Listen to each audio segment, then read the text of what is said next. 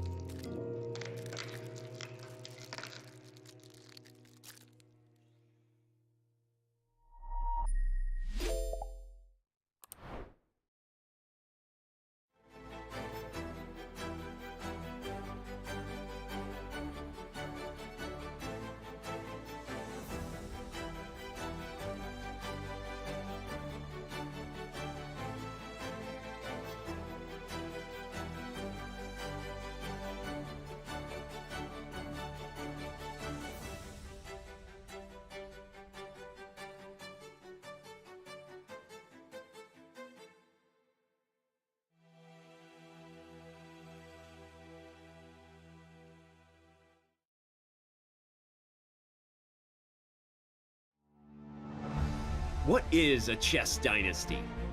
Unceasing dominance, move after move, again and again and again. We have a resignation, we have history. He is the 5-time FIDE World Chess Champion. But a chess dynasty can also be cruel. It forces most to defer their dreams until next time. If there is a next time. It's losing. Oh my God, did he just blow? Yeah, he did. I'm blown away. The game is over. As the chess world turns to Kazakhstan, the Magnus Carlsen dynasty is set to close. The FIDE World Championship is finally up for grabs. For two chess superstars lying in wait, until next time is now. Jan Nepomniachtchi has methodically done what he needed to do to get another shot at the title. That's your 2022 FIDE Candidate Champion, and just an absolutely stunning performance from Jan. The pressure to seize the moment this time rests heavily upon him. Ding Liren knows firsthand what the end of this dynasty means. An unexpected chance to make history. Can China's best turn his good fortune into eternal fame? Ding Liren has secured second place here. Amazing. What a big last round win for Ding. The legacy of this championship spans across centuries. It reads from the names of chess giants. For the first time in a decade, a new name will raise the trophy and be etched into chess history. It's the 2023 FIDE World Championship. Whose name will next be called champion?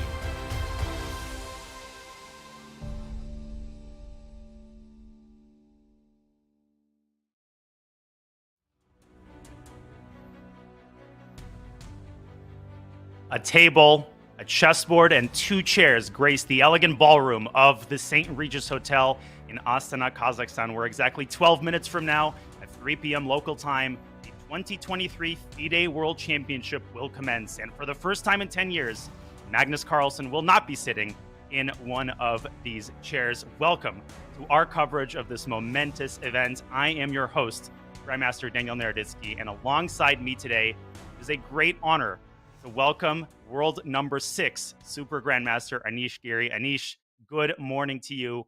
I can't believe we're here. Good morning, Danya. I'm very excited. I can only imagine how nervous the players must be feeling. Even I'm extremely excited, and I'm nowhere near Astana, Kazakhstan. What are your thoughts? Neither am I. I was nervous this morning. I'm going to admit I'm feeling nervous. I'm feeling honored to just be sitting in the commentator's chair. We'll talk about how terrified the players must feel. But first, we need to talk about the players themselves. Ding Liren and Jan Nepomniachtchi are contesting the 2023 World Championship. And this is, by all metrics, one of the most, if not the most, evenly matched World Championship match in history. From the age perspective, from the rating perspective, 7 points set them apart. And from the perspective of their head-to-head in both classical and rapid. Anish, no matter how you slice it, this match is incredibly unpredictable. Of course, now that Magnus Carlsen is no longer there, who is dominating chess for the past decade, the match is close as ever. At the same time, you see that every little line has Nepo having a small edge. That's a nice little fun fact. Doesn't disrupt the balance much, but still. Also, the last event that they both played, Jan did just quite a bit better. So somehow. And also, I keep hearing these comments from experienced players, experienced people, grandmasters, other experts and pundits. All give, or most of them give Nepo a small extra edge. That's definitely there. I've picked up on that as well, Anish. Of course, the only experience that Nepo has over Ding, which might be a negative, is his previous experience sitting in the World Championship chair against Magnus Carlsen. Where would you put that on the spectrum between positive and negative, Anish? Is this going to impact his mentality in a good way? Hey, I've been here before. I know what this is like. Or I've been here before. It didn't go too well. Yeah, it's a really good question. I guess it depends on how it goes. Any experience is useful for sure. But imagine if he loses game 6. I mean, somehow, just imagine. 5 draws and he loses the game 6. It's going to bring some really bad flashbacks. So that can work both ways, certainly. What if he loses it in, I'm trying to remember the number of moves, 137 moves? Well, he lost it to a guy named Magnus Carlsen.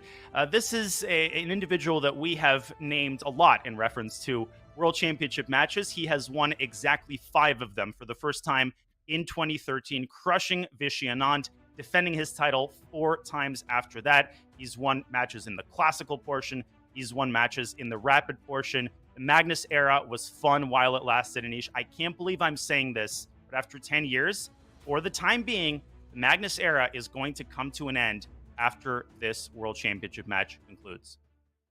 Yeah, indeed, and that's just remarkable. I should though add that these matches, although Magnus won all of them, and he's really been by far world number one. There's no debate there throughout all these years. Some of these matches were a lot closer than you would think. The 2016 match, he was trailing near the end, and he just edged out at the very end in the tiebreak. With Fabiano Caruana was a very close match as well. It hasn't all been easy, but somehow he's got this champion's character. This always, what champions need, and he's always been able to edge ahead. And now, indeed, he stepped down voluntarily, and we will, for the first time in many years, we for sure will have a new world champion. Indeed, we will. One of the most dominant stretches of chess comes to an end. Not the most dominant. That honor belongs to Emanuel Lasker, who defended his title 6 times and was world champion over the course of 27 years. But for now, it's time for the world number 2 and world number 3 players to take the spotlight. And there is quite a bit at stake here other than the world champion title. There is a massive prize pool. The champion earns 1.2 million euros, and the runner-up gets a pretty decent payday as well, 800K. I think they'll take it. And of course, the world champion automatically earns the opportunity to defend their title in 2024. So, Anish, and we really don't have to belabor this point. This is massive. Yeah, of course. It's huge. World Championship title. It's a dream of every child. I guess you as well, me. We all started chess. Who do you want to become? A little Danya there, 6-year-old, or I don't know however old you were. I want to be a world champion. We're all like that, aren't we? We are indeed, and some of us, only some of us have managed to achieve this incredible honor. And we don't want to sugarcoat it, Anish. It's disappointing that Magnus Carlsen is not sitting in one of those chairs. We're not here to pretend like that is a good thing, but we are here not to pretend, but to claim that this is going to be just an incredible match. World number 2, world number 3. So let's enjoy the moment. What happened has happened. Right now, we have a world championship match in front of us, and we have a match that has a pretty interesting format. There are a couple of changes from the previous world championship match, so listen very carefully. Of course, there's 1 point assigned per win and half a point per draw, as is standard. The players swap colors each game. That is a change from the previous world championship match, where there were 2 consecutive whites. A draw cannot be offered before move 40. Of course, a repetition of moves is allowed, and the most important bullet point there, the first to 7.5 points wins the championship, also known as a best of 14. Anish, I think best of 14 is a nice balance between what we've had throughout chess history. We had a best of 24 in Capablanca Lasker. We've also had best of 10. I think this represents a happy medium. What do you think? Yeah, agreed. Things moving faster with the times. You can no longer sit there for over a month and debate who is the best player in the world. That's just not in spirit of the times. That said, you do want a substantial number of games so that you feel free to take risks at the start. Even if you lose, you have enough time to come back. You don't have to be nervous. You don't have to play all too safe. And so I think, 14 games, that's what everybody sort of have, the consensus that has been established. And I think it's a fair number.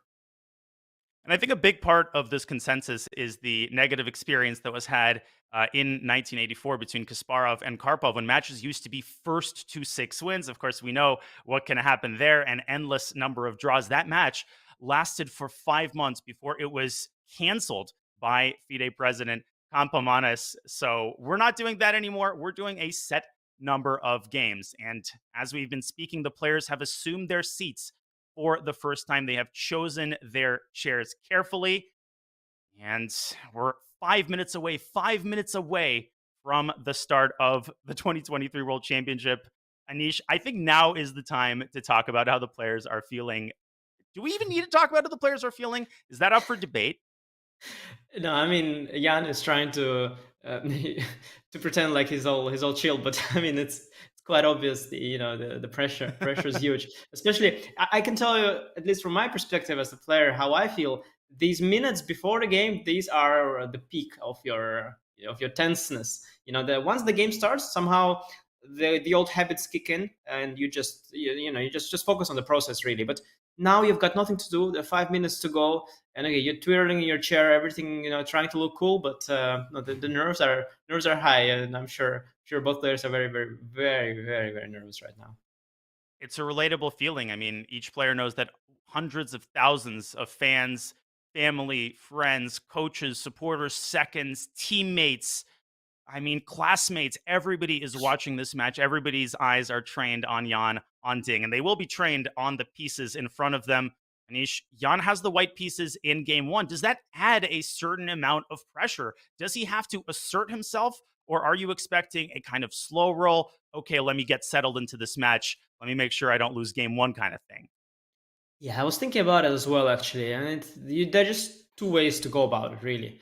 You could indeed, and as most players traditionally have done, from what I remember so far, the first game, white players treating it as something, as a warm up, but that gives a small edge to the player with the black pieces, because maybe the second game is no longer a warm up and he's got one more white. I do think it could be interesting to really go all out in the first game, just try to apply the most psychological pressure on Ding before he settles in. That's an interesting approach. That's a little bit unusual. I haven't seen people take that in the World Championship matches recently, not the ones that I watched. But I do think that's an interesting one. Maybe.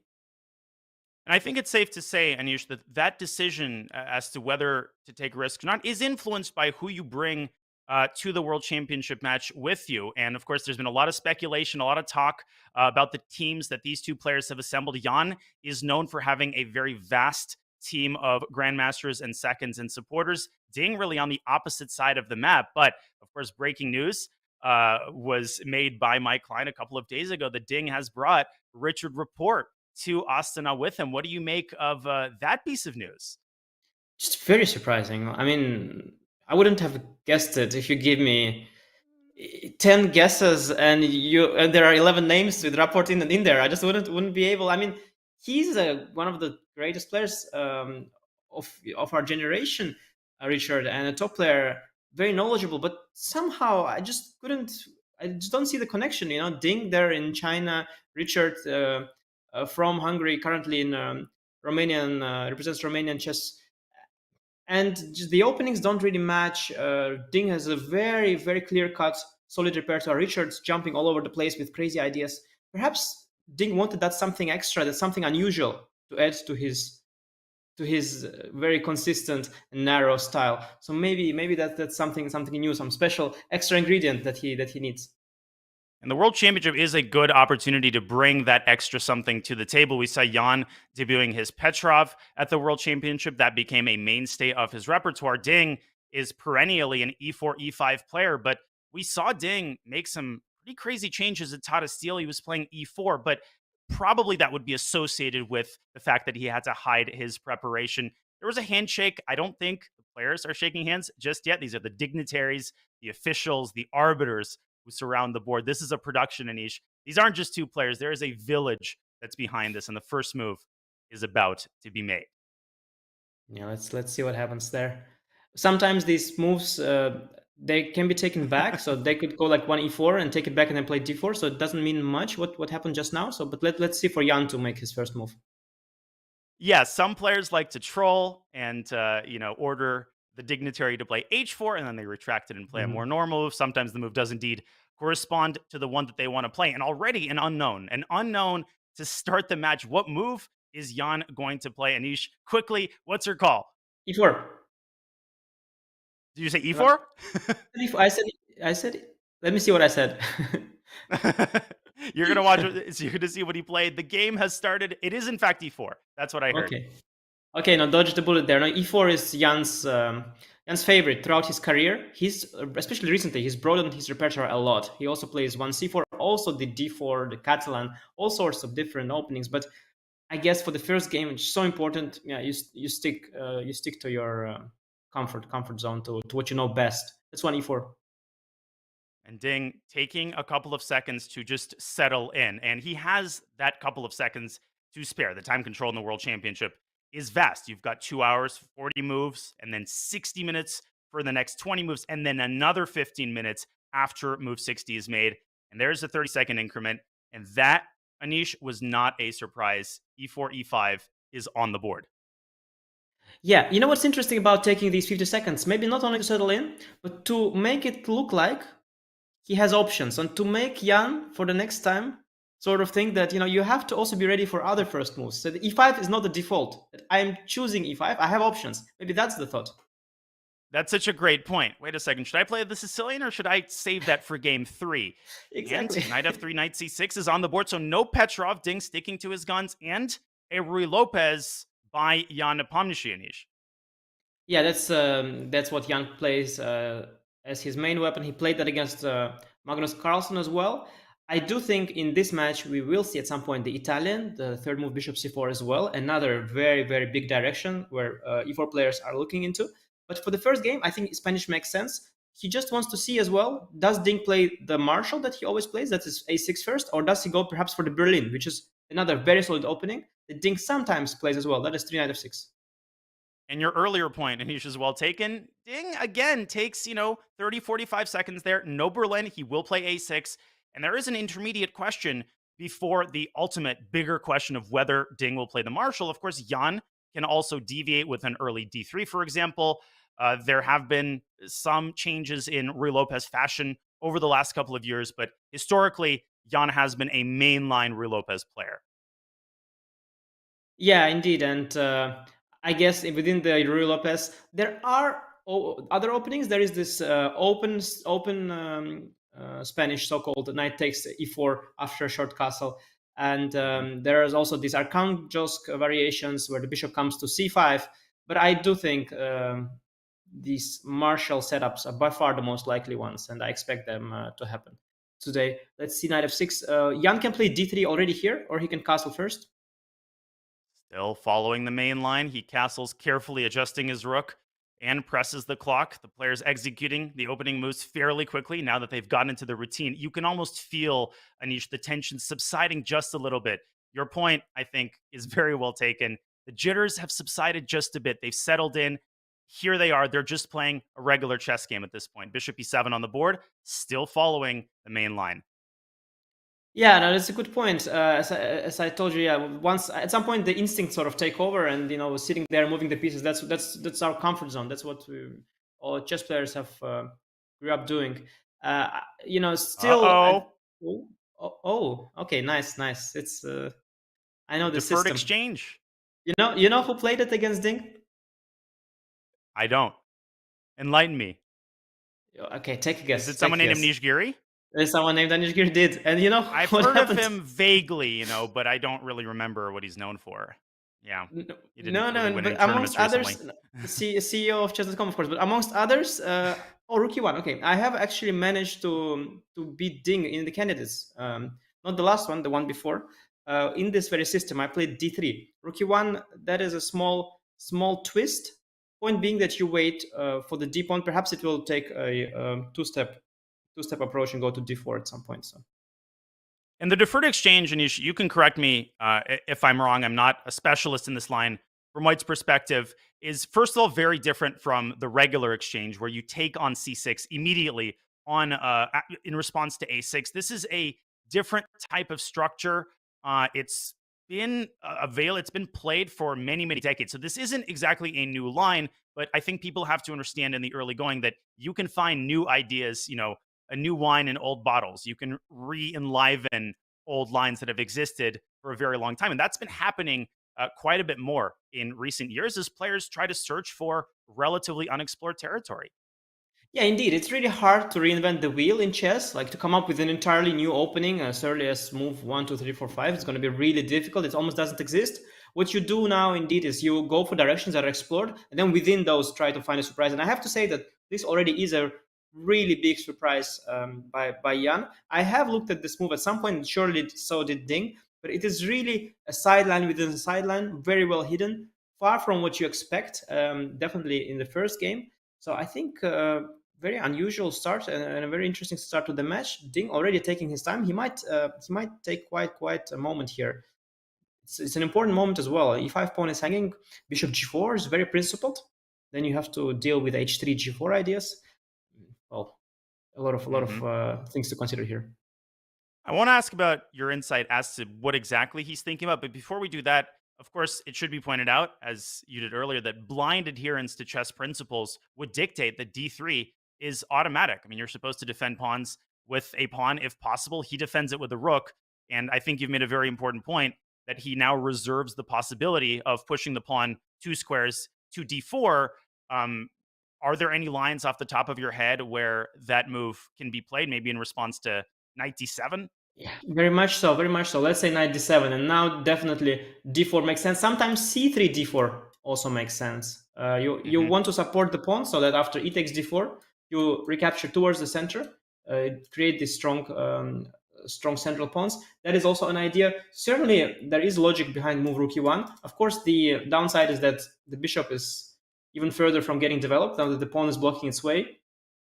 I actually had this idea of going rook e1, and yeah, it's already here, very crucial. Bishop g4 is extremely tempting, especially that these pieces are not well developed yet. Then h3, you usually don't want to give up the bishop, right? You go here. g4 comes to mind. It gets tactical very, very quickly, doesn't it? You can sack a knight here very often. It's a typical Imagine idea. if that happens in game 1 of the World Championship. How crazy would that be? And imagine how uncomfortable Ding would be feeling here, facing Jan's World Championship level preparation here. That would be insane. Bishop g6 is also a very common move.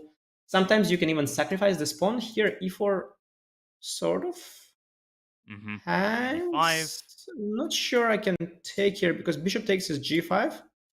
Knight takes his knight g6, so maybe I cannot take. What they sometimes do in these kind of positions, sometimes they sort of play pawn down, because if let's say I take here, you get some ideas. Okay, knight is probably bad. You want the queen out and castle long.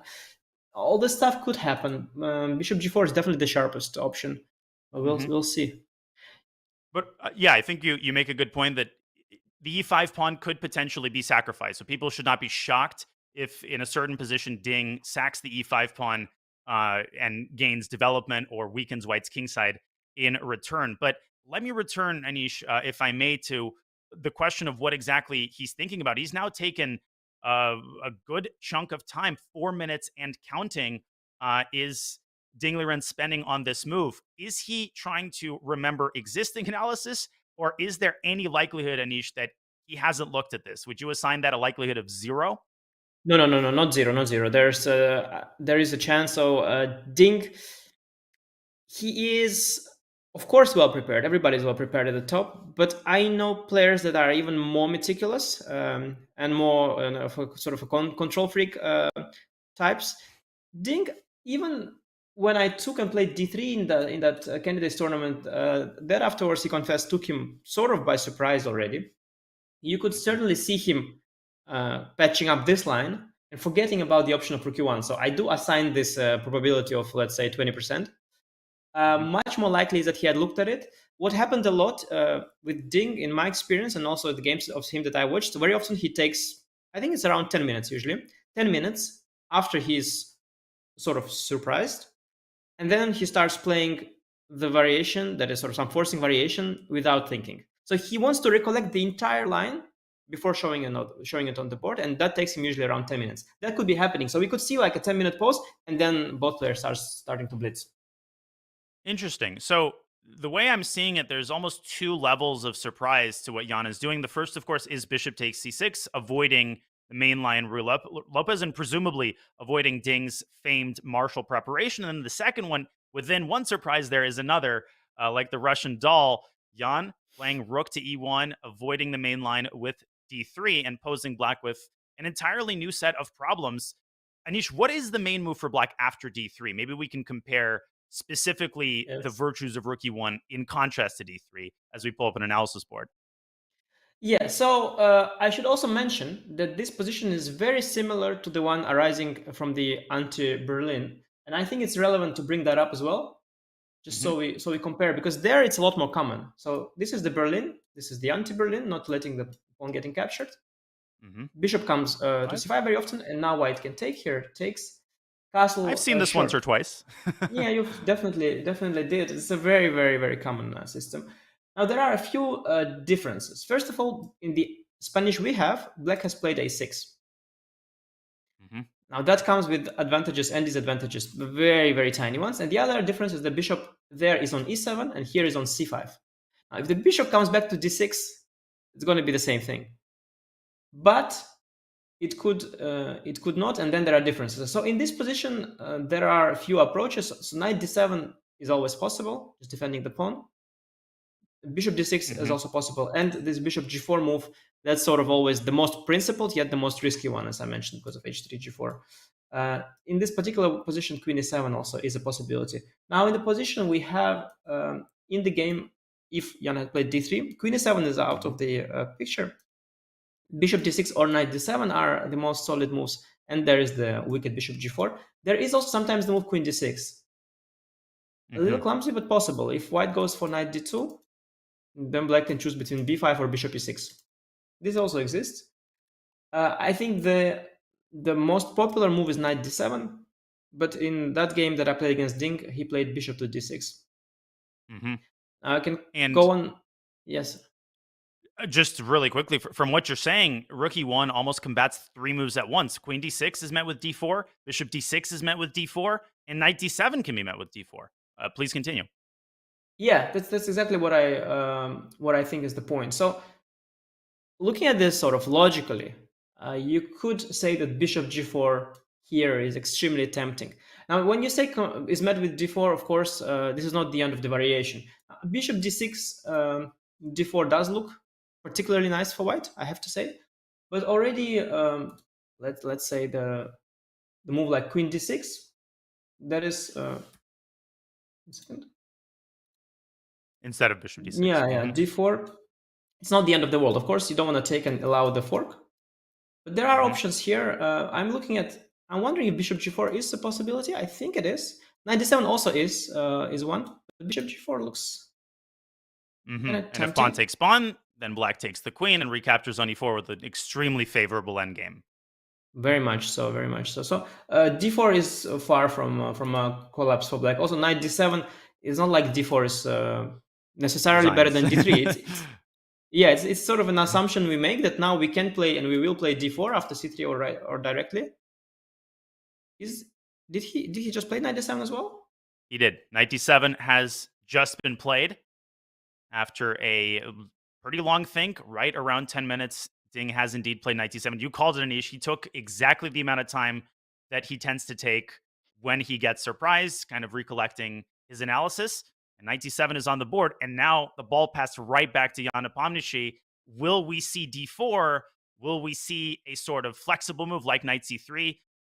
Or will we see a transposition back into mainstream with d3? That's the least likely option. And we get our answer. d4 is on the board.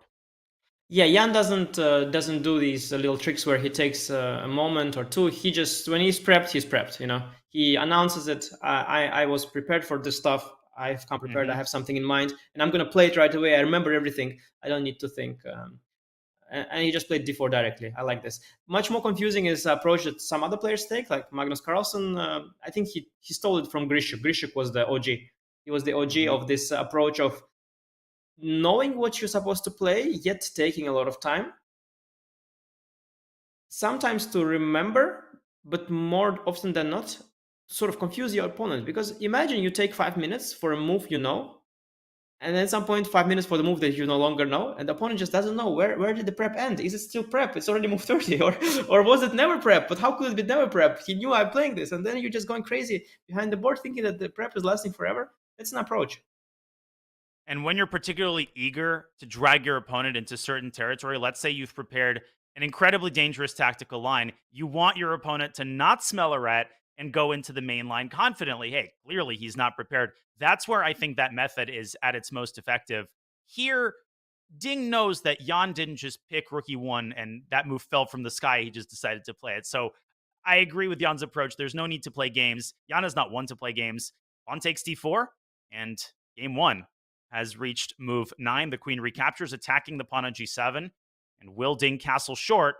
That seems to be the only feasible option, Anish. Maybe knight f6 is a possibility. What do we think is going to happen here? Yeah, I mean, castle is very tempting. Like, generally, a good rule of thumb is when you can castle, you should castle.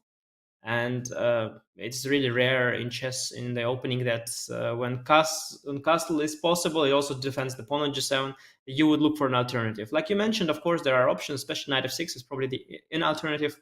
And it's definitely not losing by no means. Doesn't even look terrible, but I guess our instinct is right here, just castling, right? That's what he does as well.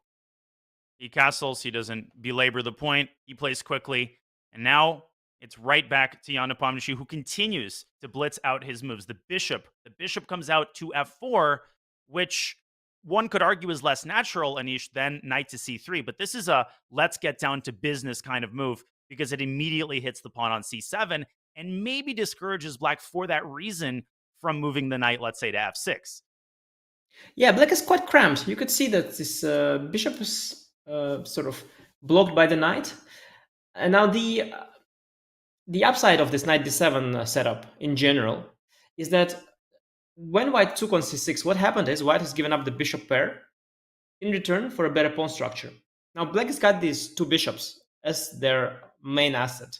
Now when you play knight d7, the bishop is sort of hidden on c8. At the same time, it's nicely hidden from the enemy. So you preserve the bishop pair with this knight d7 approach to later develop this bishop pair and use and utilize the advantage in your position. Now that said, still the short term, black has to find a way to somehow regroup his pieces because this is not harmonious right now. The sort of the back rank, the pieces are all disconnected. The rook on a8, the rooks should belong to the center files. The bishop belongs somewhere out there. So black has to somehow reshuffle their pieces. Move like knight c5 comes to mind. I don't know what else. What do you think, Daniel? Maybe rook e8 or something. Yeah, I'm trying to figure out where the bishop, the light squared bishop, can be deployed. Of course, one could suggest a move like b6, but that seems incredibly cumbersome because once you fianchetto, then the knight on d7 is also weakened, Anish. So maybe b6 could be met with knight c3. Then the rook comes out to d1 very quickly. That doesn't seem appetizing to me in the least. Yes, indeed. I want to briefly discuss and pick your brain on why Jan played bishop f4 before developing the knight. Usually there was a rule, I believe it's attributed to Lasker, developing the knight before bishops, right? That was the rule. Yep. Certainly I before believe queens, it is by the way. attributed to Lasker. But I have come up with an alternative rule in the openings that I believe the queen can be developed to the center as long as it can't be targeted by the knight in this fashion with knight c6.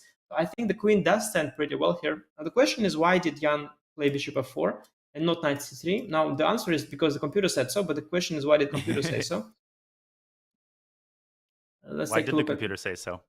Yeah, I guess I think I understand why. So after knight c5, trading queens is the most natural, and now black can recapture with the rook, activating the rook. And in the case of bishop f4 first, if now you do the same, the c7 pawn is going to fall. And so you have to do this less harmonious recapture with the bishop where the rook is still passive. So probably that's the reason. And one could say, well, is that really important? The queens are off the board. It kind of is because c7 is a very troublesome point. You want the d8 square for your rook. So now in order to change hands, you have to go knight e6, and that blocks the light squared bishop. So, it's when you're operating in a cramped space, you put a piece on one square, it hurts another piece. So Jan could be aiming for a small but enduring edge in the endgame, which Anish would be very consistent with the type of strategy that we predicted. This is kind of the ideal scenario. You settle into the match with, I don't want to call this a 2-result game, right? I don't want to jump the gun, but a position where Jan would feel very confident that he's unlikely to lose.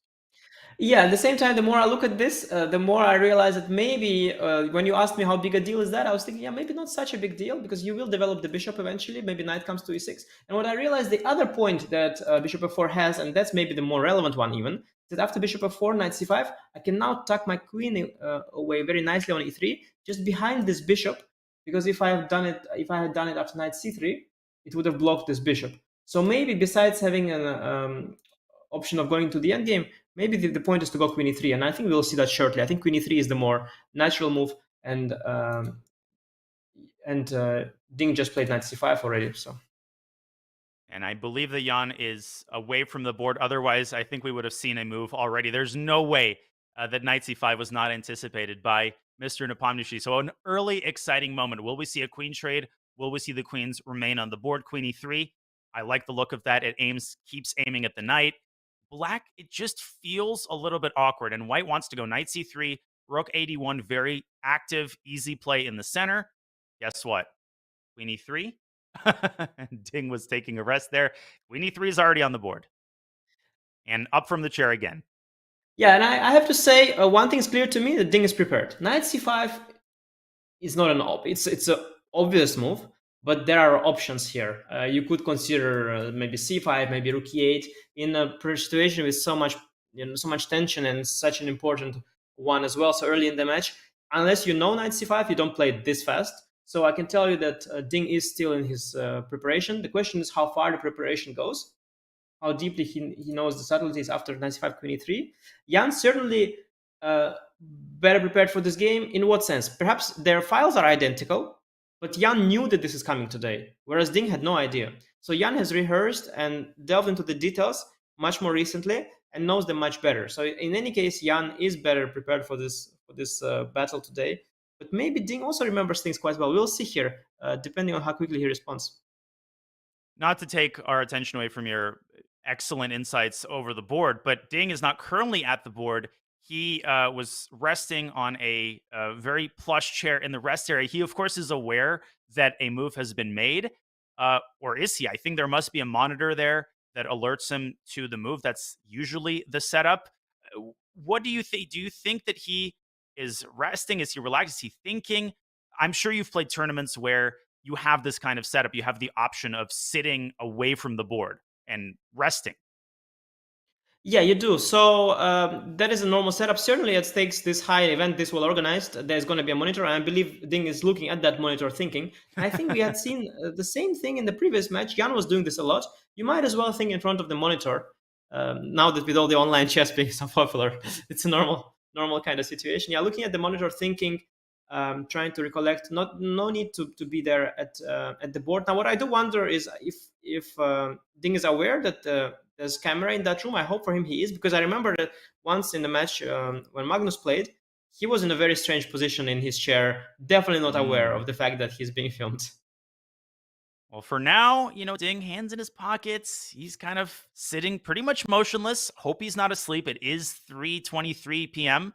over in Astana. Of course, it goes without saying that the pre-tournament routine, the pre-match routine is essential, particularly in the last couple of days. The players have to arrive with boundless energy, and he's particularly given the time control. So I don't want to overstate the case here. He's not asleep.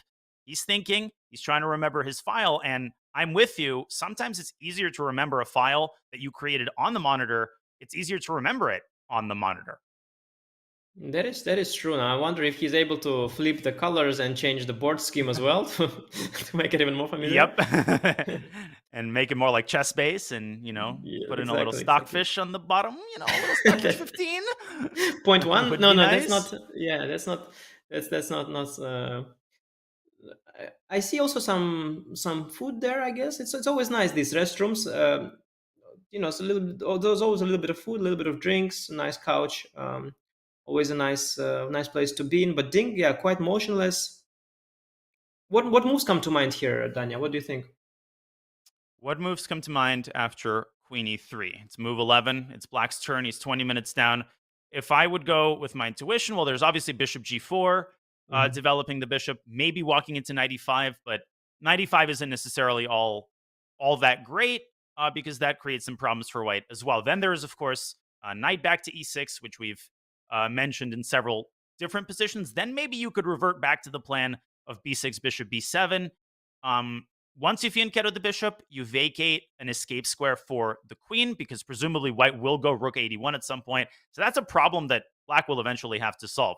So that's what I'd say comes to my mind. Anish, bishop g4, knight e6, and maybe a nondescript move like rook e8, although I think Ding has much bigger fish to fry right now than worrying about his rook.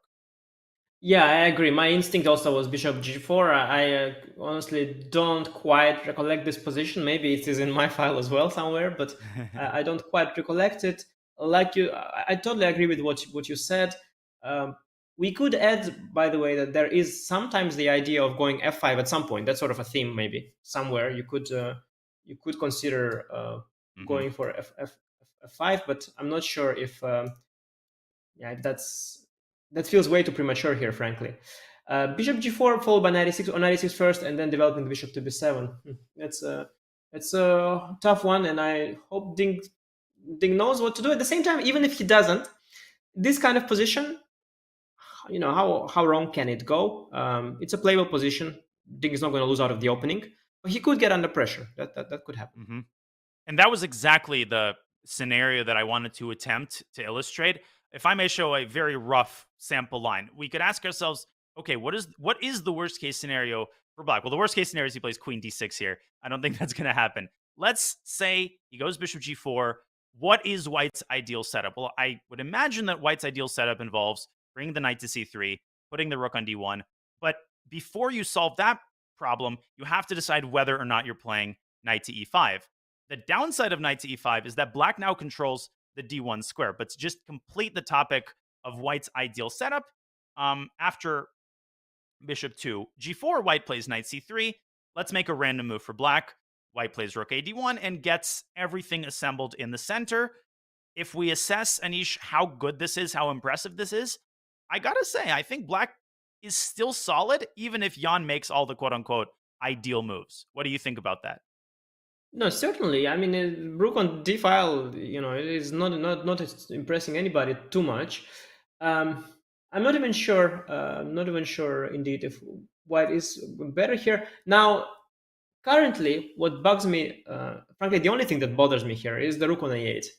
If had it already been on d8, I think black would have been perfectly fine. We would be able to trade rooks on the open d file, and even long term, if we speak really long term, if we ever get to an endgame with a bishop pair, black could even take over the initiative. But with the rook on a8, yeah, that's frankly what bugs me here. And white could exploit it, maybe even do something ambitious with even h3 g4, I dare say. Would be consistent with Jan's style. Certainly, yes. And after bishop g4, I also had the thought, I'm not sure it's good, to chase this bishop with a move like queen h3.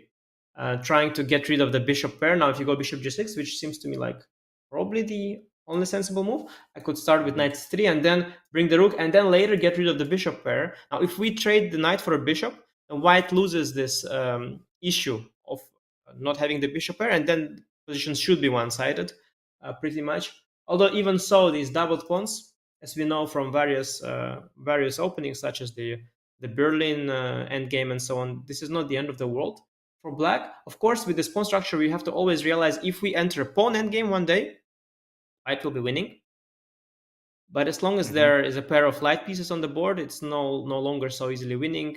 And in the long run, you could push all these pawns forward, and even though they're doubled, still you could generate some counterplay and sometimes undouble them later on and so on. So very subtle position.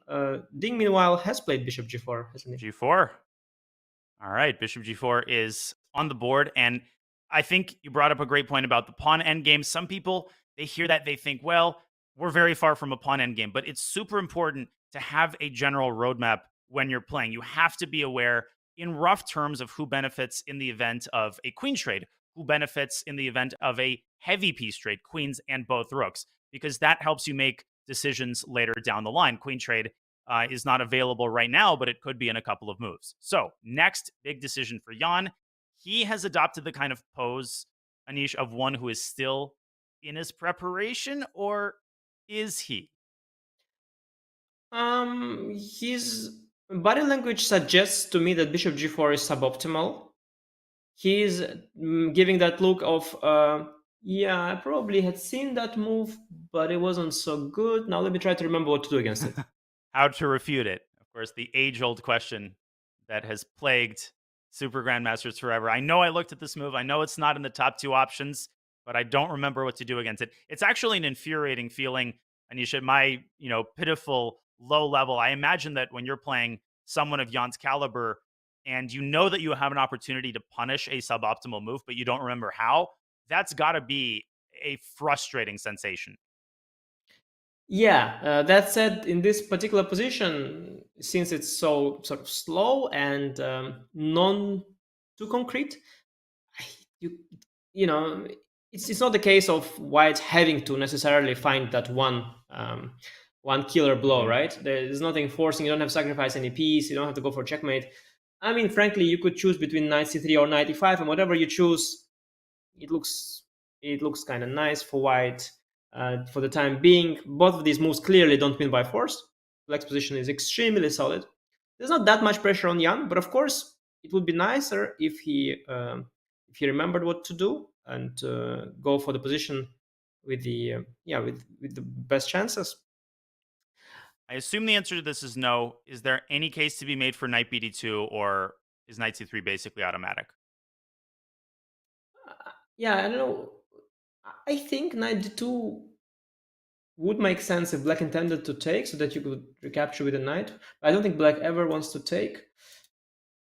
Yeah, Yeah. I mean, And I where's the guess knight knight. going? Yeah, I mean, it Mhm. could go to c4 or to f1 g3. But first of all, to g3, it could go via e2 as well. Mhm. And on c4, I think if the bishop was on d6, you would be sort of targeting that bishop. But given that the bishop is already on e7, I'm not sure knight on c4 is such a great piece. Also, you should keep in mind that there is this rule. It's not a rule you have to live by, but there is this rule that knights that defend each other are not great. Mhm. They should sort of not really be doing that. And the point is that somehow there's one square less for each of them that they sort of control because they control each other, if you see what I mean. This is Mhm. not a rule that always works, but it's a rule, and I think it could apply here somewhat. Knight c3, I guess to you as well, it feels more natural. He played Whoa. the third move. Knight Knight. f3 to d4 has been played in a relatively short span of time. Wow. Yeah, for What do sure, we he make for of sure this? remembers. Yeah, he for sure remembers this move because it doesn't come to mind so quickly. If you don't know this move, you might just not come up with it. It's Knight a little bit d4. odd, but it certainly makes sense. But it's just a little bit odd. Knight c3 is certainly more logical to begin with, but I guess it's prep. Hmm. So, what exactly is the purpose? Well, first of all, white is preventing the option of bishop takes f3, which arguably was not a huge problem. That's sort of the direct thing that this move accomplishes. The knight on d4 could be used as a vehicle for middle game tactics in the event that black plays bishop f6. There could be some knight takes c6 ideas, not immediately, because b2 will hang there, and then you'll lose the rook in the corner. So, to me, bishop f6 is the move I'd play in a bullet game, and I play a lot of those. So maybe we can take this move to just really tease out some of the finer points of knight d4. What do you think is going to be white's response here? Is it going to be e5 or something like c3? I have to say, I like the. I mean, I always like your instincts, your bullet instincts. I'm a big fan. I think Thank if you. you just played your bullet instincts in a classical game, you would also become grandmaster. They're really really good. I And I appreciate like it. this move, bishop of 6, a lot because provoking e5. That's a very clever strategic idea because now it weakens these light squares. And the only thing I have going for e5 is that maybe here, because black wastes so much time, we have good development and perhaps can exploit some short-term factors, such as the fact that the rooks are not connected here. But bishop f6 is definitely a move that comes to mind. As you mentioned, knight c6 just doesn't work Mm-hmm. because at the end of the tactic there is there's a little issue there. c3, it weakens the d3 square a bit and it doesn't gain us time, unlike e5. So I guess at this point I'm thinking by elimination e5 must sort of be the way to go. And yeah, things get very interesting. Now the question is what are the alternatives? Now the first move that came to my miserable mind is knight e6. My horrendous instincts to try and trade all the pieces as fast as possible are kicking in. No, it makes sense. Trade white's strongest piece. Takes, and maybe white can try. Yeah, maybe knight c3, rook d1. Along standard lines.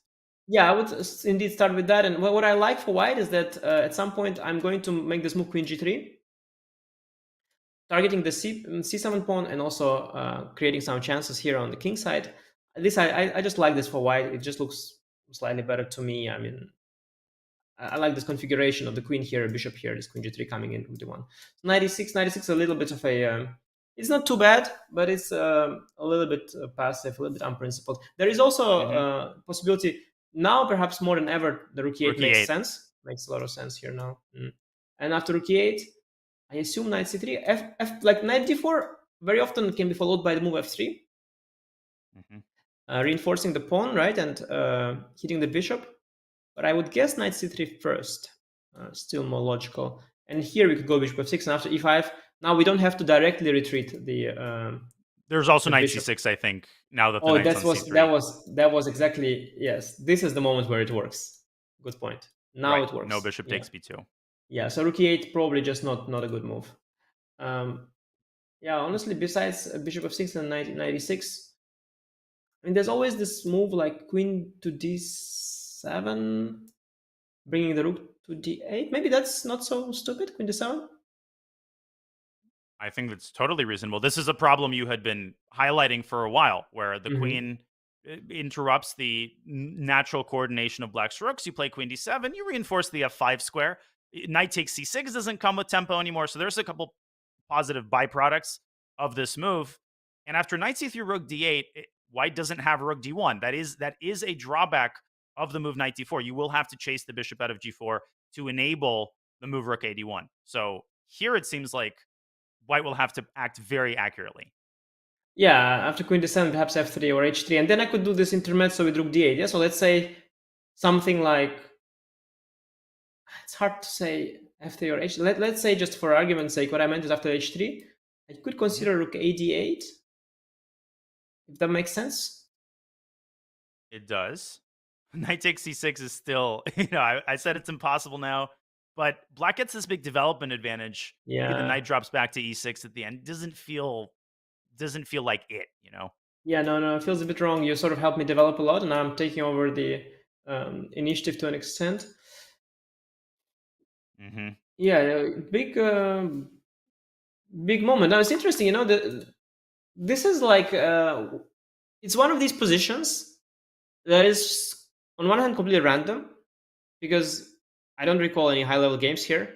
I don't think there are. We could check in the Opening Explorer at some point, but I don't recollect, and certainly nothing recent. At the same time, it could sort of be a large tabia within Nepo's preparation. He could have spent hours and hours on this. Hmm. So it happens a lot in modern chess. There are these positions that are, on one hand, obscure and random because nobody played them. On the other hand, there are big tabias because people have big analysis on them in their opening files. This looks like one Hmm. of those. Like, it's a very rich, important position for Jan's World Championship match. But people have, other than Jan and maybe Ding and maybe a couple more in the world, maybe Fabiano, I don't know. But people have just never seen it, you know? It blows my mind. It's a very primitive point, but how rich and expansive of a game chess is. We're 12 moves into one of the most well-known openings, an opening that has existed since the 16th century. Ruy Lopez himself authored one of the very first chess manuscripts where he introduced the opening that is now named after him. We're 12 moves into a line, bishop takes c6, deferred exchange that's been known for many decades. And we're basically in completely new territory, not just in terms of the position, but also ideationally in terms of the ideas available for both sides. In the meantime, just wanted to bring your attention, Anish, to the fact that Ding, he's been taking a good chunk of time. He's already 33 minutes into his 2 hours that are allocated for the first 40 moves. He was snuggled up on that favorite chair of his in the rest area with a hoodie on. So he's getting real comfortable, but maybe not as comfortable on the board as he was on that couch. I have to say, I don't really like that. This being in, staying in the sort of in your restroom. That's also what Jan did a lot last time. I don't know. I mean, I'm used to. Like, I want to see players sitting there. I don't know if that's the spectator in me, but even as a player, this is just a bit. It's a little weird. I mean, I think you're supposed to sit at the board, and that's where the magic happens, if you play over the board chess. It's not over the restroom chess, right? So I don't know, it's a little unusual, and I'm hoping we won't see too much of that, but maybe that's the new world championship way of playing. Yeah, you just sit at the restroom, think in front of your screen. I don't know. I would bet a silver dollar that Ding has spent more time in on that chair than he has at the board, and I'm getting justified with every second that he's spending there. Now, Ding has spent many, many years trying to get to where he is today.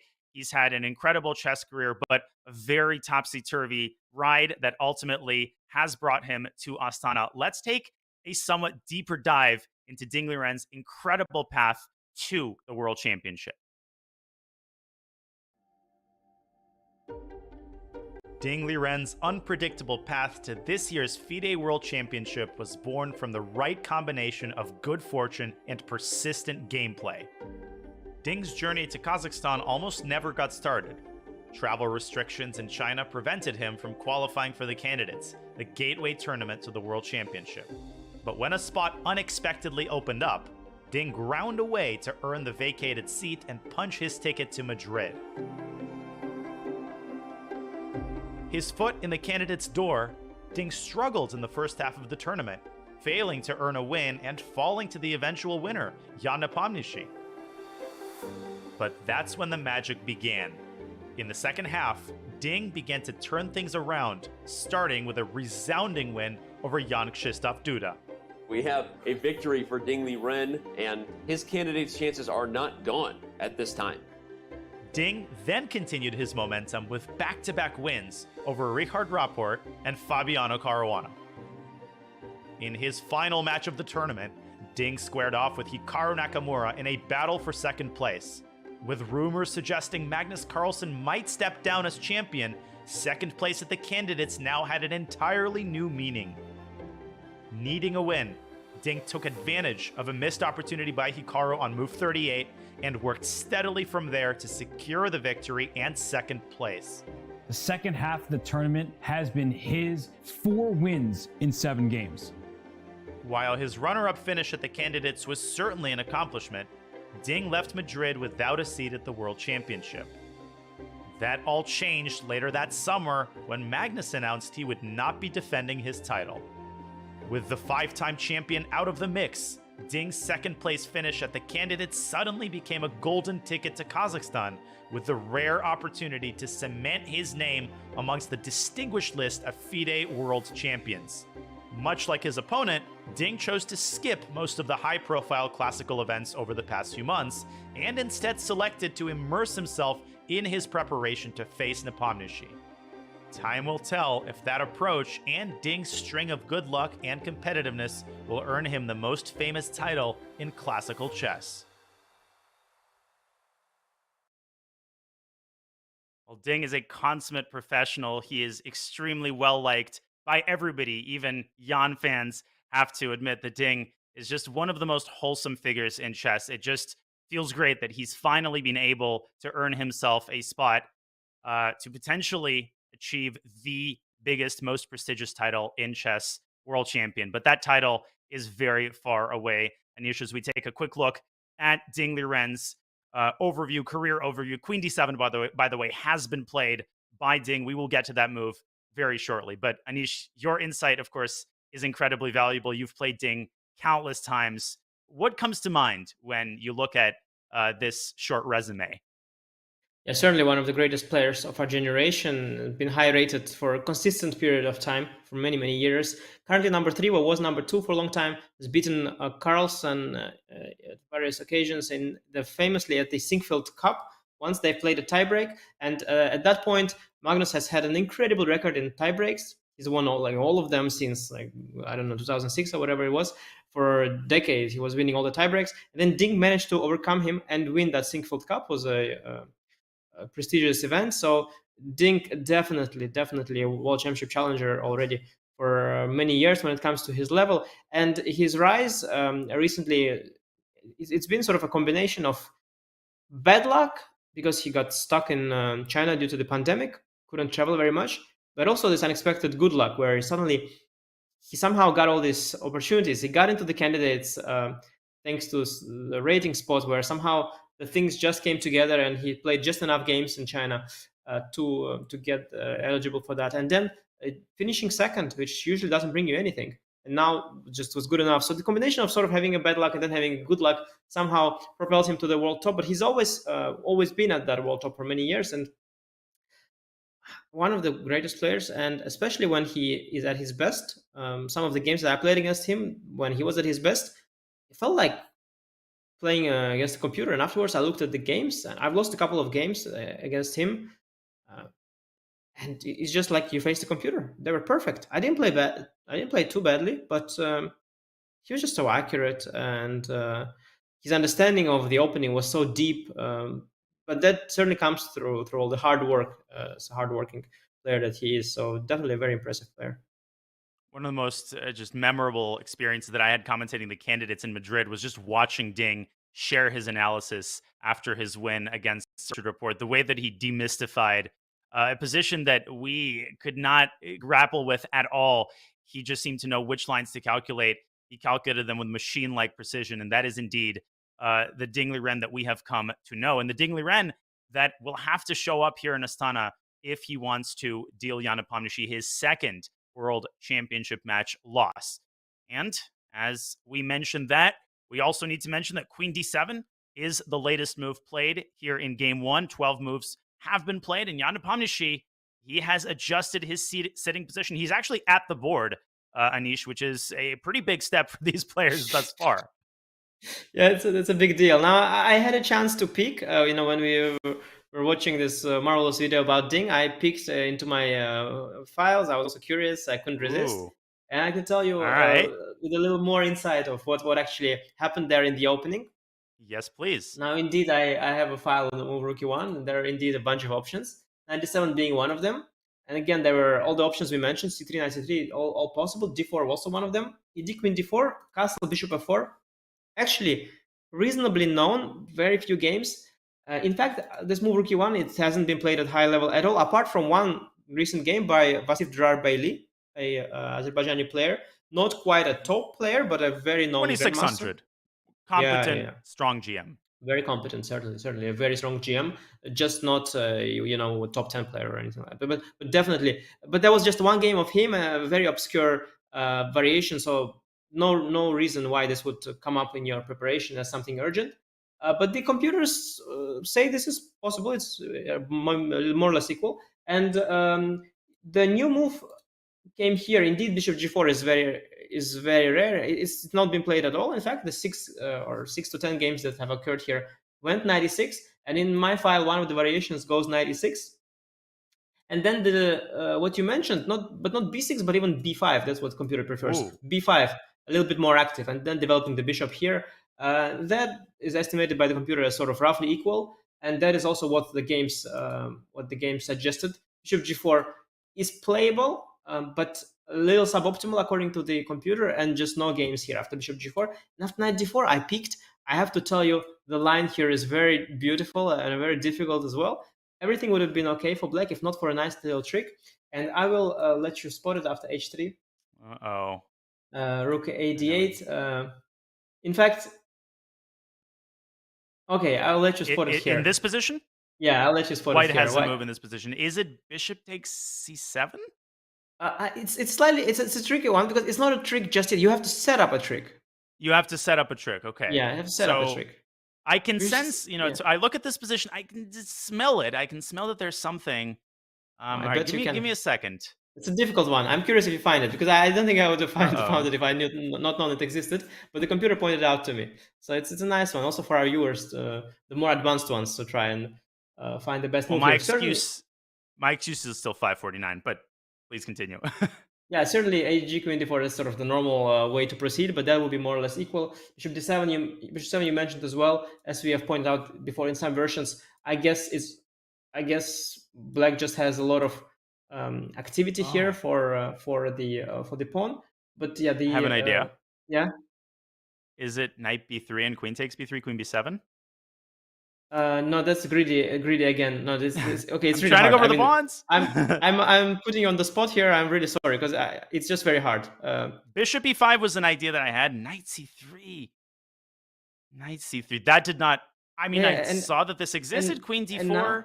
And now you get an advantage in the endgame, or no? Queen G3. No, but you could start with HG, right? Then, if you wanted the endgame, here is the trick. And now you will spot it. Now you will spot it. I'll give you 10 seconds. Knight D5. Knight D5. Oh my god. Yeah, it's really difficult stuff. I mean, I just didn't see it coming. It's incredible. But that's important. In fact, the computer even starts with Knight C3 for some subtle reason. And after Rook A8, now H3. intending queen d4, knight It's d5. insane. And that is the reason why white is better. And Jan maybe doesn't know it because queen d7 is not liked because of it. And if he doesn't know There's it, no way he wow. finds this. None. I don't know. No, I mean, possible. Well, he knows that this is good for white, and he's got a lot of time. So, he's a world championship challenger, so he might find it, but it's not going to be easy at all. And you know what the issue is? You mentioned the bishop c7 suboptimal. I feel like when there are these red herrings, it actually makes it much, much harder. If there wasn't the option of winning a pawn two different ways, I think the likelihood he would find this increases tremendously. I hate the situation where you know that you can win a pawn, but you don't know if it's the refutation. So what are the facts you know? You know that this is suboptimal for black. You know that there exists some sort of punishment, but you don't know what form this punishment takes. Do you win the pawn, or is this more tactical? Is it more positional? We talked about it. It's an infuriating feeling. Yeah, and knight c3 is actually none of the above. It's positional based on the tactical. It's just really hard. And you made a very good point. I mean, if you know that there is refutation, and I told you that there is something as well. Bishop c7 indeed comes to mind. The winning the pawn, but it's also hard for a human to judge. Does black have enough compensation? Because if I get knight to d2 and pawn to c3, it will not be enough. But I guess what comes to mind here is takes a knight e6. Maybe that is the way to regain the pawn. That's a really pretty idea, because you seem to give white control of the center, but it's very concrete.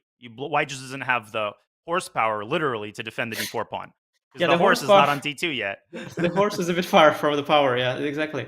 No, Jan doesn't know this. That makes it actually very, very exciting, because I will be hugely impressed. And if he finds that h3 I would think that he might even have it in the file. And I don't know if he should have it in the file. Now I should mention how many options black has before the move bishop g4.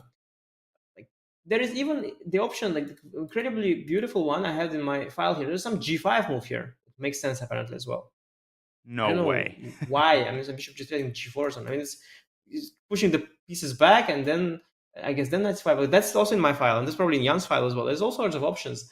And instead of knight d7, every move is possible there. As we mentioned, queen d6 and bishop g4 are very valid, and the trio of variations becomes very wide, and the file is very big, and both sides have a lot of options.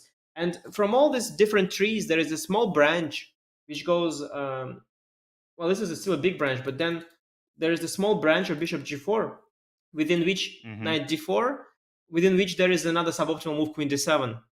Could be in that huge file, but could be not. Could be in the file, but not in Jan's head, because often what I experience when I have these huge files from my seconds, I don't have the time or the energy to go through the entire file. I go through the things that I find most relevant, and this is a sideline of a sideline. He might just not have clicked through it. And now, the pressure is on him to find this incredible idea of knight c3, h3, and knight to d5. To quote my high school physics teacher, remembering a line like this is like trying to find a fly in a cathedral. And I think a lot of viewers, they tend to assume that top players are immune to human influences like, memory loss and the inability to remember 8 million different lines and subvariations. Absolutely not. They spend much more time than, your average grandmaster, even reviewing, studying, memorizing. I'm sure you can co-sign this point, Anish, but, that does not mean that they will automatically remember everything, even in a world championship match. And I think it's safe to say Jan is going to invest a good deal of time to try to figure out the proper way to squeeze the most out of this position. It's an incredibly exciting moment. The stakes could not be higher. Will he find this beautiful idea with knight d5? That remains to be seen. And folks, this is a good opportunity for us to take our first break. You are watching the 2023 FIDE World Championship between Jan Nepomniachtchi and Ding Liren. This is game one. Do not go anywhere. We will be back with more World Championship action on the other side of this short break.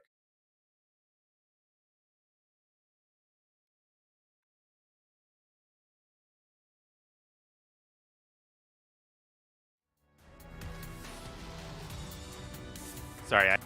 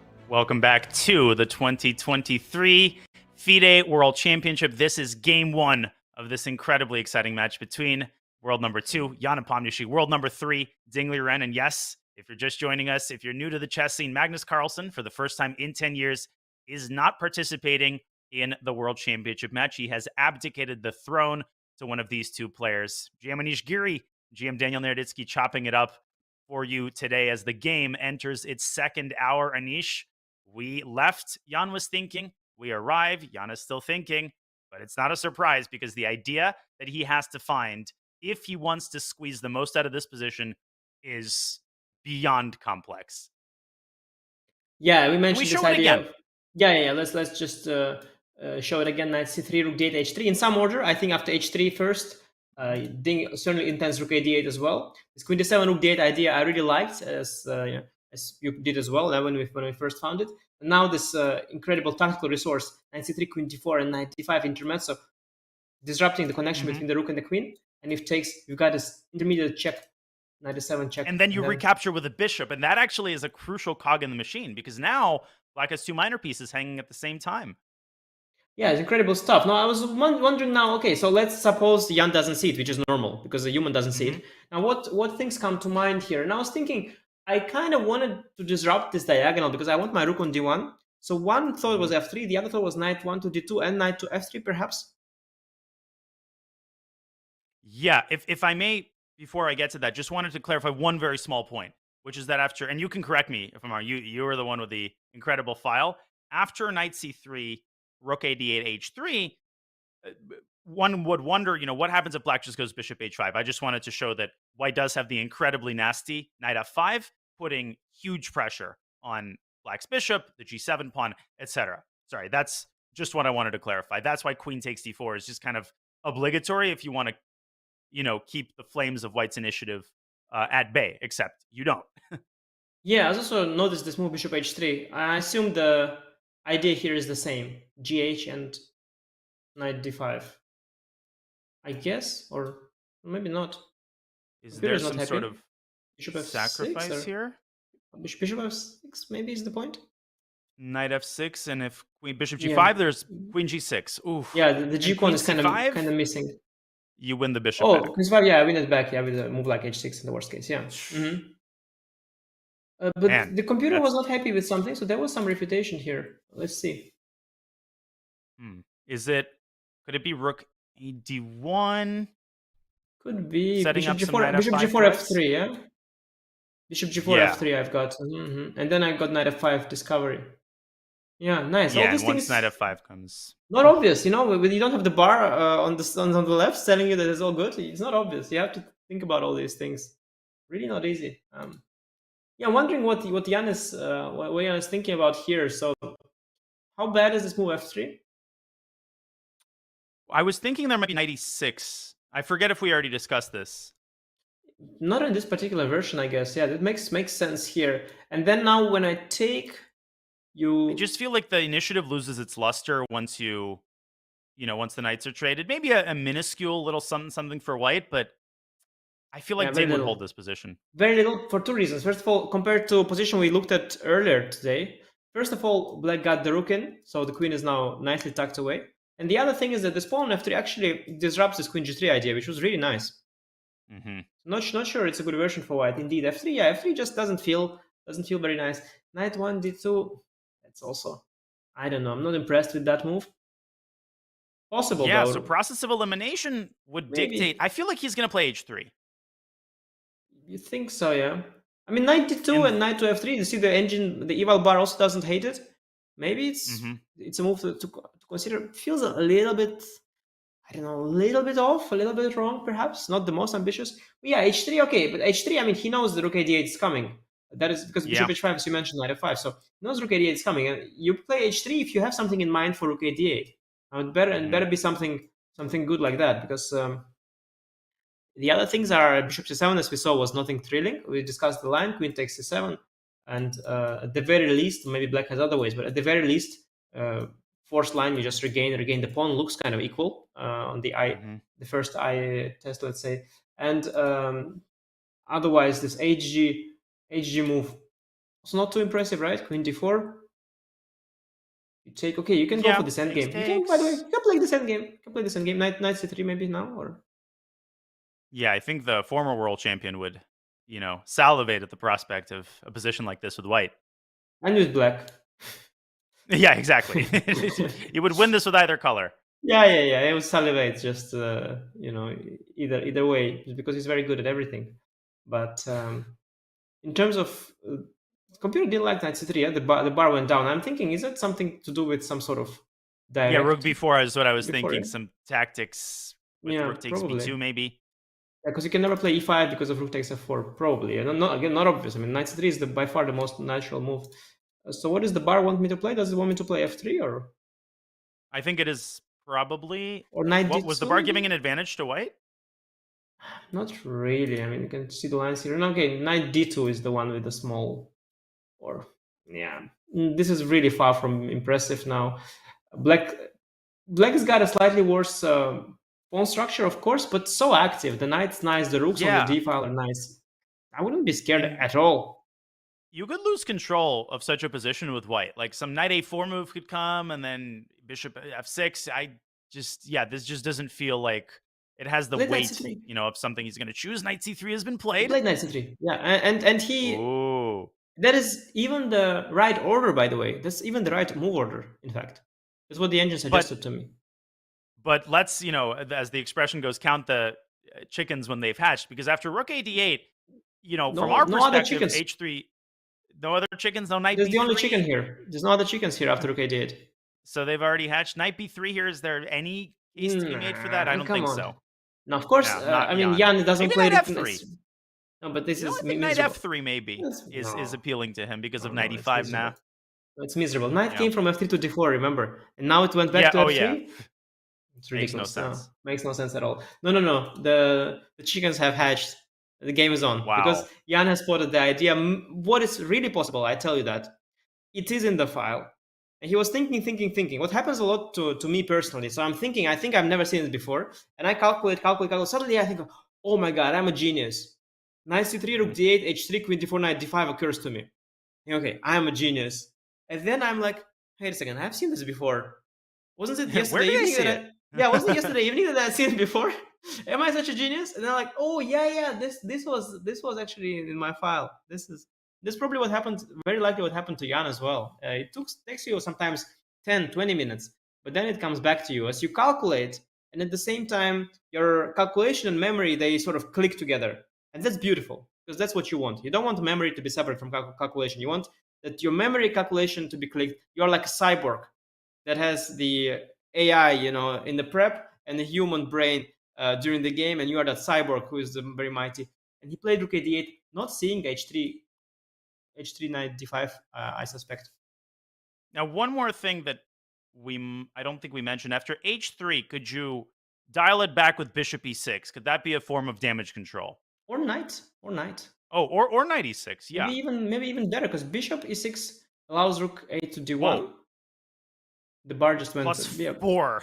I mean, because white is it's just crushing in the center. Yeah, I guess. also queen g3. Yeah. I mean, everything. We got everything. Your whole bishop g4 maneuver just the bishop never belonged on e6. So this is just really bad. The rook is protected, so there is some x-ray issue. There is queen g3 issue as well. I think the damage control move maybe is knight e6. In fact, could that be the damage control idea? Also not. Yeah, Bar is also not a happy. little bit of damage control. Yeah, but it's no. This a little bit, but queen g3 is still g3. very, very bad. Yeah. Too many threats here. The point you made about f3 is really well taken, because we had a line where white had f3 included, and here we see how crucial the move queen g3 is to the success of white's strategy. You Absolutely can't get the advantage without it. Absolutely, compared to the line where we had the pawn on f3 here, yeah, when we couldn't have swung here the queen. That was almost nothing, and here we are crushing. So, yeah, what would be the damage control move after h3? Oh, wow. Wow. Oh, wow, that's a nice one. I think our reaction is one and the same. That's and that's prophylaxis against that defends the bishop. Nice. No, this is high class. This is high class. Rook f to e8. Oh my gosh. Nice. And now after h queen d4, knight d5 no longer comes with the same effect, because we can take, and now the bishop is protected. Beautiful stuff. Wow. I have a theory that... Yeah, go ahead. I was about to say that I think Ding will have to find that by elimination. I think he will, but it is really, really, really beautiful and hard.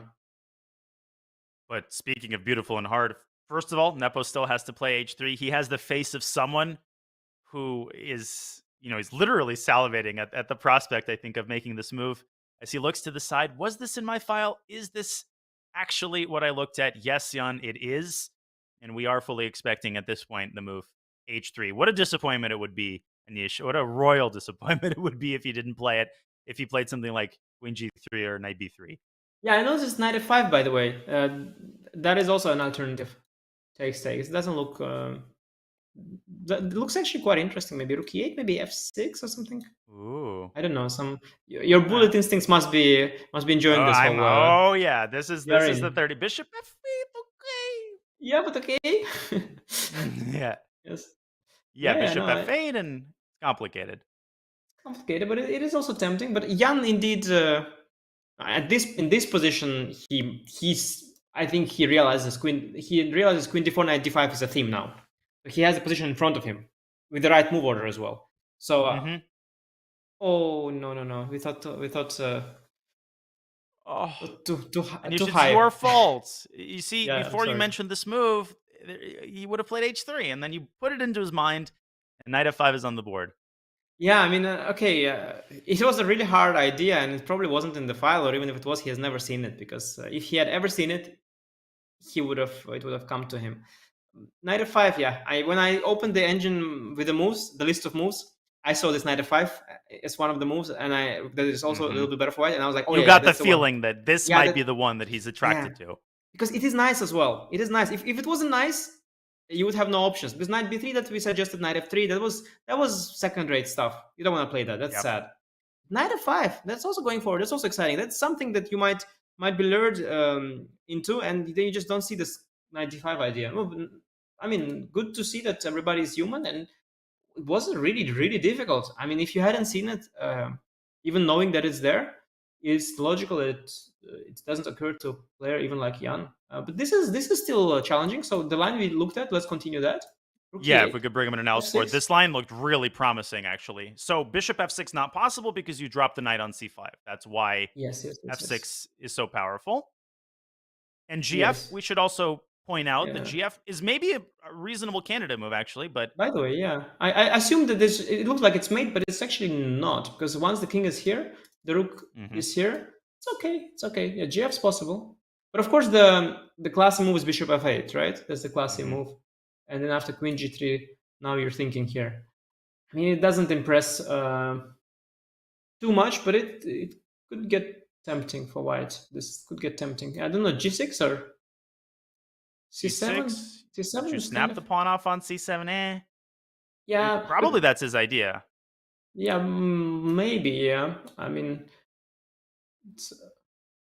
that pawn was kind of dead weight anyway, though. So it's almost like black gets a tempo and can use this tempo. Queen d2 maybe, but probably the tactics fail there for black. I'm wondering if I just play like that, this f6 pawn, I mean, if I had a queen on h6, delivering checkmate on g7, had bishop not been on f8, that would have been a huge asset. But if we actually trade stuff and bishop remains on f8, it's a weakness, and it's kind of doomed, I think, pretty much. I'm going to pick it up eventually. And then the situation will become very equal. So yeah, not sure this is too promising. Maybe f6 is a little rushed. Maybe there are some other ideas like queen g3 first, perhaps. Although 5 is hanging, by the way. I should not forget that 5 is hanging. Is it? Yeah, it is. It is, yeah? There's no tricks here. I don't see tricks. No rook e7, no rook e5. Everything's protected. Bishop c7 is possible, but again, it's never impressive. If white has to resort to this move, you know that white is out of aggressive resources. Yeah, I mean, trading the f pawn to the c pawn actually will what is the word, like symmetrize the structure again. It will go back to symmetry, which is not very not very impressive. And rook d1. Wait, rook d1. Can I play rook d1? Rook d1. So now queen f5 impossible because of rook takes d8. But I think there might be bishop d6. Yeah. It is possible. Bishop d6. Yeah, bishop d6. I was hoping for some kind of some kind of something. Queen But c5, but no. this definitely doesn't work. Even rook e1, unpinning the queen. Yep. And if I move the queen, yeah, where do I? Well, in fact, the problem is you will take on e1, and I will have to take back with the rook, and then there is no more pin on the bishop. So yeah, rook d1 was a mistake. Yeah, I think f6. I think he's putting his eggs in the f6 basket. Yeah, I guess so. I mean, just move like queen h3 just doesn't make much sense. I'll go bishop to f6. I guess it's the f6 is the basket. Now, as we funny look at thought. Some queen sack. How ridiculous is the queen sack? I was thinking about it briefly. Rook e3, gf first, of course, and then you, I assume, wanted to recapture the rook and go for some, or the bishop, and go for knight e4. Recapture with the rook. Yeah. I'm wondering also if black wants to recapture with the rook or the king. Maybe the king, keeping the rook active. Okay, these are subtle things, but because if rook takes, like you said, maybe a rook takes. Yeah, but even like I feel like knight e6, although that yields the 4 square, Yeah, there's some aggressive ideas here. Some, but I don't think that this kind of stuff is more than equality for white, unless there's something concrete. Because material is just really not in white's favor. You've given a queen for only rook and the bishop. Even if you have a pawn, it's not quite enough. And black king is not that poor, especially once the pawn appears on f6. It's quite safe. Of course, you don't want to allow like the infiltration, but I don't know. I'm not sure this is like Nepo's idea. I think he sees it, but I don't think that is like the main point of his play. Maybe in a rapid game, but it feels like a solvable problem with the amount of time that Ding has. I had a more general question, but I didn't, don't want to take us away from the analysis. Let me float it to you, and you can mull it over. I want to proceed very delicately because everybody, knows that I hold these players in the absolute highest of regards. But in terms of weaknesses and, the self-assessment conducted by these players, the so-called pundits have claimed throughout Jan's career that he can tend towards superficiality. Sometimes he's a very fast player. He's always played really fast. Do you think that there's any merit to the idea that that has cost him? Or is this what makes him Jan Nepomniachtchi? Or both? Yeah, I guess it's always both, right? I mean, you notice that with in life, like everywhere, your weaknesses are extensions of your strength, and same with Jan. I mean, he puts so much pressure. He's so quick, but at the same time, the other side of the coin is that he is indeed sometimes too superficial. Well, what surprised both myself and Jan here, he made a visible surprise gesture 96. after 96. He expected He didn't bishop take the f5. knight. I think Ding got somewhat scared, scared by this f6 business, and he went for knight e6, which is solid, but now white can sort of recapture the bishop. There no longer is a bishop pair on the board, and so white doesn't risk anything anymore. There's just the pawn majority. If I get to stabilize, I don't know. Will I be slightly better, or is that not enough? It feels like black has maybe knight d4 and some piece activity. Yeah, kind of like the endgames that we looked at. That's why I said if I get to stabilize, because right now indeed maybe you have some options. But I'm thinking, if I trade even everything, even the knight somehow, I will be slightly better because your c7 pawn will be doomed in the end. But I should keep the queens on the board. Now, if you imagine hypothetically, just for the argument's sake, I play f3, I trade the knights. I don't need to trade rooks, but I could even. But if I get like bishop to f4, queen to g3, king to h2, you'll never touch me, and I'll hit your c7 pawn, and that'll be very nice. So white has something to look forward to, I guess. Question is, that looks very pleasant. I think the knight is the engine of black's counterplay here. You have to try knight d4, and you have to try to protect the knight from a trade. Maybe with c5, but then that yields the d5 square. Yes. So once we establish that white wants something, then we know that black should try to put sticks into our wheels and try to disturb our long-term plan of trading all the right pieces. Indeed, 96. The question is, do I have to take right away? Now, unfortunately, I don't have that rook d1 tempo because the bishop is hitting that point. The clever intermezzo f3 is not so clever after bishop c5. Yeah. The hunter Yeah, this becomes the is hunted. yeah, very much. So into G into G3 Yeah, allows queen takes g3 and occurred to takes. me. Takes and takes. Right. Yeah, just not very good. Yeah, just takes and takes, and then okay, this bishop is very strong. Mm. And bishop e5, I thought was the other Oh yeah, maybe that. possibility. That looks nice. That looks nice. I like it. I Just like it a sort of lot, by the keeping the way. status quo. Yeah, that puts a lot of pressure, doesn't it? F6 maybe, maybe F6. Hmm. Some clever Ooh. intermezzos here, maybe, or is Wow. not so Things get clever. really tactical there. Bang, Well, bang, just bang, lots of bang. trades, lots of takes, and Logical. logical. So not so much Logical. here. Not so much here going on. Any other tricks? It looks like there are tactics here, but it's hard Let to me put your just finger on something. yeah. I don't quite see it because if I go back, you allow bishop c5, so maybe I can take. Oh yeah, I can maybe Take take now. first. Yeah, and just And say that go you've back. induced a small weakness. Yeah, maybe. Maybe. I mean, it's very hard to say if f6 is a weakness, or a slightly useful move. It's really hard to say. Yeah, It's a double-sided coin, just like yeah, Jan's rapid play. exactly. It's not too obvious. It's very subtle, but possible. Yeah. So I guess that's what Jan is choosing. So are we correct to say that Jan is basically choosing whether to take and go bishop g3 directly or induce f6? Is that the point here? Yeah, so bishop, I think he also has to establish that after bishop e5 f6 there are no juicy tactics. So I think that's probably step 1, is to look at all the queen g3s of the world and then to conclude, okay, I have to play knight e7. Then step 2 is, okay, do I induce f6 or do I play knight e7 immediately? This is world championship chess right here, ladies and gentlemen. Do I induce this tiny pawn move that could be good, it could be bad, it could decide the game, it could not? This is what Jan has to occupy his mind with. Well, Jan has been very occupied in the last year or so to get to where he is right now. This is his second appearance at the World Championship. He lost to Magnus in Dubai 2021, but he's got to keep that out of his head. And he's keeping his knight in his hand and he's capturing the bishop. No f6 induced.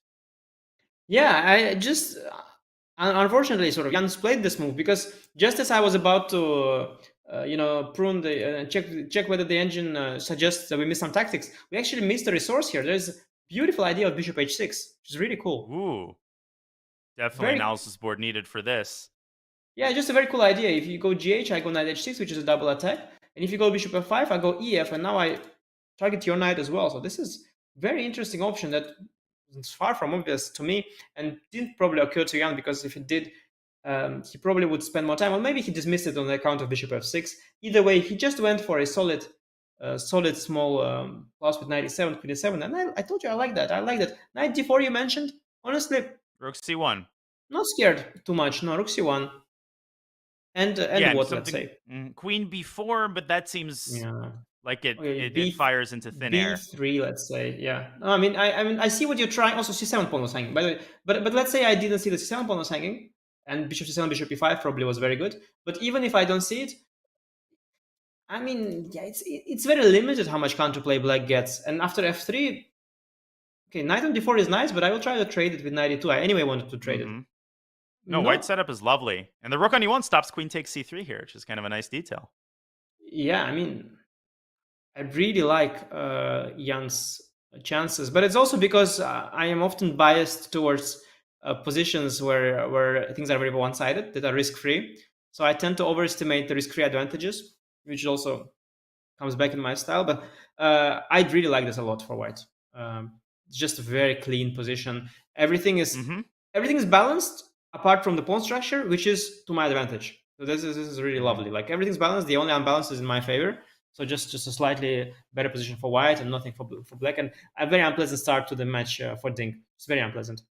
Yeah, I think for the first time we can state clearly that the position is unpleasant for one side, because before we didn't have sufficient clarity to be able to make that claim because it was all contingent on one side finding a certain move. Now we can say that Jan probably has more than one candidate move in each position. You pointed out f3. I think that's very likely to shut out the bishop and make the move knight c3 to e2. possible in response later on to knight to d4. Of course, you're going to have to defend the c2 pawn first, as we had discussed. So f3 is a clear candidate move. Anish, are there any other clear ways to improve your position? Like you said, yeah, we've reached a position that's quite stable. We can delay f3. We can start with another move. Let's say h3. But in essence, I do think f3 is a good move to start. I think the danger for white is to sell the advantage a little too short. So in pursuit of trading all these pieces, you could by accident land in a situation where you have to also trade the queen somehow, or you somehow focus too much on trading all the right pieces that black at some point jumps to the queen side of the queen before and generates enough counterplay for a draw. So the danger for white is that you just might sell it too short and play slightly too inaccurate and give black good drawing chances. So you could try to be very subtle here with white to go for the maximum advantage that you have. But essentially, the price of a move is very low, and you can just do whatever you like. The only question is, what's the matter of choice, really? What you do? I would stay away from. The idea of f4, which is tempting. But I think this is how things can go wrong for white. So if you, let's say, you sort of spot that f5 is met by ef, which is very nice, but maybe you will allow a knight d4 first, right? And then f5, and then black gets to control these light squares, and the bishop gets shut off. So I would stay away from this. Other than that, I think, all the moves like f3, maybe h3 first, maybe b3 first, maybe rook c1 first are good. I wouldn't start with knight e2 because I don't think I want to allow this trade. I think the knight is a very good piece, and I think I want to keep the opposite color bishops. I want to trade the knights eventually and not give black the opportunity to keep the strong knight. And why give black that option? And I just wanted to clarify that black's position is solid. We're not saying black isn't solid, but the position can be solid and unpleasant at the same time. You pointed out that the price of a move is pretty low for white. Guess what? It's relatively low for black as well. We're not expecting Jan to win this in 3 moves. We're not expecting him to win this in 33 moves. Maybe he won't win it at all. The only thing we're saying is that, comparatively, white's risk is very low, and white has a clear path toward improving his position. Better pawn structure. Objective metrics indicate that white is slightly better. And this is exactly what Jan Nepomniachtchi, what the doctor ordered for him in the first match game of his second World Championship. So speaking of his World Championship experience, let's take a listen to Jan Nepomniachtchi's path to getting to where he is right here in Astana. The story of Jan Nepomniachtchi's return to the FIDE World Championship and the mounting pressure that perhaps follows him in Kazakhstan began 2 years ago. It was then, at the 2021 FIDE World Championship, Nepomniachtchi faced Magnus Carlsen, who was in search of his 5th straight title in his prestigious event. Nepo gave Magnus plenty to handle through Game 6, which proved to be the longest game in event history, ultimately taken by Carlsen. And that is Magnus Carlsen taking the 3.5, 2.5 lead. After that, Nepo never recovered and failed to win a game for the rest of the match. Magnus had his 5th World Chess Championship, and Nepomniachtchi left Dubai with a bitter taste of unfinished business. His loss to Magnus behind him, Nepomniachtchi entered the 2022 Candidates Tournament last summer in Madrid with a renewed sense of purpose.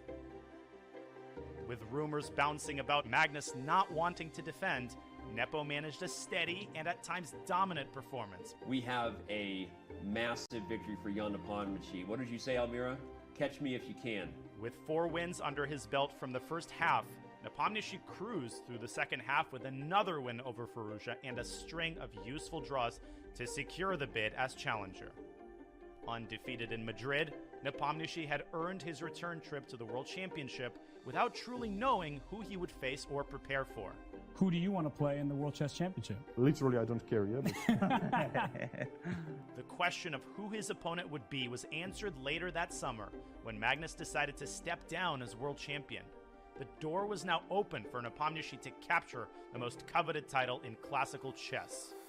At the candidates, in a foreshadow of things to come, Nepomniachtchi squared off twice with Ding Liren, drawing as white and winning in a dominant 32-move fashion as black.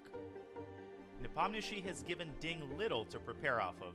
Nepo has played sparingly over the board since Madrid, dropping just one game at the Sinkfield Cup and playing in only one other major tournament. Fresh, rested, and with World Championship experience from his clash with Magnus 2 years ago, Nepomniachtchi is considered by many to be poised to become the first FIDE World Champion, not named Carlsen, in over a decade. Only time will tell.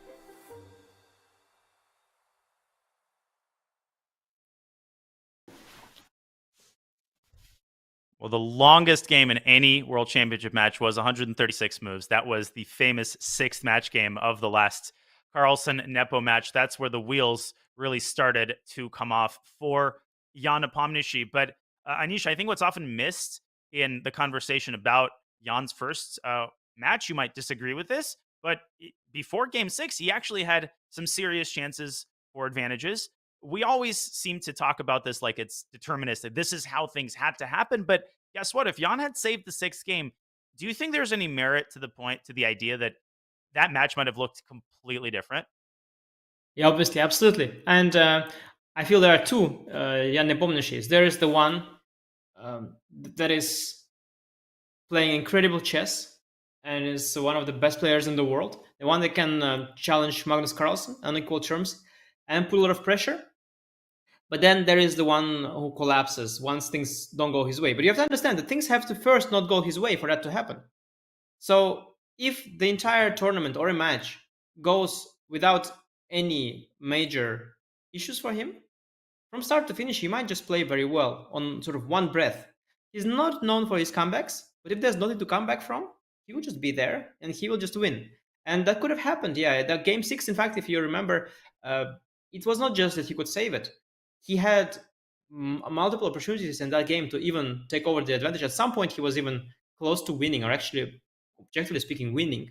So if he had won that game, I mean, Magnus is a great fighter, and who knows, obviously, but it would be a different Jan. And the energy as well. Like, you get tired, but positive emotions, they give so much energy, so much boost you can achieve by just having these positive emotions. And I think things could have gone very differently. It's a good point you bring to our attention. Yeah, and it doesn't mean Magnus isn't the superior player. He obviously is. Magnus is the best player in the world. But we know that these matches, they can go in unexpected ways because there's so much more at play, no pun intended, than just the playing strength taken in a vacuum. In the meantime, F3 has been played by Jan, and Ding, he says, I like that idea.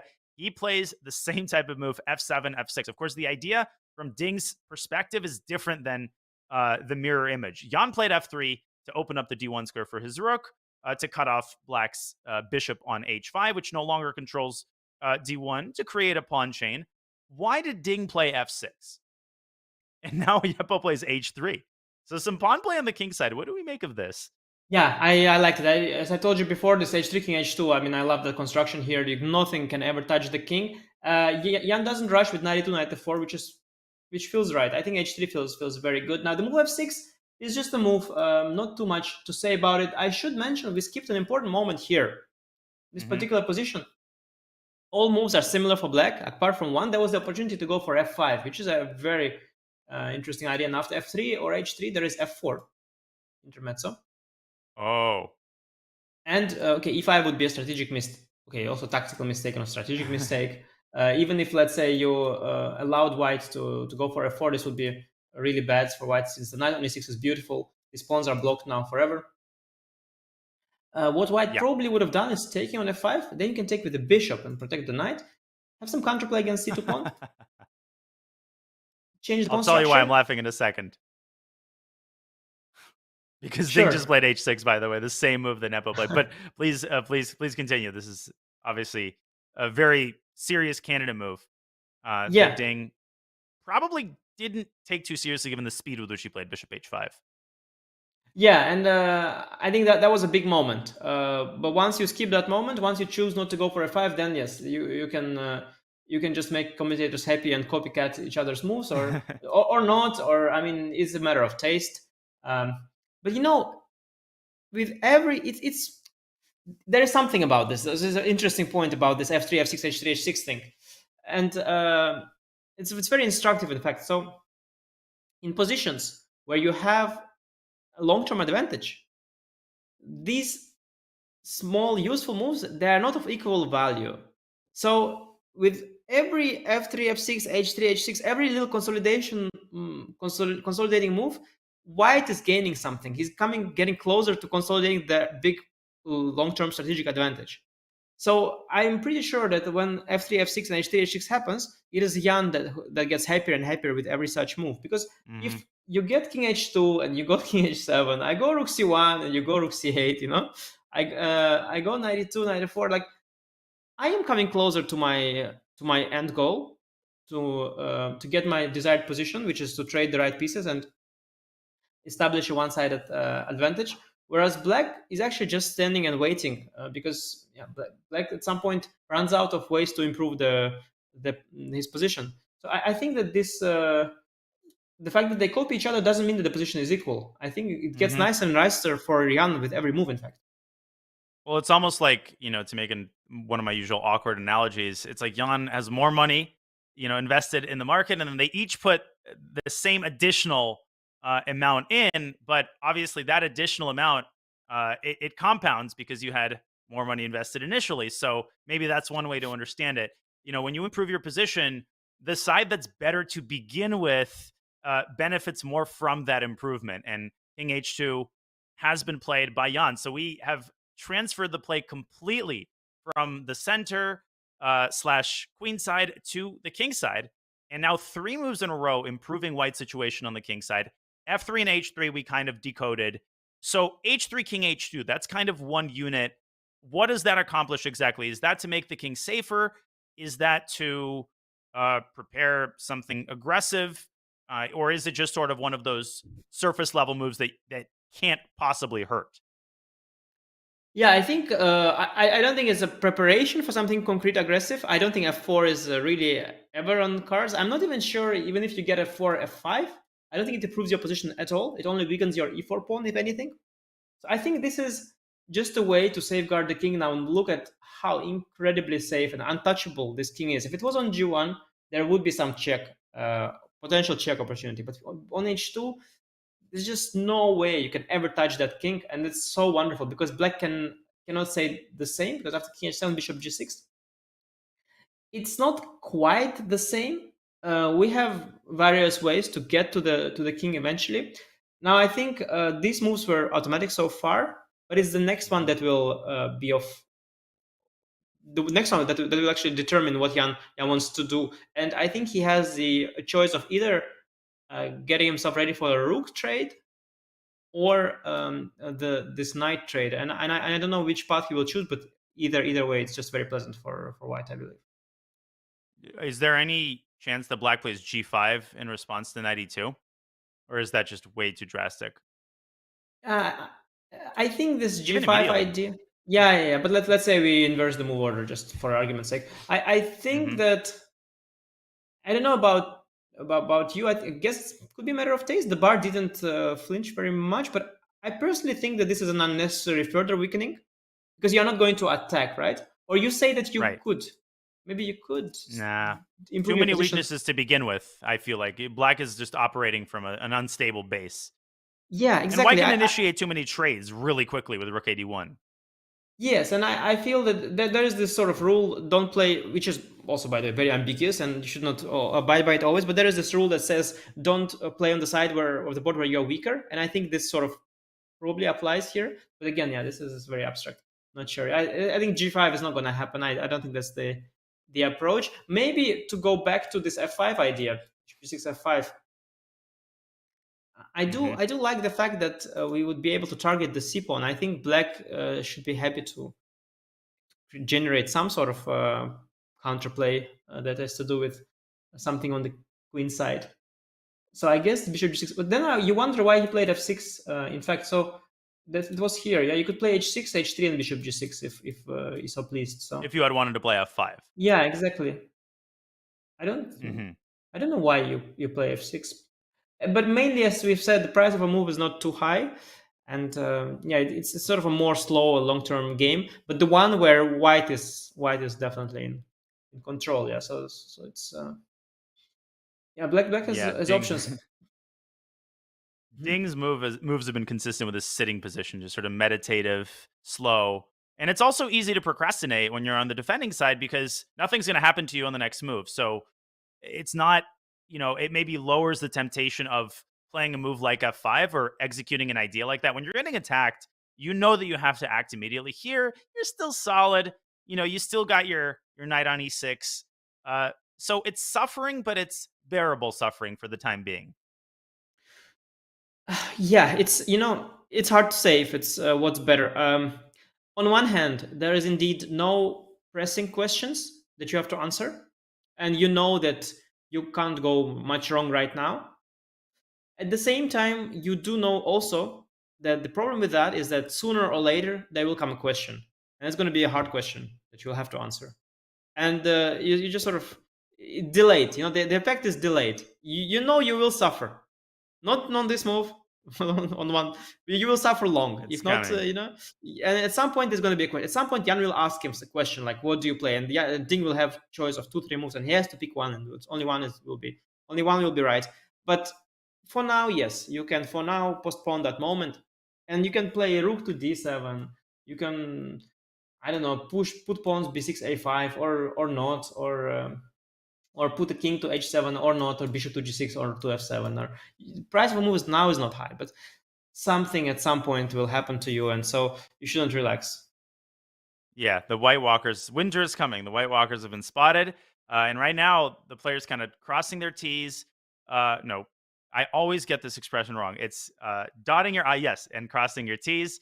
And presumably, they kind of will continue to do so for the next couple of moves. Many, many ways in which Black could try to build up a more robust defensive foundation. And we will take this opportunity, Ding, taking it to adopt his new usual sitting position in the rest area, kind of continuing to meditate on the best way to continue defending. Folks, we will take a short break. You're watching the FIDE World Championship 2023. It's Jan Nepomniachtchi against Ding Liren here in game one. We're almost 2 hours into the first game. Don't go anywhere because there's so much more action ahead. We'll be right back.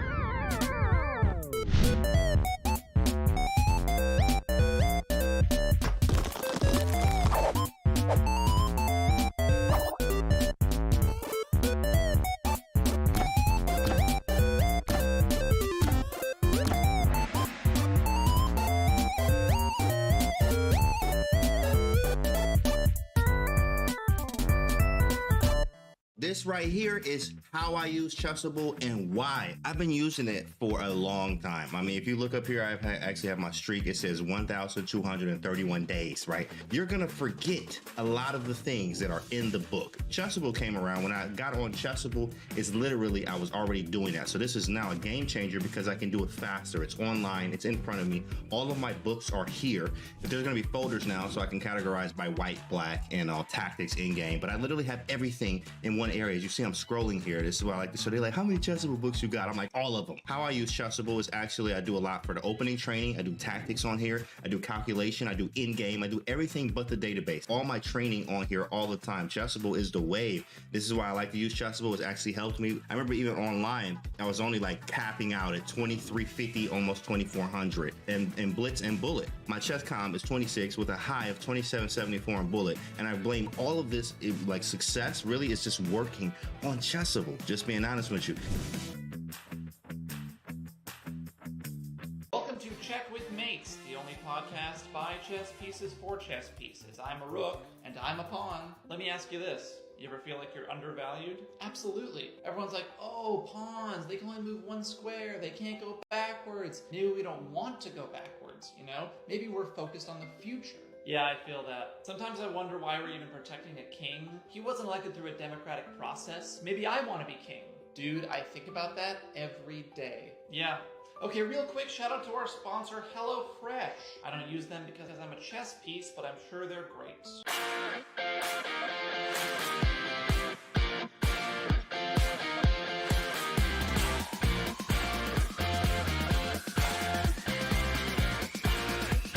I do recommend Meetup to a lot of my friends that are looking for different things. Wine tasting, movies, book club, meet a lot of new people, a lot of new friends, and it will make you more social.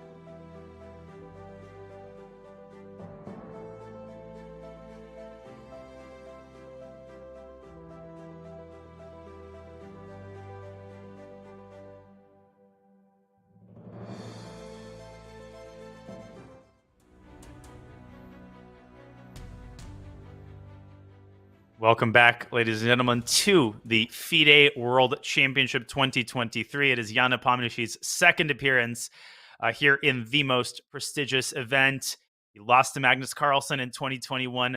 This time, he tries to defeat Ding Liren to take the chess throne. This is the first game, and we are only 19 moves in, so all of the action is still ahead. Grandmaster Anish Giri, world number 6, and GM Daniel Naroditsky, world number I don't even want to say, bringing you commentary today. We hope you're enjoying the show, folks. Once again, you got to keep your seatbelts fastened because it's only going to get more fascinating from here. Anish, I think you put it best during the break. It's almost like you can divide this game into phases, and I'm not talking opening, middle game, different types of phases, faster and slower. We've entered kind of a slower, more chill phase. Yeah, absolutely. Not so much is happening, not many forcing concrete lines. Both sides are, black is mostly waiting, white is mostly choosing which pieces to trade, which slightly better position to go for. And eventually things will implode. But one thing I should mention now, especially for Ding, is I believe in a position like that, which is eventually going to get unpleasant, a mistake you could make is to spend too much time here. Because no matter what move you make, you're not going to be able to equalize. So you shouldn't also get down on the clock. At the same time, you shouldn't play too quickly because that will set up a wrong habit of, get you out of the playing rhythm. But I think, especially playing against Jan, Ding should not overdo the time spending and just make some move. Maybe play Rook D7 and don't overthink it. I had a more general question on the broad subject of overthinking. From your perch on, the Mount Olympus of chess, I think fans in general are really interested in the question of form and how top players decide and determine form. How early in a tournament would you say you feel pretty certain about whether your form is good, or is it something that you don't really introspect on until the tournament ends? Do you tell that to yourself during a tournament? Man, this isn't my tournament. I'm not in good form. I need to adjust my playing style. Or is that invalid? Yeah, the question is really, really interesting. And I think so. One question is, what do I do? The other thing, what should I be doing? I think inevitably you notice that you are either in a good form or a bad form, or rather, you sort of think that you notice, and that impacts the way you play. Whether that's good or bad, I don't know. I think it's more often than not isn't very good, because when you are thinking you are in a bad shape, it hurts your confidence. That means you start adjusting your otherwise pretty well tuned values. You start to be maybe more defensive, which is really could be really bad. Or you start to play slower because you double triple check stuff. You start to play more passive for some reason. You become even less ambitious. So I think generally realizing or thinking that you are in a bad shape, it's a big issue. But inevitably, I think players do. You just see how the game goes, and it just gets in your head. And it could happen as early as game one if the game one goes really well or really badly. It could also happen much later if the games are pretty neutral. If let's say today Ding will defend pretty well, he will think that okay, he's in a fine shape. Opening didn't go well, but everything is okay. Whereas if Ding loses, he will think that okay, it's just well, I mean, even if you are in a good shape, if you lost, it's a problem. So losing is bad news. Yeah, when it happens after round one, or it just depends. Sometimes you have games not like this one where just not much happens. Somehow the players meet each other in some theoretical battle, and then they somehow don't make big mistakes, and the game sort of peters into some sort of a draw. And that could happen for 1, 2, 3, 4 games, and then nobody knows who is in good shape. I mean, you can only tell that okay, the memory works, some basic instincts are there, but nobody's in a great shape. Whereas today, I think we will see. We will see today actually who is in what kind of shape, because the game is already imbalanced. So if Jan will ruin his small advantage, then it's a bad sign for him. If Ding will not defend this position, it's a bad sign for him. So already something will come out. There will be some feedback based on today's game, because things are already imbalanced, and Jan is in a very good position. Yeah, I think compared to some of the previous World Championship game ones that we've had, and decisive results were not uncommon throughout World Championship history.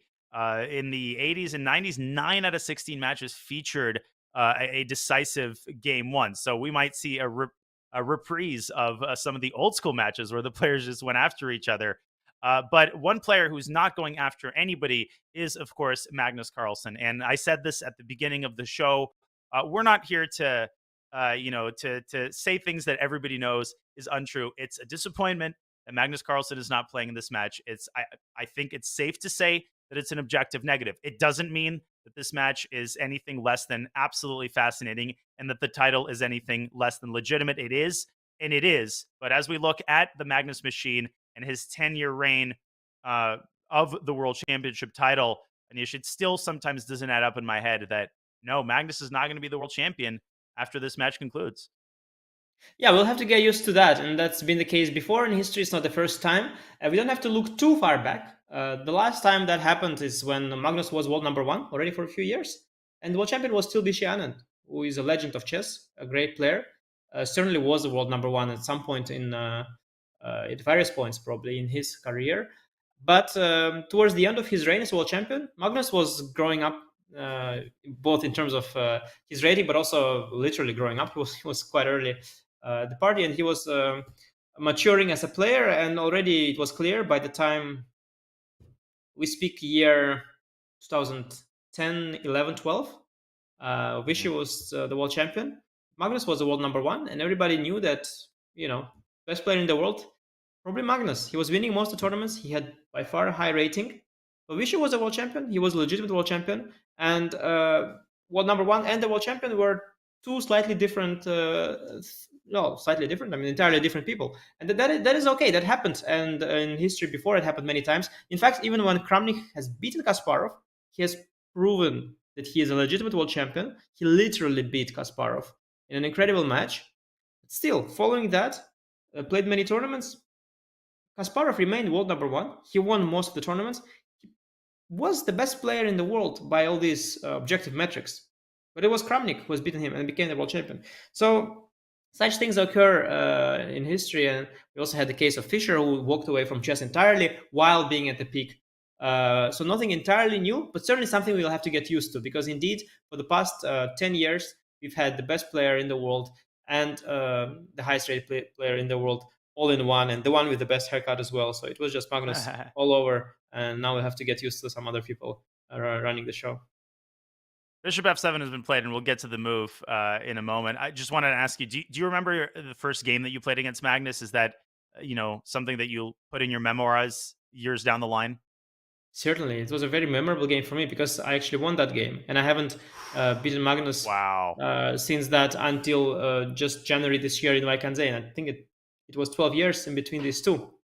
So first of all, I'm really grateful that you bring back these memories. So we can talk about this topic for a long time. And it's a very important topic in chess history as well. But yeah, no, it was Vaikanze. Both times it was a Tata Steel tournament. It was my first year in the Masters group. It was called Group A at the time, and I was a player rated 2670. I think that is somewhere in the world, maybe top 70 or something like that. And I played Magnus in round 3 with the black pieces, so nothing was nothing was suspicious about that. He was world number 1. I was playing black, so nobody expected me to do well there. Certainly not to win the game, but somehow things really went my way. I was extremely fortunate with everything. The opening went my way, and then he blundered inexplicably, blundered the piece like around move 20 and resigned around move 23 or something. So it was an incredible day for me, and I won that game. And testament to Magnus' strength is that I haven't beaten him after that for years and years until I managed to beat him this year in Vaikanze again. And that took 12 years. So certainly, my relations with Magnus goes way back. And for the most part, it's been painful for me, of course, as he is the best player in the world. He has a plus score against, I think, everybody at this point. And I had a plus score for a long time because after I beaten him, I managed to make a lot of draws after that, not losing a game. I was lucky in multiple of those games. I was losing in many, but I didn't lose any. But of course, finally, the fact that he's a better player, eventually, it was you cannot be lucky forever. And sooner or later, I lost a bunch of games to him, and he's got this big plus score against me as well. And now, of course, there's no doubt that he's proven to be the best player in the world for so many years. But in this event, he's not there. Well, your most recent game against Magnus and Tata Steel is, of course, what everybody remembers, but everybody will remember the 10-year streak that is now over, and it will be replaced by either the Nepomniachtchi era or the Ding Liren era. Will it be an era, or will it be, a little segment, just like a year or two? That remains to be seen, and the result of the first game also remains to be seen. We've had a couple of moves played in the meantime, still very slow, nothing really changing, but we have had something concrete happen, something actually in the center, Anish, happened. So they've shifted finally away from the king side, again toward the center. A rook trade has been offered. So presumably Ding is seriously evaluating the prospect of taking on d1 and then putting the other rook on d8. Yeah, let's look at it at the analysis board here after takes and rook d8. Now, indeed, this is a decision first by Jan to allow it, and then will be by Ding whether to go for it. I think, so one thing is clear, white should not trade everything but the bishops. Because if you do that, even if you win the c7 pawn, it's well known the opposite color bishop's endgame is a draw. As long as you keep some pieces on the board, it could be just queens or even just rooks, white will be significantly better. And whether the trade of rooks is I don't know which side it necessarily benefits. It's so hard to say. I think probably both sides don't mind it. Yeah. My instinct mutually beneficial. Yeah, I mean it's just a natural follow. I mean, there is what's very common is when you have an open file, the rooks get traded there. It's just like it's like a gun that's there in the play, and it will eventually shoot. That's kind of the thing. Like the file is there, the rooks will get traded, and doesn't benefit anybody, but it just will happen. I had this,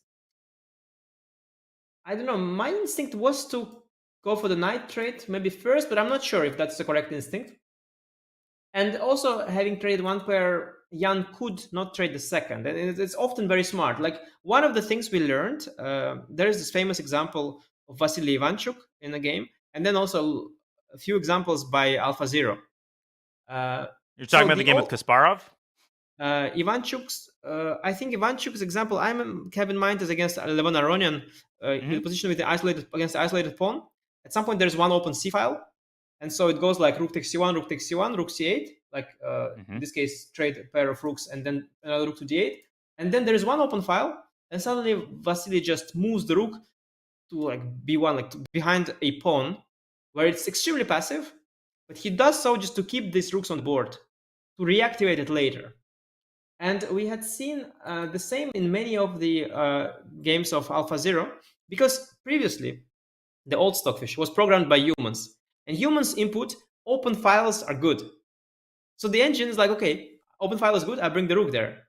But AlphaZero has figured out, because it's self-learning, that open files are not always crucial, and sometimes you can give up the open file because nothing will happen there, and it's much more important to keep more pieces. So there are cases, I'm not sure this is the one, but there are cases where it's beneficial for the side that's putting the pressure to just walk out of the trade. And in the meantime, this rook is better than this one. But in the future, as I regroup, I will eventually manage to activate my rook.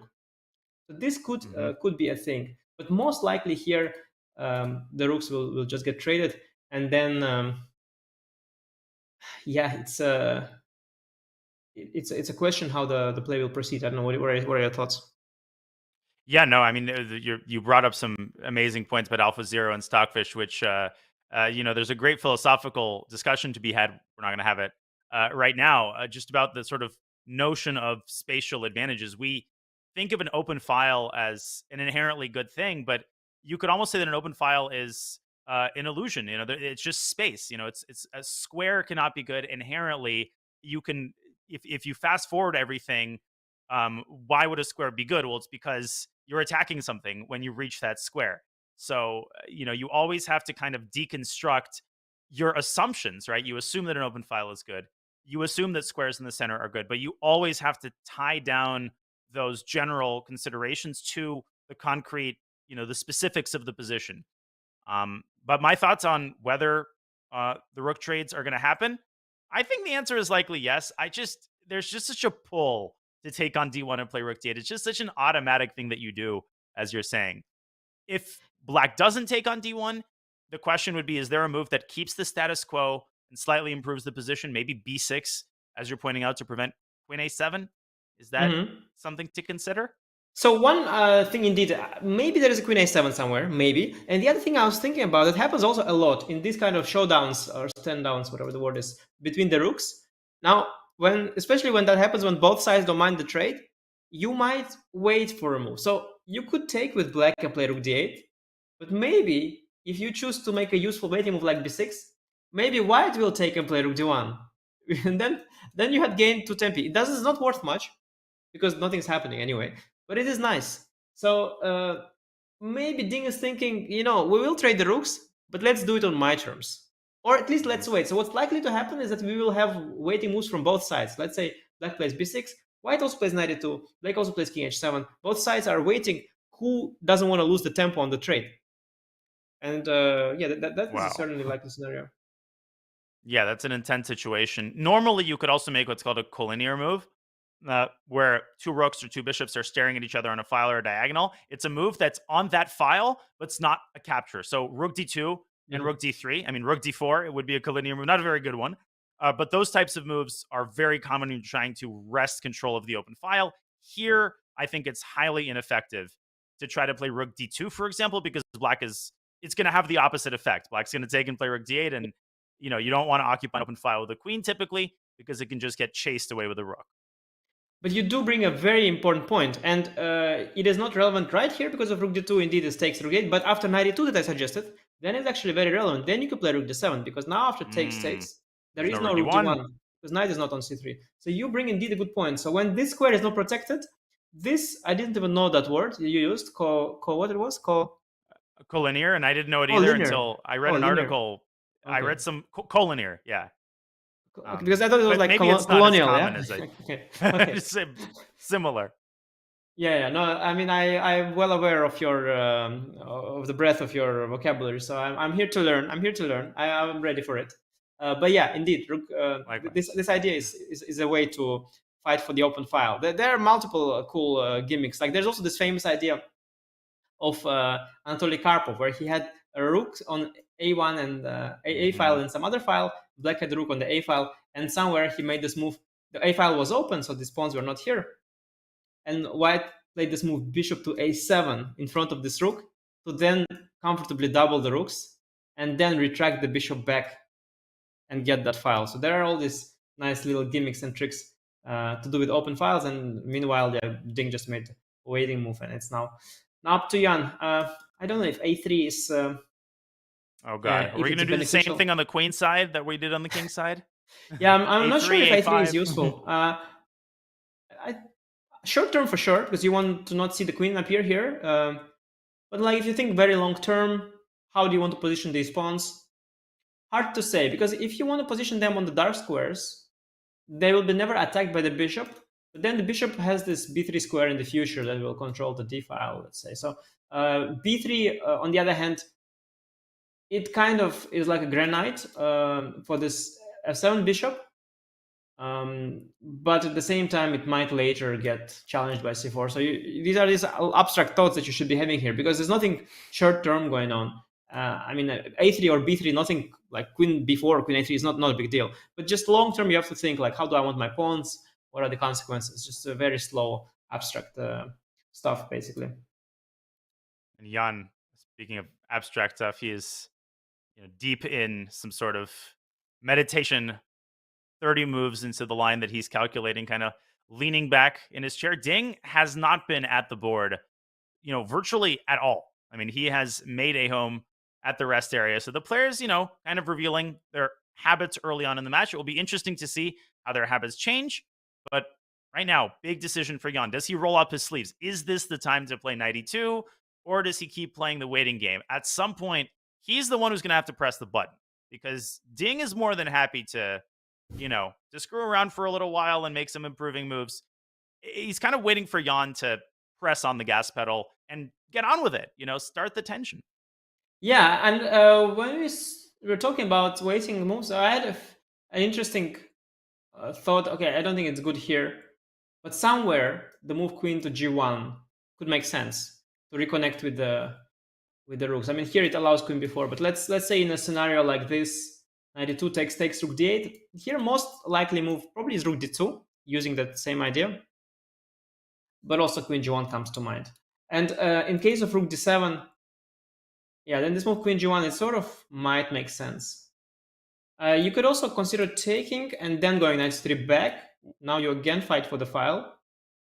But essentially, it's just a way to get a trade of rooks in a favorable version, pretty much.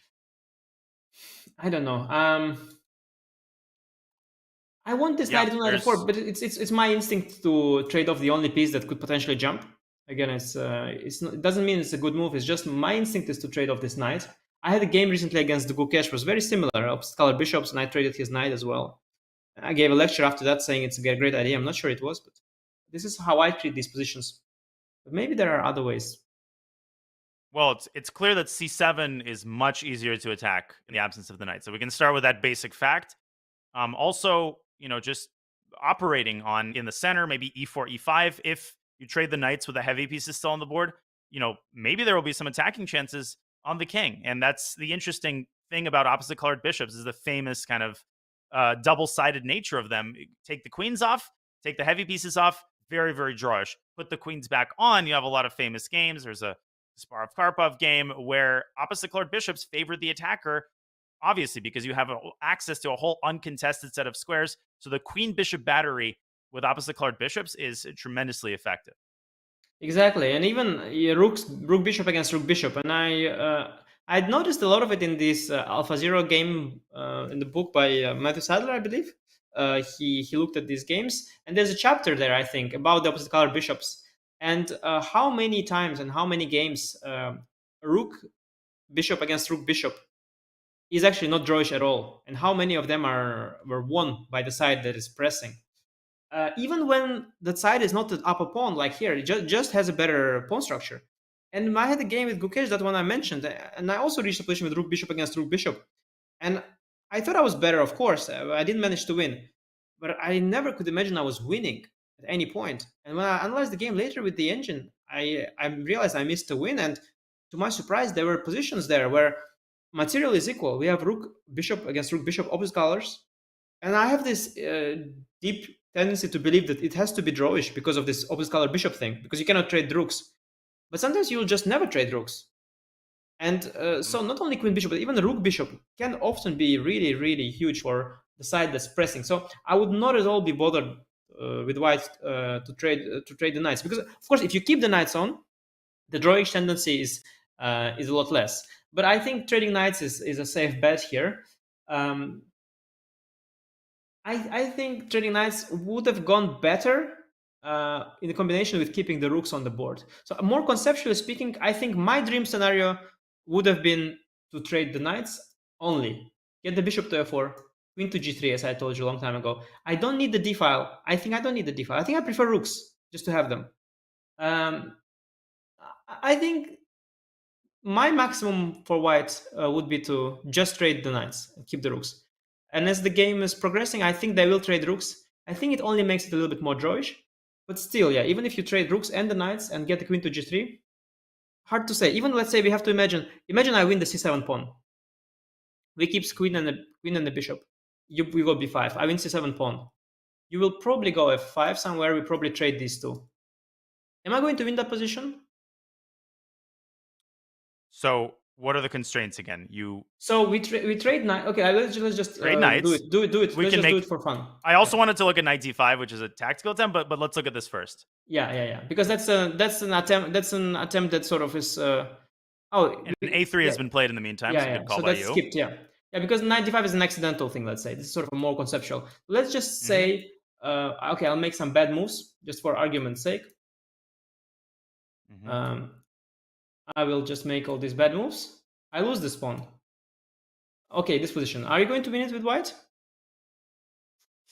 I would call this like a classic 50-50 position. Yeah, maybe even less. Maybe 70-30 in favor of black. Yeah, I would go with that. I mean, I played enough games with Hikaru to tell you that this is not a 50-50 situation. I mean, I haven't... With white, I would be playing for a draw against Hikaru. Yeah, I mean, this is a typical Hikaru position. I don't know why, but I had like a lot of games with Hikaru, which are like that. And he never loses. Just never. I don't know why, but position is just very drawish. And I think if we imagined rooks here, rook e3, e1, let's say, e2, e1, let's say, and black rook somewhere here. Oh, that is a winning position for sure. Completely, yeah, because e5 is possible and attacks. So I think, I don't know what the engine is saying here, what are the short-term considerations, but I think long-term considerations are such that I think the trading rooks probably does not favor white because of this reasoning. But by that reasoning, black should take on d1. Yeah, but I think that will eventually anyway happen, so they're not... Look, not rushing with it. He moved the rook. Or not? Oh no, he didn't move. No, it's still there. He played a3. He just played a3.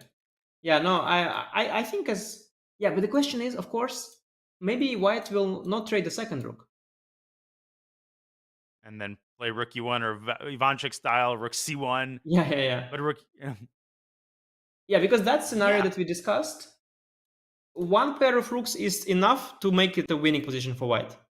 Right. I believe. Two even better, but one is enough. Yeah, you have a rook on e1. I have a rook on e8. I think I'll win this position with the rook somehow, because the rook will eventually have many more chances. Oh yeah. But I mean, I would estimate the position with the rooks on the board. I would just say it's a winning. It's technically winning position.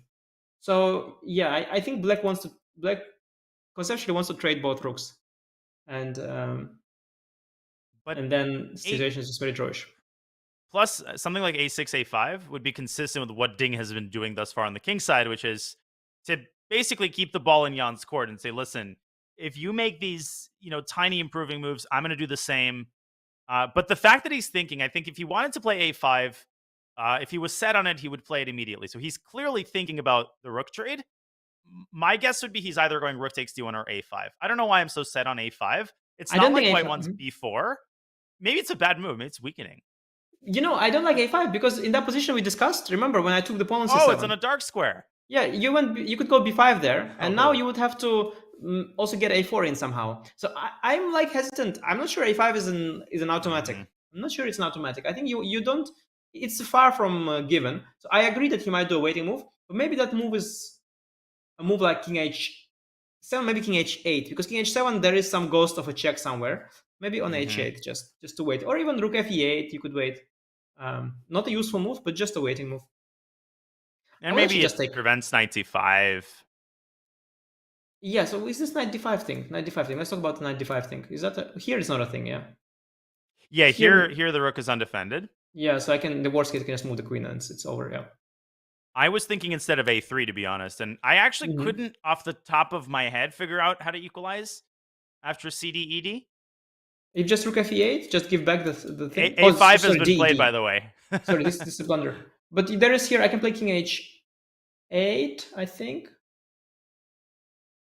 Then I take e6. Yeah, and then I think I can just. Oh no, c7 is thinking. Wait. But there is some move here. I think there's some move here.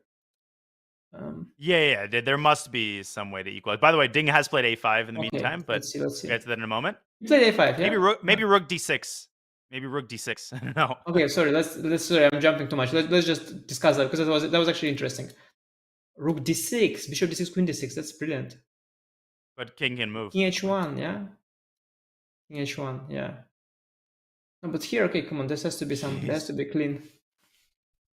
Rook d8, b bishop e6 is an option. What about say that a rook d8?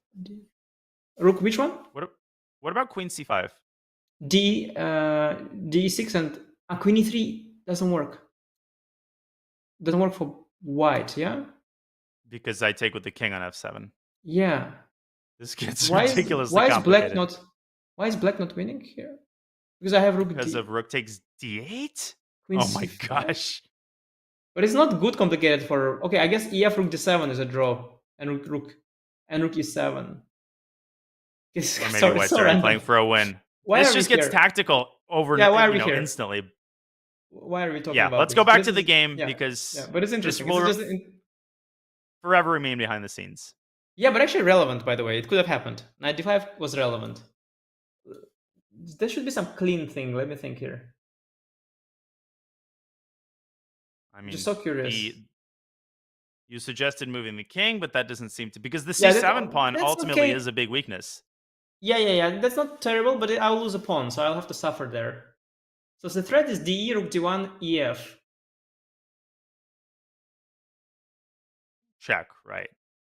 Yeah, but check. Yeah. Solving the problem of that being check is still not enough because So because how bad is rook d8? Yeah, I'm worried about some move like queen c3. Because d bishop e6 is okay. I mean, the thing is, it's anyway very little. Even if you win the c pawn, like just for argument's sake, even if I play king h8, which is bad, even if I do this, it's little. I mean, it's even though rooks are on the board. Yeah, but this kind of pawn structure is somehow not dangerous for black, and yeah, well, the king side is super safe. The queen side, you just have a one passed pawn. This is not the dangerous one. The dangerous one is if white has the pawn on e4. Right. No, because here the rook gets to c2 and black gets really active. Yeah. This is just nothing. So the knight d5 was nothing anyway, and he just played the slow waiting move. And he did play a5. Yeah. Okay. I mean, you could see like I'm thinking much more sort of. I'm thinking kind of very long term. Yeah. The players are a bit more concrete, maybe, but somehow long term, I am both skeptical about the rook trade and about this move a5. Maybe I'm reading too much into the position, and maybe while I'm thinking about some long term things, short term there will something concrete will happen somewhere. We'll see.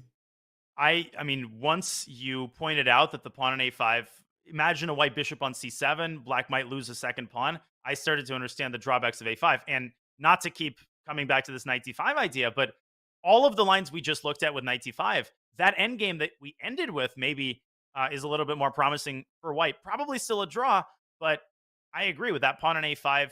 It's a little bit more exciting. Even a rook trade could potentially be possible because with two extra pawns on the queen side, even an opposite colored bishop endgame without the rooks, pure OCB endgame might be winning. Yeah, exactly. At the same time, I just realized when we were talking about that, okay, the pawn on a6, it's kind of in the air. So if I ever attacked it with queen e2 or something, it would probably anyway have to go to a5, or maybe you could go b5. Yeah, I don't know. Move b6 also is not actually ideal in that sense, but b6 I guess was played to prevent queen a7. Yeah. Yeah, Yeah, but he did put 2 pawns on dark squares. Yeah, this theme of, by the way, these pawns being potentially weak, it plays itself in a Berlin endgame. Sometimes you have this pawn on a7, and you get this Berlin endgame structure. White has a pawn on e5, and black has a pawn on f7. And then white plays a4. Black responds naturally with a5. And then white goes e6, gives up this pawn, and takes c7, and collects pawn here on the queen side. So this a5 being a weakness is actually an existing theme. So it could really be a weakness. Yeah, we'll see about this eventually. It's one of these moves that you make, and then okay, 92. Yeah, finally. So Nepo, he gets down to business. 92 is on the board, aiming for the knight trade and choosing this opportunity to do so, clearly trying to punish Ding for a5, right? He waited for that move. Now he's trying to get, as you're showing, the ideal construction after knight f4, queen f4. I think the point I just made, Anish, about the queen's coming off the board, it would be an unquestionable draw with the pawn on a6. Now, who knows? Maybe it's still a draw. There's positions down 3 pawns where you have a blockade, unlimited number of pawns. But here, absolutely impossible to evaluate with certainty. I would, I mean, I would say 90% winning for white. Yeah, 90%. Yeah, because the kingside pawns are also on dark squares. Yeah. This I would be shocked if this is not lost. But speaking more concrete, in this position, black can play a move like a4, and this is no longer an issue. So this a6 pawn could sort of jump through a5 to a4, and then again it's all fine. This is again fine. So it could work out all right. Wow. I think Ding will trade rooks. Yeah, I mean, what else? Why not? Let's trade rooks. Now is as good of a time as any. I think after 92, white obviously threatening knight f4, going after the c7 pawn, but trading rooks is a committal decision. So that probably means a little bit more time spent for Ding, who has burned through over half of his clock, and they still have 18 more moves to make. So we will leave Ding to this very important moment. We might see a mass trade. Nepo is pushing for the win. This is basically a 2-result game.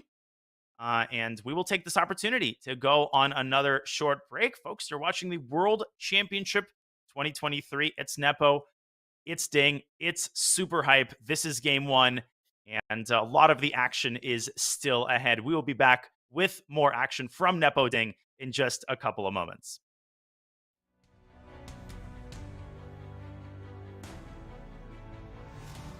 Hi, everybody. International Master Danny Wrench here, Chess.com's Chief Chess Officer. We are here and excited to be collaborating and partnering with World Quant as an official partner of the Champions Tour in the year 2023.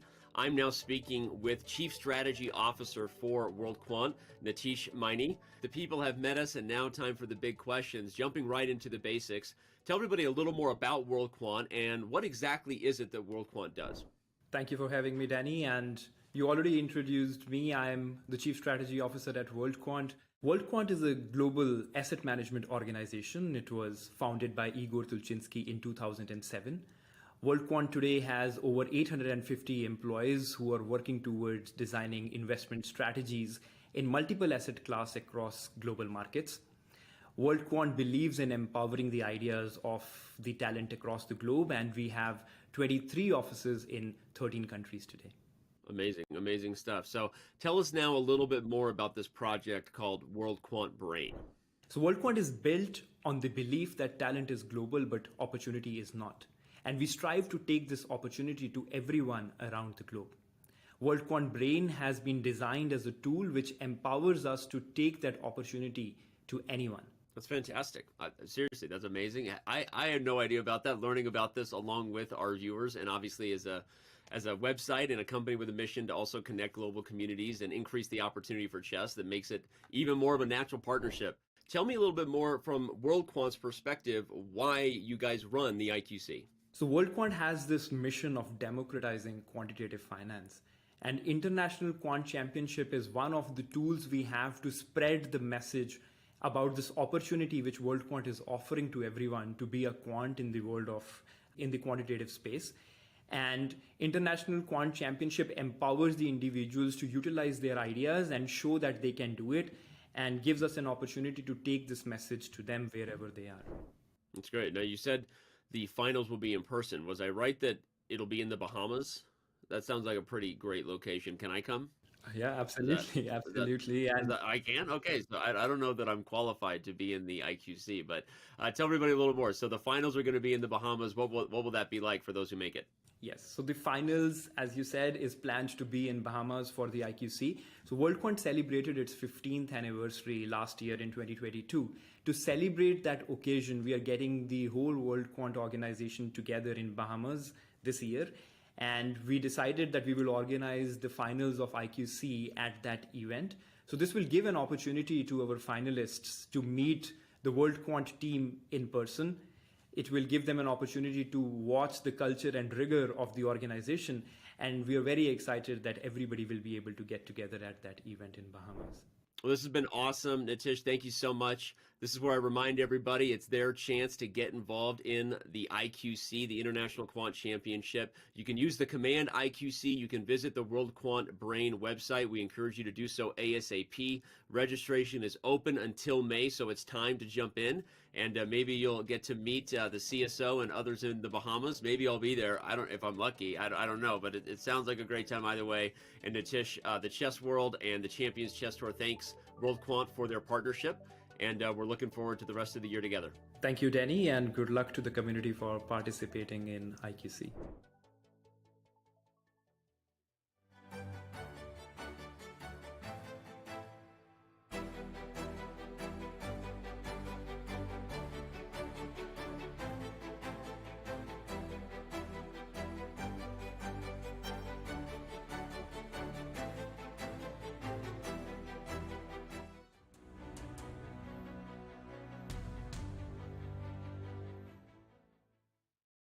Welcome back to the 2023 FIDE World Championship. World Quant is an official partner of the Chess.com broadcast of the FIDE World Championship that you are currently watching. They are a global firm that builds complex mathematical models to identify market inefficiencies. Now, World Quant Brain is bringing together its International Quant Championship and the chess community to hunt down the next generation of quant finance specialists, because nobody knows how to analyze a position better than a chess player, right? If you think you have what it takes, register for the International Quant Championship. Head to go.chess.com/IQC or use !IQC in chat. Thank you to World Quant for being an official partner of this broadcast. We are Grandmaster Anish Giri and Grandmaster Daniel Naroditsky, bringing you coverage of Game 1 of the World Championship between Nepo and Ding. The game has slowed down considerably. Anish, that has given us the space to talk about a lot of different things, to really look at the position from many, many different perspectives. But I feel like things are finally beginning to head in a somewhat, shall we say, more concrete direction. Yeah, possibly, because now as the trade of knights is on the menu, at some point things get concrete, and you want to not lose the c7 pawn under bad circumstances as black. And I was thinking actually a little bit about what I said before, because I was sort of making a point of not trading rooks. But then I was thinking, okay, why did Jan not do it? And I realized that it was not so simple. So just perhaps it's interesting, because it is a big decision. So maybe we could sort of discuss what would happen if that wouldn't be the case. So let's say I go a3 first, b6, and now knight e2. Now black has the opportunity here to double on the d file, which does two things. First of all, it's just nice, because then rook maybe one day can penetrate. But the other thing is that after knight f4, if we do get this kind of position I was talking about, which is nice, I'm not going to lose the c7 pawn any longer, simply. So I'm just never losing permanently defended. Yeah, exactly. So that was like a dream scenario I was talking about, that I would not trade rooks and win the pawn, but it just doesn't happen. So that was one thing. The other thing I realized is that with the rook controlling the d file, black has this idea of knight d4, which you wouldn't have if the rooks are gone. So while it was sort of idealistic to try not trade rooks, I do understand why Jan was open for that. And yeah, to be honest, I do like his position, but I do think now the draw is sort of a more likely outcome, because if we speak about concrete lines, let's say, I don't know, what is your thought here? Knight d4 or rook d8? What is the idea? I think the sort of kind of stock execution of the idea is to play rook takes d8, queen takes d8, knight f4, but there actually might be something like queen d4, and White's initiative ends before it even begins, I think. I mean, you're not even getting to the c7 pawn here. Yeah, if you indeed, if we look at it from a concrete sense, that's the case. And also just taking, honestly, your idea, a4, yeah. Or yeah, whatever, queen f4, a4. Probably you should take with the bishop here, in fact, and then do this. And probably I will lose that pawn. So let's say a4, queen f2. Let's say queen d7. Let's say king h7, and we've got this situation that I was talking about. The pawn a6, even better on a4 actually. Yeah, this pawn chain now only has one weakness. This c6 pawn. I think this is nice for White. I will play this forever, but I think draw is more likely here. So Ding indeed does take on d1. Here they go. And rook to d8 is the immediate follow-up, offering a trade of the second pair of rooks. And my guess is that Jan, he's going to invest a little bit of time thinking about, Ivanchik's name really stuck in my head as an example of moving a rook away from an open file. I remember my former coach, Gregory Kaidanov, at a U.S. chess school lecture. He told an entire lecture on moves that involved forcibly moving a rook voluntarily away from an open file. Very hard thing to do psychologically, but could allow for more winning chances. There's that collinear move, though, that we had mentioned earlier. It seems to make more sense here. Rook d3 on the board. Yeah, very interesting. I noticed it as well. I was actually thinking about it. I am wondering, after rook d3, is the point to just grab the file, which is like very little relevance here? Is that the point? Or does he want to change the pawn structure with CD? Spicy. Yeah, as spicy as things get in this position. c5 to clamp down on the d4 is why this was bad earlier, but now there's a knight on e2, which maybe makes this more palatable for White. Maybe f4. Yeah, but I'm not impressed with this for White. f4 maybe because you get f5. Yeah, I just need to somehow defend this pawn because you're threatening f5 and queen f4. I need to reroute my knight to some square.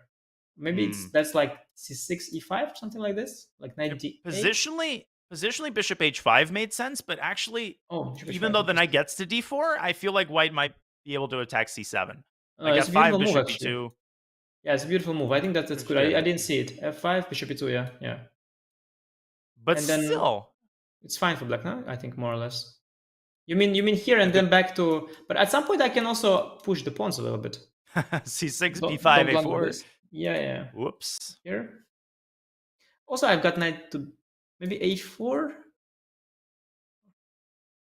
Queen f4. Yeah, with such a knight, you shouldn't be losing here. I have queen d7, queen f4, knight e2 idea. Yeah, nice. it looks like black's position has improved tremendously. I don't think that's going to happen. I'm thinking maybe he just wants to recapture with a queen. Actually, maybe that's that thought. And kind of make it hard for black to make a move. Obviously, queen d8 is impossible because you lose all of your queenside pawns. Yeah, queen infiltration of the queen side, right? The queen used to be on e3, threatening to go to a7. Black played b6. Now it's on d3. Maybe black plays b5. I don't think so. I'm just, drawing a parallel. Yeah. No, it's possible. I mean, queen a6 is not near as annoying as queen a7 because queen a7 was targeting the pawn. Now the pawns are protected. But there is this idea of going queen a8 and then maybe queen c8 and then maybe trading the knights like that, or after c3, knight d4, and then getting to the c7 pawn under more favorable circumstances with the queen on c8 instead of g3. So this is all possible. I think Jan has sort of taken a very stable route to a very small advantage. And it's understandable. His first game, he doesn't want to do anything crazy. He just wants this very small edge that he got. I think he's happy with the rook trade as well, and he will try to milk it a little bit. Yeah, I do like that. We haven't talked about the time situation all game. We remind you that the time control in the World Championship is very expansive. You've got 2 hours to 40 40 moves, then another hour is at a tier clock, then another 30 minutes after move 60. But 34 minutes right now, it's only move 24. Black hasn't made his 24th move yet. Do you think the time situation is going to play a role, or is the position too simplified for that to happen? I think it might play a role because we have no increment, right? And no increment, that is always very stressful, as you know better than anybody. Playing so much no increment chess online, you can just lose on time. So that always brings that extra element, something to worry about. And he doesn't have much questions to answer right now. But by the time we approach move 30, 35, and by the time his clock approaches 10 minutes, maybe, that's when he will have to perhaps take a certain decision with black. He will be asked a question. C7 pawn will get attacked, and time situation could play some role here. But as things go, I was very enthusiastic at first because white got an advantage.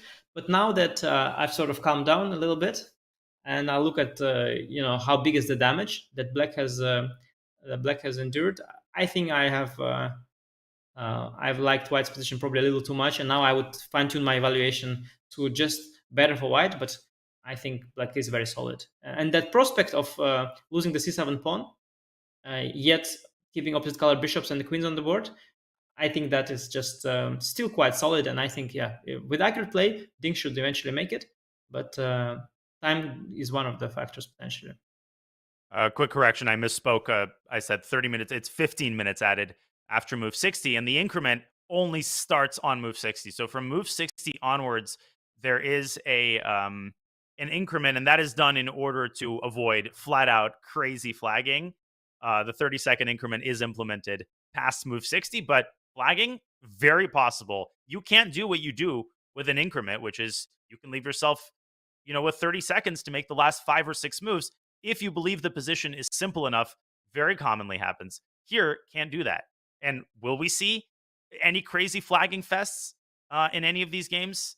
I mean, I won't complain, but you already know that. Yeah, I mean, I don't think that's going to happen in this game, but it is likely to happen eventually. And one other thing I wanted to mention, just sort of why we are here and why the game got kind of unbalanced, why Jan got an advantage. And I think compared to his match against Magnus, his approach is just very different. I think he's just much more confident because there, deep inside, he and his team, they knew that if they get a playable position that is roughly balanced, the odds are not in his favor because Magnus is the better player. But here, he was much more comfortable going for a position that is little explored and full of life. So I think he allows himself more risk in the opening in this tournament, in this match, because this is just game one, and already he allowed all these options, went for this position that is far from being forced. And I think that is a good sign for us looking ahead in the match in general. I think we're going to see Jan taking more risks than against Magnus, and I think that is correct, both what he did there and what he did here. And I think that there's just one extra reason to look forward to the rest of the match, because I think we'll see a lot of very interesting games as Jan is ready to go for more open fights after the opening and doesn't feel the need to be as constrained as he was against Magnus.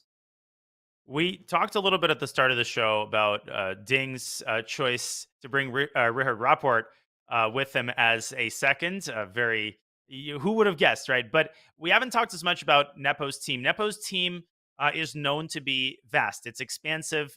He's worked with Grandmaster Vladimir Potkin. He's worked with a lot of different grandmasters in various capacities, and he's been open about it. Some of them more moral support, like Ildar Hayrulin, his close friend.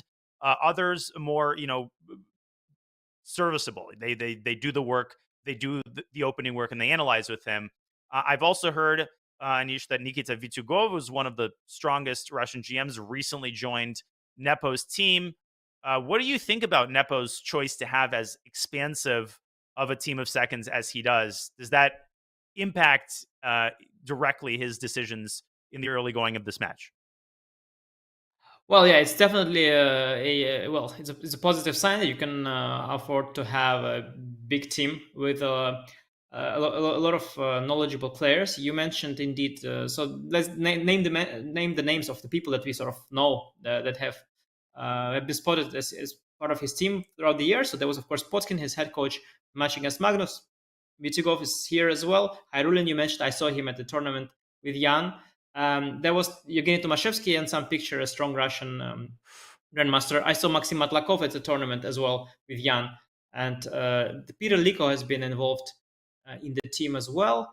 So that is already a lot of names. I guess not all of them are with him now, but certainly some of them remained. Some are new, as he said himself in the press conference. Said, okay, things changed. So definitely some changes to his team. But yeah, it's of course, if you have one training camp and you've got this many people, it might be a challenge to manage all of that. Also, the social aspect of it becomes like very loose. It might start to resembling a party more than a work environment. Yeah. If you know what I mean? Especially if everybody's friendly with each other. Mhm. While if you Yeah, a if you lot work of- in a so that is there. But I think if you manage that well, quantity can turn into quality. And I think having more people, it just means more hands on deck, more input, different input. And I think Jan has definitely done a great job so far as assembling such a big team and having worked with so many different players. And they all bring something different to his game. You know, he worked maybe half a year with Madlakov. I don't know if he did, but let's say he only worked half a year. Still, he's got Madlakov's vision on different openings, and he has Vitigov's vision on different openings. He's got Tomaszewski's vision, and all these people, they have different inputs. Maybe somebody told him there's something interesting in the Italian. Somebody told that there's some interesting in Spanish. Somebody told him, well, there's an idea in the Catalan. So all these different people bring something new to him, and I think his team is one of his main strengths. And with Ding, we don't know as much. We only know a report, which was, as I mentioned earlier, very surprising. Like nothing like it's great, but nothing wrong with it, just surprising. I didn't know where that came from. But with Ding, we don't know. There might be also many people who knows. Yeah, I mean, I think it'll be demystified as time goes on. Particularly if he wins, it's kind of traditional to reveal at least part of your team. In the meantime, c5 has been played, a move that we considered after rook takes d3. Ding decided to play it immediately, and Nepo responds with queen d2, which I think confirms, Anish, your theory about which piece he was planning to capture with. Now, obviously, after rook takes d3, it doesn't make any sense to recapture with the pawn. Then why did you tuck your queen away behind the pawns? He's going to take back with the queen. What do you make of this early c5 by Ding? Is this possibly overly committal? Are there any... I mean, it weakens the d5 square, and White's knight can decide to change its mind. I mean, maybe knight e2 to c3 is conceivable, especially if black plays a4. So I think a4 is inadvisable because the knight hasn't committed to f4 just yet. Yeah, I mean, again, another pawn on the dark square. We could start seeing disadvantages of that, but I think we should, not exaggerate these long-term factors. And okay, short-term, White is yet to trade the knight, and White is yet to attack the c7 pawn. And when it comes to d5 square, I mean, if you go by c3, you allow me to plant a knight on d4. So all that is quite abstract, and if ever White now attacks the c7 pawn, so in a hypothetical scenario, let's just make the moves just to illustrate the point I want to make. If this kind of thing happens, let's just, for argument's sake, I'll just make all the moves that I want to show. If this thing happens, I actually have an opportunity to save the pawn for now with c6. I mean, I might lose one later anyway, but I could, let's say, okay, just to illustrate even better, I could play a4 here, and here goes c6, and if I had my queen already on e8, I would be able to save all of my pawns, It's the point I'm trying to make. So nothing wrong with putting a pawn on c5. If anything, it could even save you that c-pawn. Not that it changes much. Anyway, it's a doubled useless pawn, but okay, it just shows that c5 is a very solid move. I think it's all right, yeah. And I think that the point of rook d3 was, never to take with the c-pawn. The point was just to get this sort of d-file and force black to take. Because if you wait now, I will take, you can no longer take with the queen. So I do get access to some squares, let's say. And if you have to take with a knight, that's a huge concession. Then White's knight, the world opens up to white's knight, knight f4, knight c3. Both moves are now possible. And again, nothing happens too fast in a position like this, but this is how things start to go wrong for black, right? Knight gets to d5. It's clear that white has made progress compared to the position 3 or 4 moves ago. I think that's how you judge the trend of the game when you talk about tiny advantages. It's not, okay, white's still probably not much better, but white's better than he was, 2 or 3 moves ago. Yeah, no, I have a lot of experience playing games where my position keeps improving, and then it ends in a draw anyway. But yeah. it happens a lot. I totally get what you're saying. Yeah, yeah, but it's getting better, better. Oh, it's a game. No, I have that a lot. Like my position keeps improving, and everything is great. And at some point, I realize, okay, so now we reached its peak.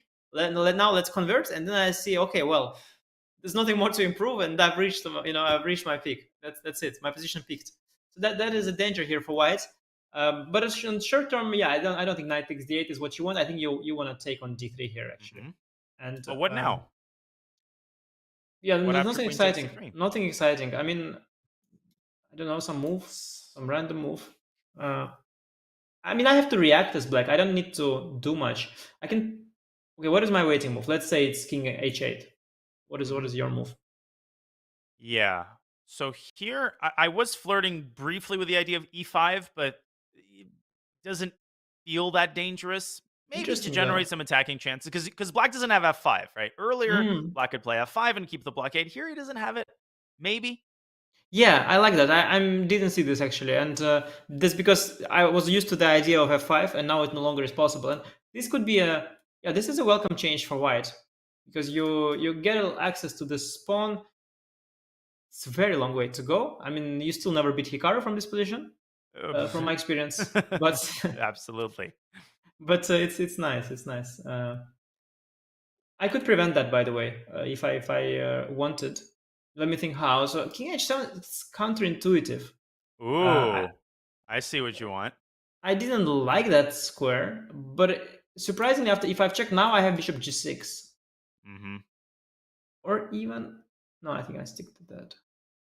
And ef queen takes f6. Yeah, you have ef stable. You have EF. But at least I activated my bishop, so it's just slightly better version of that. I could also prevent it entirely if you want. Let's go back bishop g6. Then I prevent e5 entirely. Can I poke you with queen d5? Yeah, I didn't like that you get some queens somewhere. I mean, maybe it's okay. Queen c6, maybe I'm okay. There's no threat, but I'm giving you some. But again, it territory. Feels like the trend of the game is just a tiny bit starting to favor white here. Yeah. 24 minutes, by the way, on Ding's clock. And, with every minute, we're starting to get into more concerning territory. He's got a lot of decisions to make. First of all, on this move, does he take on d3 or not? And then suddenly we're having a hard time finding a move that checks all the boxes. Exactly. Now imagine that we land here somewhere, and knight c3 is coming. And now it's you have 10 minutes. 30. Yes, and it's now not you even have 10 30 minutes. here. It's 28. This is becoming problematic for Ding. Yeah, and now suddenly there is a question, because knight c9 d5 is a question. There is no answer, and there are only 10 minutes, and there are 12 moves. Suddenly it all comes, and that's how you lose games. When somehow the question is asked at the wrong time, it's exactly how you lose this kind of games. Because I've lost some of those, like not many. I've won some, not many. But when you win or lose, that's how what happens. Somehow you get lucky that the question is asked at the right time. There is little time on the opponent's clock, and it all comes together. You get nervous because you see the clock, you see the position, and that's when you can, you can struggle. But we are not there yet. Maybe Ding will find a way to make a more favorable. Get a more favorable version. I think maybe e5 is not a big deal. Maybe we should have allowed e5 rather than allowed the queen to b7. Maybe. What are the alternatives? By the way, what is he thinking about? Because if not rook that's d3, exactly what I was going to bring up. So all of what we were considering is after rook takes d3, we have established that white has a positional threat of rook takes d8, which would force black to compromise the position of his knight. Is there a way to circumvent that? I mean, c6 looks. Ugh. I am not sure about that actually. So is that really such a big deal? Because I'm thinking maybe I want to reroute the knight to c6 e5. What do you play here? Okay. So let's say, first of all, the bishop versus knight endgame has to be valid. So let's say I go knight f4 and I try to force you into that. Knight d5? Knight d5? I don't have to. I kind of have to, because if I play queen d7, there is this. There's knight f6, yeah. Yeah, so if I have queen d8, you take with the tempo. So yeah, I have to take. You take with And then I thought what? maybe queen Queen. d5, and I try to go for f4, e5. Try to get the passer. Yeah, this changes the position a lot, but okay, I'll start with knight d4. Mm-hmm. And then This if is one of the c3, you want to... ways how Hikaru draws these games, by the way. One of the many ways. C3 And or then he wins. He gets his knight to e2 and his queen to g1, and then it's mate. yes. So let's say c3. Yeah, C3. I'm thinking, if I switch to passive defense, okay, you'll definitely massage me here. No, I'm not. For sure. I'm not thrilled. By the way, I'm not thrilled with this. I never thought I'm equalizing here, and I don't like the look of it. And in fact, this drawing tendency is kind of gone because of the opposite color bishops being gone. Not a fan. Not a fan. Yeah. Uh-oh. c5. So Ding's 24th move.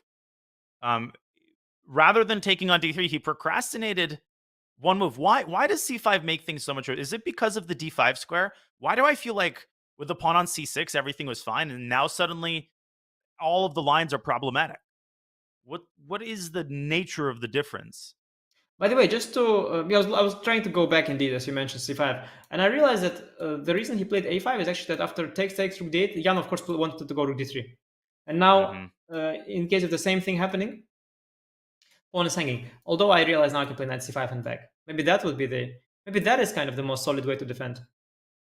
Yeah, he tried to eliminate all of the problems, but when you're defending, e2. you close some doors, others open. Yeah, it's always very hard. Queen e2, I'm threatening before. b5 is also committal. Maybe after all, you go a5 anyway. Yeah, okay, not sure. All these are such. That's the thing about these positions. It's all so little, but c5. Yeah, it's one thing is a plus, another thing is a minus. You regret each of your smallest decisions, and it's tough. It's tough. That's why that's why suffering is no fun. And okay, this is the position on the board. And yeah, some questions to be answered. Just one thing I wanted to point out, by the way. Just how terrible is this? That has to be decided. Under 20 minutes, by the way, now for Ding. And I think the reason it's terrible is because my pawns are on the dark color here, and I cannot get them to the light squares so easily. Because if I did, I think I would be happy to just give you this. I mean, with black at some point. Just okay to not have these dangers with queen b7, queen c6, knight d5, like all the stuff, just to give you this and say, okay, let's compromise. You get your pawn, I get my opposite color bishop drawing chances, and let's just play this out.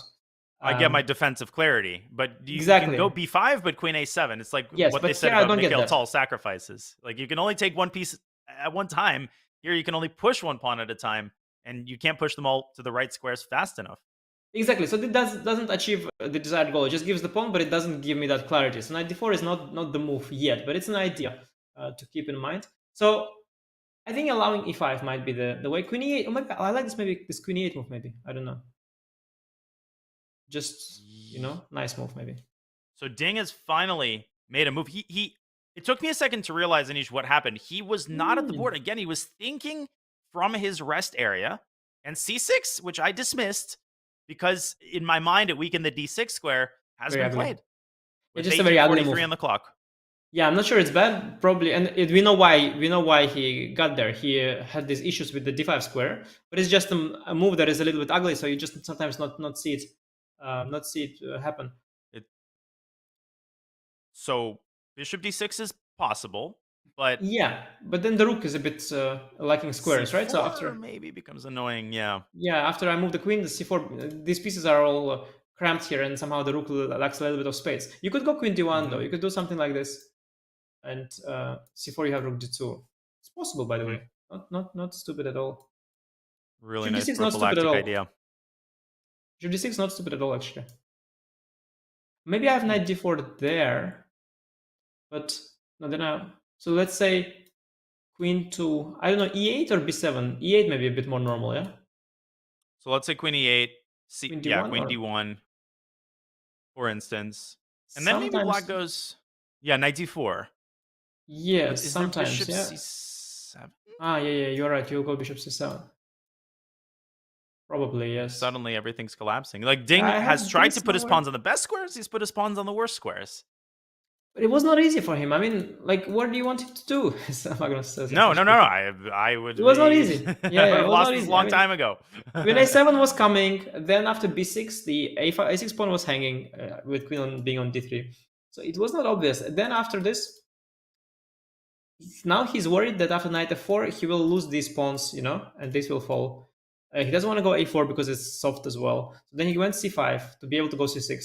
Then he went c6, and now he has a hole on d6 on it. So it all happened naturally, and I think it's just a consequence of having a unpleasant position that it eventually gets unpleasant. I'm not even sure we needed to go bishop d6. If we take, by the way, queen d8 is still not possible. We don't lose the pawn directly, but we lose it after Bishop bishop c7. Yeah, that's a problem. And to borrow your terminology, now's the time to ask questions, because just to quickly clarify, for those just joining, Ding has 18 minutes to make 14 moves. That's less than a smidge over 1 minute per move, which is nothing at this level. Please continue. Yeah. Nepo takes the rook. Okay, he... Queen f4, very tempting. Queen f4, queen b8, by the way. Queen f4, very tempting. I like this queen f4 move. Very nice. Man. He's gonna play. It's a Jan move. It's a Jan move. Jan likes infiltration with the queen. That's Jan's favorite topic.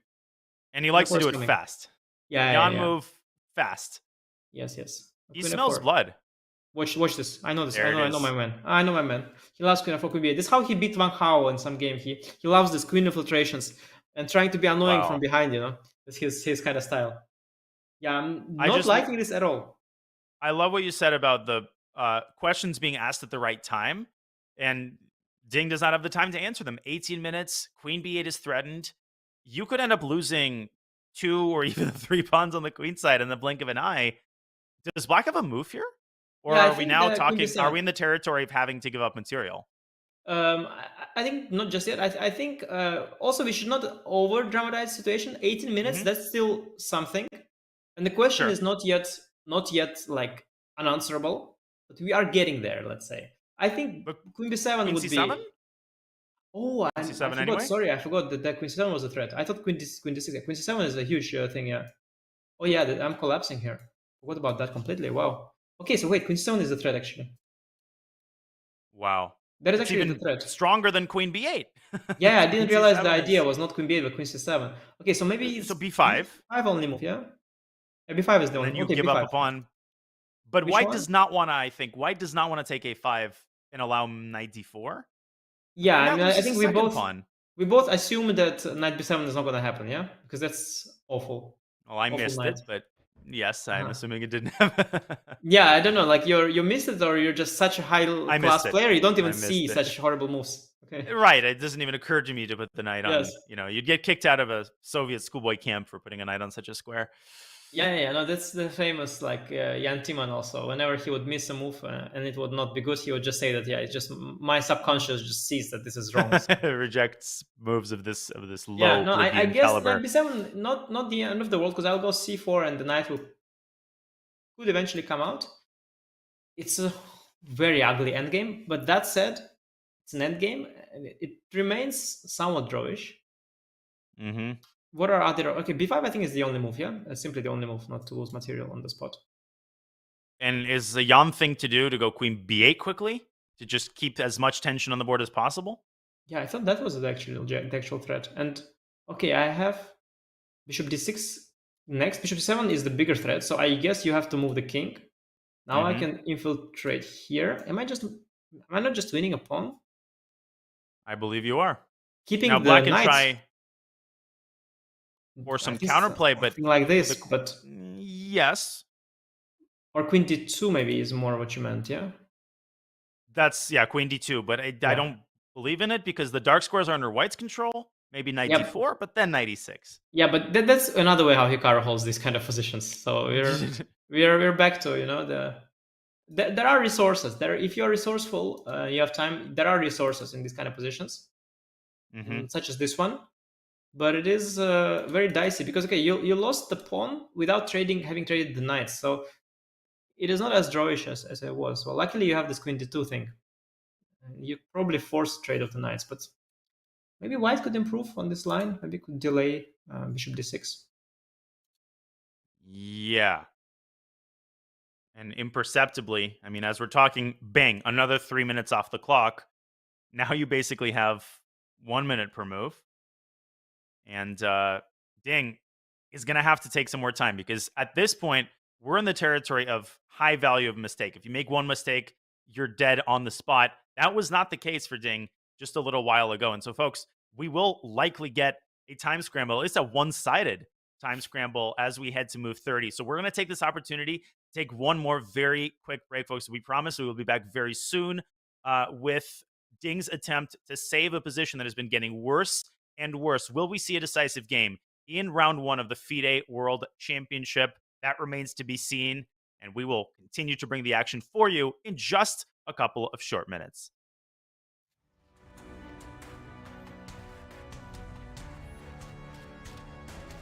What's the best way to follow any chess event, from the World Chess Championship to the candidates, the Speed Chess Championship, Title Tuesday, and so much more? Chess.com/events has all of the top chess tournaments played both over the board and online. Analyze and review games from the world's greatest players with live commentary, cloud analysis, opening explorer, and table bases. Find all the key event information, including schedules, prizes, results, news reports, player bios, tie breaks, and more. Even compete by voting for your predicted results. Explore chess.com/events today on web or with our iOS and Android apps and experience chess like never before.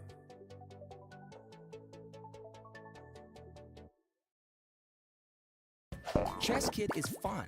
Chess is great for the brain, but it's also fun to play. And Chess Kid makes it easy to have fun. Whether your child is a total beginner or a prodigy, they can hop on and find a well-matched opponent from around the world at any time. Chess Kid is the safe, parent-approved way for your child to play chess online. Chess Kid is educational. To kids, it feels just like playing, but chess is a great way to learn patience, strategy, and critical thinking. Chess Kid features a comprehensive training program that guides kids to level up on their way to mastery. There are more than 50,000 chess puzzles and a whole library of entertaining videos that teach strategies, tactics, openings, and endgames specifically for kids. Chess Kid is easy. Whether you're a parent helping your child, a coach managing dozens of kids, or a school of hundreds. Signing up is free and easy, so what are you waiting for?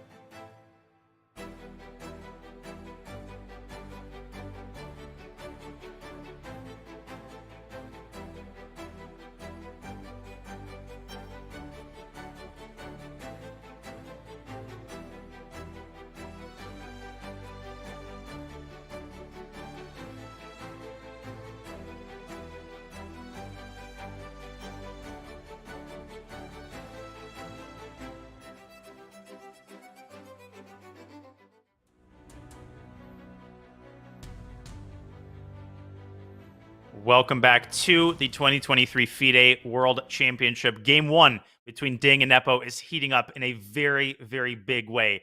It's a deja vu moment for Ding Liren because at the Candidates Tournament, round 1, there was a similar game arc where his position got worse and worse and Nepo ended up grinding him down. Will we see this happen again? Grandmaster Nishigiri, we called it. Queen to b8 has been played almost instantly by Nepo. He is accelerating the pace of his play. He is going to win a pawn on the queen side. I feel like that's not up for debate. The question is, how many is he going to win? Which one is he going to win? And will Ding be able to produce any kind of counterplay with this queen and knight? Yeah, it's a good point. And actually, I'm getting quite excited here because the bishop d6 line we looked at seemed to give Black enough counterplay after queen d7 and queen to d2, followed by knight e6. This I felt is kind of reasonable for Black. But this move, bishop c7, that we didn't cover yet, that looks a lot more promising. Now after knight e6, bishop a5, your queen is not active at all. The only question I have is whether knight d4 perhaps is good enough. And it is very, very close. Now, first of all, queen e5 is never going to happen because pawn will afterwards be collected. Maybe if Black is in time to trade the d pawn, then I think it's drawish, although it changed from how it was. There is symmetry gone here a little bit. There is a potential for passed pawn now. And the other thing is, yeah, long term. And the other thing is, maybe I can even prevent d3 from happening somehow. I don't quite see how, but yeah, maybe I can. Like, no, not easy. Bishop b6. Well, when you say d3, in which situation? Yeah, I mean, like queen d7 and d3. Yeah. Well, you could try to trade queens, but I think their Black has bishop a2, bishop b1. Yeah, but even that. So just to show that, okay, I assume that is a draw. But even that, it is no longer trivial because I have a potential to, let's say hypothetical. Let's say I bring my king here, I go b3, a4. I have a passed pawn here, then I have a passed pawn here, and then I win. It's not easy because you do like bishop f1, you start bothering me everywhere. But it is possible. So I think situation is very, very dangerous for Ding, and I think he blundered. You know what? I think he blundered. I think what he missed is that I think he missed queen c7 as a threat. It's what I missed. I saw queen b8. I didn't see queen c7. I think he might have missed queen c7 because that explains why he thought so long here. He probably planned something like queen b7, queen d6, knight e6, which would have fully defended if it were not for queen c7, because queen b8 is completely innocuous. Obviously, Black has the time to defend his pawns. Yeah, I think queen c7 is over. I think he when he played c6, I think he missed queen c7. Somehow I also missed it. Because usually you think a queen trade without even winning a pawn is okay, but suddenly you win the b6 pawn, which is crucial. And so that's why he started thinking so long about the only moves that are b5. Yep. And then king h7, which is also absolutely obviously the only move. But he spent time because it was not planned. And he's thinking like, okay, how big is the damage? Like, what have I done? Am I still okay? Is there plan B? Like, I think he's in a very bad spot. Bishop c7, bishop a5 being a serious problem. And as you pointed out, there have been games before that Ding lost to Jan in this kind of fashion. Not feeling optimistic for him at all. I mean, a confident Jan who smells blood, who has the time advantage. I mean, is a Jan to be reckoned with. And I don't mean to keep harping on this, but Ding is still not at the board. He is sticking to his guns. He is staying in that rest area section. You know, whatever it is about that spot that's conducive to thinking, but he might have to change up his routine soon enough. So the choice here, Anish, is between bishop d6 and bishop c7. We believe those to be the only two feasible candidate moves, but we're leaning toward bishop c7. Yeah, I think this queen d2 infiltration was an issue. White maybe has other moves, but I don't think they're as good. I think you do want to take the pawn. The question is which one. Yeah, I think that position we discussed is extremely important. Bishop c7, knight e6 takes. I think if you don't go knight d4, you just lost the pawn. We keep the knights on the board, and you just lost the pawn. You didn't get any closer to the draw, and you'll have to suffer. And long term, there is not only you lost the pawn, you lost the wrong pawn, because I have the potential to create a passed a pawn here, right? Could I try queen d7? Or is that, I mean, obviously it's I'm not hiding my intentions here, but queen d1 is not that easy to stop. Even tempo down, yeah. In that line, you could even a tempo down. You still try to activate the queen. That is actually super annoying. Actually, it's super annoying. Queen 7 is very good. Yeah. Thank you. And White would want to play queen d8. Unfortunately, that's not possible. Yeah. So do we have to trade knights like that, or how else do? Maybe knight f4. Yeah, is what I do.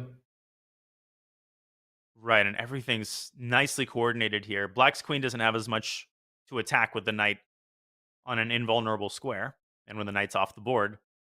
Now we enter a situation where I would say, a reverse of what it was before. So I wouldn't say it's a 30-70 draw. 30-70 being white win, 70 draw, but I would say it's like a 70-30. I think it's more likely white wins and black draws, because of the way the pawn structure on the queen side is. If the pawn on c5 was on a6, as in some lines we demonstrated earlier, I think it would be much more likely to be a draw. Now, because of the potential to create a passed pawn here and here, very long term, of course, there, even the simplest bishop endgames are no longer obvious. They could even be lost already. So definitely unpleasant. And this queen d7 doesn't solve all the issues, nor does knight d4. I think Jan just should go for this pawn. Yeah, I think he will, because this other one's much less tempting, right? Queen d2. That's also, it's a wrong pawn to take, because now it's a symmetry here. It's just position. It's just a wrong pawn positionally. Yeah, it's just the wrong pawn to take. Not even if black played the move like a4, it's still a wrong pawn to. Although bar somehow shoots up, but I mean, conceptually speaking, I would still think that black is happier having these pawns than having the doubled c pawns, because white cannot create a passer here. So I think Jan is taking his time, but the a5 pawn should eventually be the one captured. And there's no chance that there's some third Canada move he's contemplating. I thought briefly. Yeah. But that we talked about? Yeah, I think we talked about knight d7. Option, yeah. Yeah, but this endgame, by the way, is also juicy, because here I'm not up a pawn, but here black will never be able to trade the knights. So you just suffer. The knight is stalemated by the bishop. It's a juicy endgame. Yeah, I think this is the alternative. Yeah, I think that he's weighing his options, because this endgame is very juicy, I have to say. Wow. And then you can... I would have... Yeah. No, it is juicy, but how... this is some of the hardest decisions to make, not just on the defensive end, but from Jan's perspective, it's just as agonizing to have to decide. Personally, in these types of situations, the moment I decide on one thing, I immediately start regretting it. The second the hand is released from the piece. Yeah, it's the same. It's a I think it's our problem more than the problem of the game. We should stop regretting. But I also have that a lot. I mean, whenever you have a choice between two seemingly equal options, it's very easy to regret the move you made, and that's the wrong approach. But that said, look, if we zoom out, it's game one, and it's a risk-free position. I think agonizing is a big word. Overstating it a little bit, yeah. Overstating a little. I mean, Jan is in a much more comfortable. Yeah, I mean, it's okay. Draw will be fine. It's okay. Afterwards he will say press conference. Yeah, I was better pressing. It's draw is okay. While for Ding, I mean, it's losing it first game. It's a big disaster. And he's down on the clock as well. So, wow. I mean, big disaster indeed. And Grandmaster Nakesons in the chat made a good point that if he does lose the first game, we might see some early blood being spilled. We might see Ding kind of drastically change his routine, his openings. But we should point out that losing the first game of a World Championship match, that's obviously not necessarily a death sentence. The first World Championship match ever held in Havana in 1889, when Steinitz defeated Chigorin to become world champion, Wilhelm Steinitz got destroyed in the first game. Then he won the second. Then he lost the third. There was only one draw in that entire match. The first 16 games were all decisive. Yeah, Daniel, I mean, you bring up that match. I mean, that was an entirely different time. If you look up the games between Chigorin and Steinitz, this was some wild stuff. I mean, it's different game they played. It was such a different time. They're blundering left and right, and was The crazy amount stuff. of blunders is staggering, honestly, but it's they were how making their we have first steps, changed. Yeah. We I mean, they stand were on the shoulders discovering of giants. exactly, and they were discovering the game pretty much at its like initial stages. It was a completely different time. The example that came to my mind as well was the one between Anand and Topalov. That's the match that I already followed. I Slightly more think that was recent. year 2010. We speak here, I think 10 probably. I think Non 2010, 9 or Olive. 10. I think 10. Yeah, Yep. and there was a crushing opening defeat. Topalov crushed Vishy in game 1, and Vishy came back in game 2, and Vishy eventually ended up winning the match. It was a tense match. He won because he won in the last game, and he edged out there. But I think a lot depends on Ding's how much prep he's done with the white pieces, or rather not how much, but how successful it has been. Has he found certain interesting ideas with white? Because when you are down after game 1, I think what you want is you want to go back to your hotel room and feel like you have something ready. You want to have something ready for the next game, because if you don't, you're already in a bad mood that you lost, and there's nothing improving that mood. But if you have something to look forward to, some opening idea, it's okay. You'll think, okay, I'll come back tomorrow maybe. And a feeling of comfort that you know what you're playing. You have to get excited about the ideas that you come up with. You can't be impartial to what you're playing. You got to bring your absolute best. What makes you happiest to the World Championship? And yes, I need to correct myself. Steinitz-Chigorin was not the first World Championship match. That was Steinitz-Sugertort, Tengi Hikaru in 1886. This was the first Steinitz-Chigorin match, and there would be several, as Mikhail Chigorin never managed to take away the throne from Steinitz, despite some incredibly agonizing defeats. Did Hikaru correct you on that? He did. So Hikaru is there backseating, yeah, and fact-checking our stream. Okay, that's good to know. Good to have, personal fact-checker in the chat. Yeah. Speaking of facts, Nepo was spitting some facts in an interview that I conducted with him a couple of months ago. Let's listen into some of Nepo's amazing insights. Here and there, but there are like 4 games, 6 games. It's not quite the same. It's not the same level of excitement, involvement, and preparation. So probably this will favor me.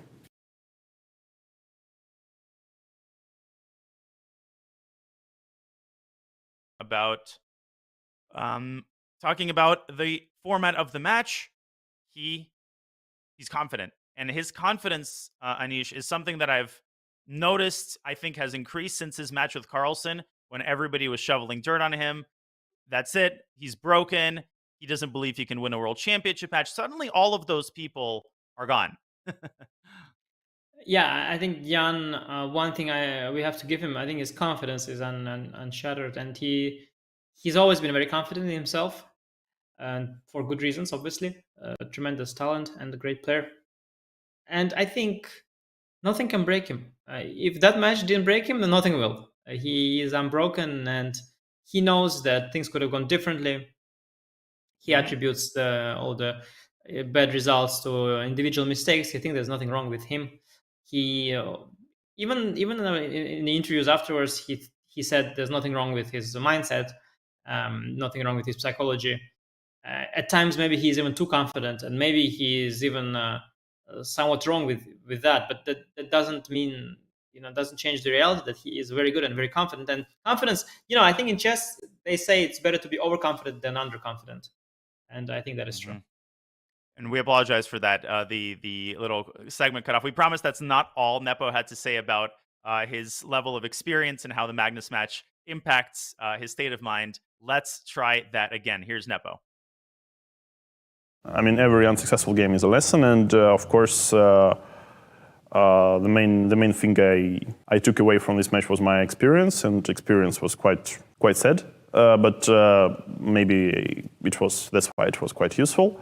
Yeah, I mean, even like in the middle of the match, I would say, even until I started, let's say, like blundering everything in one move, I would say that I came to sort of the conclusion that okay, it's pretty much different comparing to what I have, to what I have expected. So now I'm like in a way can model, let's say the match, how it goes, how it might go. So for example, my general idea, all right. So to win candidates, you should like win like 3 or 4 games. To win match, you should win 1 game and lose 0. Yes.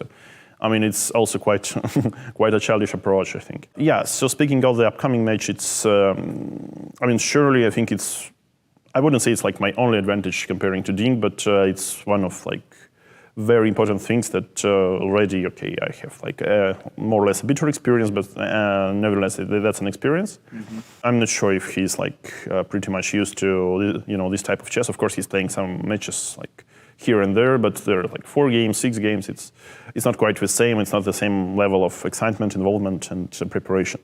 So probably this will favor me. A little bit more context about that, what 4 or 6 games refer to. So Nepo, he believes that his experience is a net positive. Right now, the way that the first game is going, his words have aged pretty well. Anish, bishop d6, though, is on the board.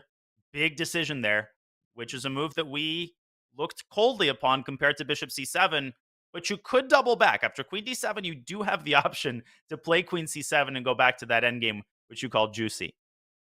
Yeah, though when you play bishop d6, you probably don't intend to follow it up with queen c7. Because if anything, you give black maybe, more options, so to speak. I mean, queen c7 forces queen takes c7, right? Bishop d6, queen d7, queen c7, there is an option of bishop e8 or bishop e6. So and once you decided on bishop d6, also you get one step move closer to time control, which is not beneficial to you, who has more time and better position. So he doesn't intend queen c7, he will not do it. Unless he here really changes his mind, which he might now do, because he probably will realize that bishop c5, queen d2 is an issue. So I have to say that, yes, I liked both bishop c7 and queen c7. Bishop d6 is my least favorite of all 3, because I did not see a good follow-up after queen d2. I do not see a good follow-up here. I mean, knight to d4, knight e6. Just briefly thinking of some weird tactics, but I don't think they work. Something knight b7, but you can even move the bishop probably. Like this motif occurred to me. I don't know if it makes sense. Perpetual. Okay, if the king goes to f1, you get mated. Yeah, this is a draw because you can go to f1. Yep. But maybe bishop b6. Wow. And then I guess c5 doesn't do anything because the queen defends f4. Yeah, no, this is just pretty, but I guess knight e6, yeah, is the... I mean, this position I think is acceptable for black. I think this at this point, Ding is happy with that. I mean, very limited damage here. You put the pawn to a4, you bring... Okay, even if you were forced to bring the queen back, because white somehow, scared you with bishop f8 or something, it's okay. Like, it's very drawish and it's very safe. And you are worse, you have to suffer, but it's okay. Draw is still within reach. But yeah, the same couldn't have been said about bishop c7 or queen c7. So I'm not sure what Jan missed. He definitely missed something, because queen c7 is the most... He's thinking. He's the only move, and now he realized that. He missed... I think from afar he might have thought about knight e6. When he wanted to do, let's say... I don't know, queen d6, let's say he planned. And now he suddenly realized he suddenly realized there's queen d2, and he maybe missed some detail somewhere down the road here. Maybe he missed some detail, and that's why he's thinking. Because of course it makes no sense to play bishop d6, and after the only move queen d7 to then think. To start thinking. Because where did you expect him to go? Did you expect him to not move the queen d8? So it's clear, it's a clear tell when you make a move, your opponent responds in an only move fashion, and then you adjust your sitting position, you go into a deep think. Clearly, he knows queen c7 is an option. It's very hard to evaluate. That endgame, incredibly hard to evaluate whether it's winning technically or is it a technical draw. So very difficult decision now for Nepo. And Anish, correct me if I'm wrong, but psychologically, I think it's also hard to course correct. Well, we're saying that, right? Especially because then you're regretting not playing that in the previous move. Maybe that extra move would have been the difference between Ding making time control and drawing and making a mistake on move 40. Yeah. Although we should also not exaggerate the importance of this one move, especially in an endgame like Queen C7. But I do think it is a small setback, small negative emotion there, because Jan probably anyway regrets even Queen C7. He probably thinks now that Bishop C7 was the best option. That's what he probably thinks. Maybe that is also the case. And so now he realizes that, okay, Bishop C5 is bad, but plan B Queen C7 is a compromise, but it's not what he had wanted. I'm not sure he regrets that extra move to the time control. I think he probably regrets not having gone Bishop C7. And when you are pressing like that, and I don't know if you have the same, but I definitely have that as well in classical chess, especially. Each time you have this negative emotion, you are upset that you've done something slightly wrong. Somehow, it just ruins the vibe, and somehow you want to play a perfect game. You understand? And so far, he thinks so far he maybe played the perfect game. And now he knows, okay, this was imperfect. He knows it's imperfect. And the first imperfection, that's a small psychological blow there to your winning chances as well, I think. I experienced that, I think, in a slightly different way, in the sense that I will replay it constantly. It's like your tongue searching for, that space or the tooth fella. It's like I would constantly replay the scenario where I do go Bishop C7 and I would have won the game and I would have been happy. And then you keep adding on to that narrative. And it's sometimes hard to get that out of your mind, because you just keep telling yourself, all I had to do was trust my instincts and play that one move. Whereas you still have a game to play and you still have winning chances, but you're too busy exploring the alternate scenario. And obviously the regret just increases when you flesh that scenario out. Yeah, I think what you mentioned is even... what's happened. Yeah. I think what you mentioned is even worse, because luckily I don't do that much. I don't go for alternative reality, because that is really, really harmful. But even that, just a negative feeling, I mean, I try to brush it away, but deep inside I know that it was there. Okay, something entirely different has been played. Knight G3. Okay, that's very interesting. It's just keeping the tension all together. Doesn't want to go for the pawn at all. It's a cool move. I actually like that concept a lot. Yeah, not what we thought about, because we were thinking more short term, grabbing some pawn, forcing some endgame. But also this move actually somewhat justifies the previous move. Because Queen C7 is an admission of being wrong or having a different intent. And Knight G3 is kind of the principled way forward. He's like, no, this was the plan. I wanted to get the bishop to D6 and knight to G3. Yep, who needs pawns? How good is this? Yes, how good is this? So knight to E6, I guess? Yeah. Knight to... Is knight F5 Is knight D4 possible? And then... Looks fine. I was going to suggest... I always want to suggest knight E7 because I'm used to that pattern, but there's a bishop on F7 guarding G8, so it's not effective. I don't know. There's no... Also, after Queen F8, I have Queen E8. Let's say I take, you take... You go here, there... Oh, sorry. This is hanging. Everything... Okay. Oh, it's check. Wow. Yeah. Anyway, let's say you would go bishop C5 first. That doesn't work. So there's no point to knight on E7. Too clunky. Oh, maybe C3 first. Maybe C3. Just protect. Prophylaxis. Positional. But then black can take the tempo and improve. Question is how? Maybe C4 I was thinking bishop G6 to take the sting out of knight F5, but maybe it has the opposite effect. It's coming anyway, yeah? But then maybe takes and knight... Ooh, knight where? Knight doesn't have too many options. G5. Knight G5. Knight G5. Okay, it's rerouting. The queen's coming out. Hikaru's back. I didn't realize the knight at F7. Maybe knight D8 also. Oh, yeah. Same effect. I'm not sure knight F5 was needed. Now H4 can be thrown in, maybe. Is F4 a thing? F4. It absolutely is a thing. I mean, black is almost out of squares for his minor pieces. Yeah, you got to go back, I think. Or no. The engine shoots up. Not happy. First of all... Is it F5 and you trap the knight? Oh, H4. I just literally trapped the knight. Knight D8, bishop C7.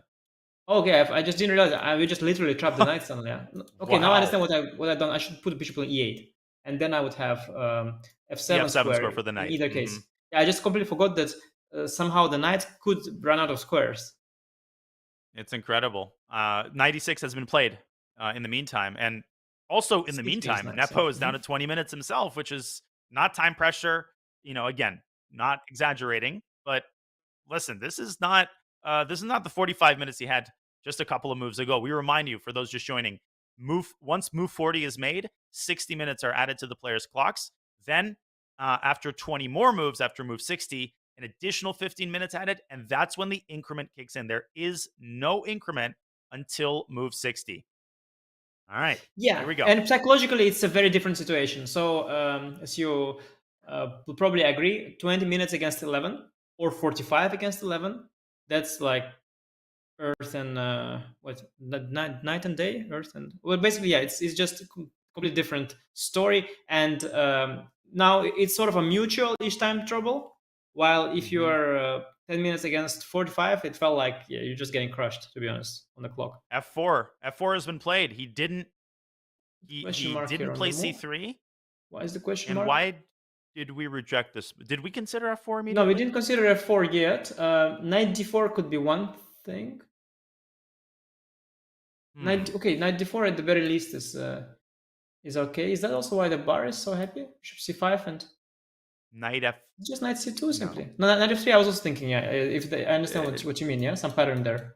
I don't think it doesn't that work. works. King G1, King G2, and Bishop F2. Yeah. Yeah. Everything already. This is the most solid. Yeah. Oh yeah, King G2. You're right, because Knight F1 is Bishop C4. But I think simply Knight C2 and Knight is not so bad. It's wait a second. Queen D2, Knight E1 is checkmate. Hello. Yeah. Hello there. Maybe time for Queen D6 and a draw for there. Yeah, you mean right here, yeah? I mean, this is very little. Oh, that's nothing actually. Yeah, no. Wait, 93? Okay, you have to be accurate. Declined. Yeah, let's play on, Jan. Yeah, okay, of course. No, White, of course, doesn't run any risk, but you have to be accurate. Yeah, let's say Queen A7 maybe is the one. Oh, also, that bar doesn't like it also. And Ding is up from his chair. He's definitely surprised by this move. Yeah, it's a clumsy thing. I mean, Jan clearly something's gone wrong here. Something's gone wrong. There were two great options, and somehow he missed something, and now he's just slightly lost the thread. Now, I might have zoned out for a second. After Knight D4, if C3, what did we? Yeah, we didn't look at it yet. Yeah. Where does the knight make its home? It's actually hard to decide. The default is B3, of course. That's the normal square. But I'm wondering if there is some resource that we are missing. But I think it's just B3, I guess. And white can't make easy progress because anytime the bishop moves, the queen infiltrates, and bishop on F7 is an amazing defender. It's just holding all of the key squares. Exactly. No, but the thing, when we pushed F4 in our line after C3, the point was not to just push F4. The point was that we are really going after the knight on E6 that had no squares. Now, the knight's kind of comfortable on the other side of the board. And F4 in itself is just a weakening of the light squares more than anything else. So I don't think you're like happy to push F4, although, of course, he will try to generate some kingside play. That's probably his idea. But whether that can work is a completely different question. And also, Knight D2 is coming. I can target your e-pawn. It could backfire. Yeah, I mean, to say that it's getting double-edged and like white has to worry about things is maybe overstating it. But, it does. It does a little bit. And Jan could be tempted by Ding's clock. He could try to initiate complications, and then it truly will become, once again, a 3-result game. F4.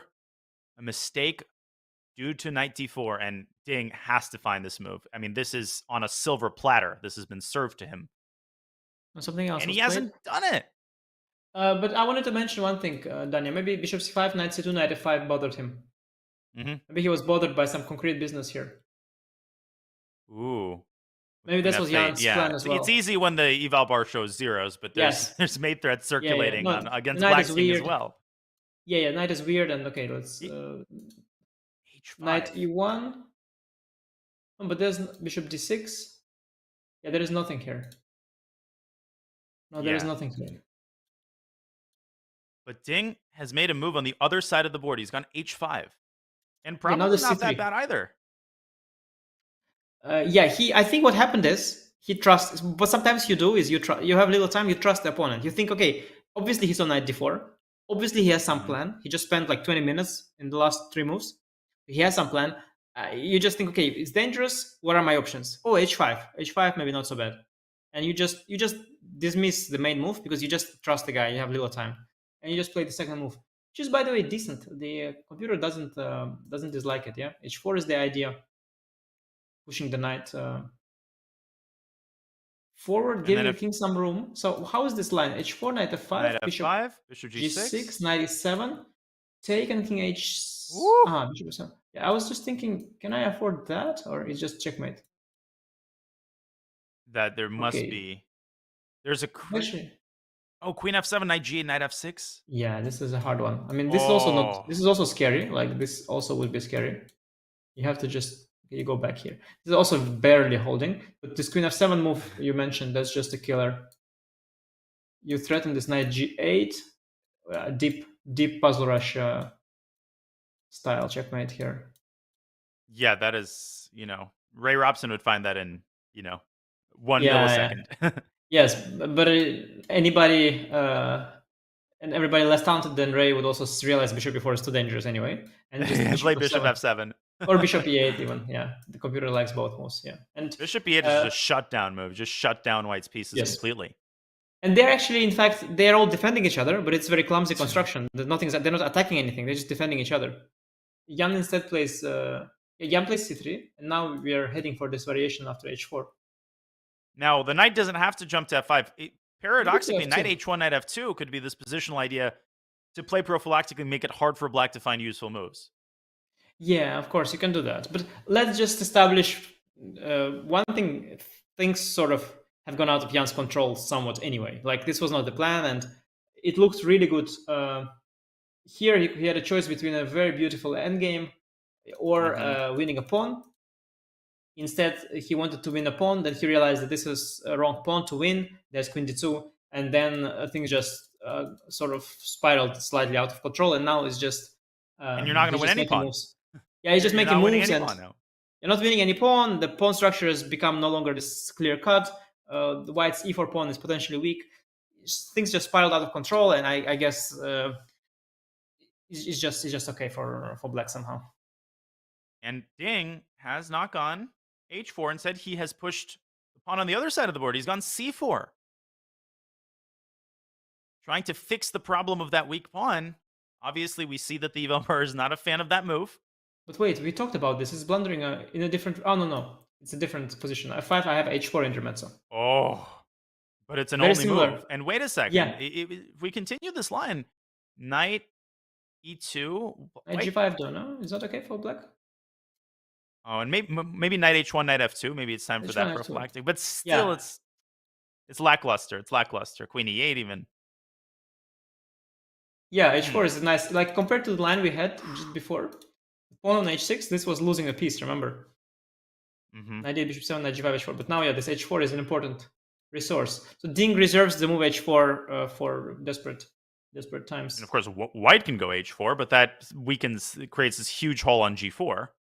Yeah, I was also thinking about that, yeah. But you cannot really use this, though, at the moment. And f5 is a threat. So, and if you drop the knight away? Yeah, you can you could give the knight the space, as we know, with bishop e8 idea. Or you could also trade queens. And go for this endgame after all, which is nice for White. Yeah, it's a nice endgame, even f5, bishop c7. I don't know how much it is, but it's nice. Yeah, maybe this bishop e8 idea. Maybe that. Now I have the square. Bishop c7, I know. Oh, and before you know it, my knight is actually approaching a juicy square here. h5 hangs, though. h5 hangs. But anyway, knight h6, knight h4. Looks like enough counterplay for black somehow. It's getting absolutely crazy here. Knight f4? Yeah, it's concrete. Yeah? You'll attack my knight. The king will protect itself. And maybe there is no checkmate, yeah? Wow. Maybe bishop d6. Bishop d6 to cut off the king. Yeah, and just there's just no play. So bishop d6, and suddenly you realize there's just no play and you're dead lost. Or you got excited a bit before, but it's just not happening. Yeah, things can get concrete, and the time situation is becoming... If you're Jan, you're banking mostly on the time situation at this point. H4, I like the move H4 from a practical perspective. The wider the decision tree is for black, Yeah. obviously the bigger the chance that a mistake happens before move 40 and H4 is played. Whew. How is this G6 move? How bad is this move G6? Oh no, Queen He's D8. played Queen D8 instantly. Okay, If okay. he believes that this is a salvageable endgame, he feels confidently that that's the case. Queen trade is forced. Yeah, well, either that or he thinks that this is the best he's got, and he's lucky that he at least has an endgame that doesn't lose 3. Because because he might just have been really worried about this prospects of the F5 push, and now he's just happy to go into some sort of an endgame. And he knows it's an unpleasant endgame, but he thinks, okay, first of all, the other endgame with Queen C7 was worse, because now he's got a good version of things. He managed to push the queen side a little bit, and white weakened himself with F4, got a G4 weakness here. So he's thinking, okay, things are not too bad, let's go for an endgame. And he knows he'll make move 40 in one Yes. piece, and then he will have that extra hour that he can and will use to ultimately probably hold the draw. I think he's over the hump. Yeah. It's important indeed that once the position clarifies, these crazy lines we just looked at with knight coming to E7 or F5 and all this stuff, there you need a lot of time. Once you take queens off the board, you don't need time. You could just play things by hand, and not much can go wrong, or not much can change in any case. Yeah, I tend to agree with you. Probably things will probably end okay for Ding, but he will suffer. He will suffer here. But I guess Yeah. Jan, to continue that thread from earlier, Jan has to put out of his mind the idea that he could have gotten a much juicier endgame with Queen C7. So the irony is that in a roundabout manner, they will have reached an endgame, and one that is just incomparably more defensible for black. Yeah, I mean, I'm wondering how big a difference it is. We can just take a look here just to compare briefly. So, okay, bishop c7 is even knight e6. So we have this endgame, let's say, versus.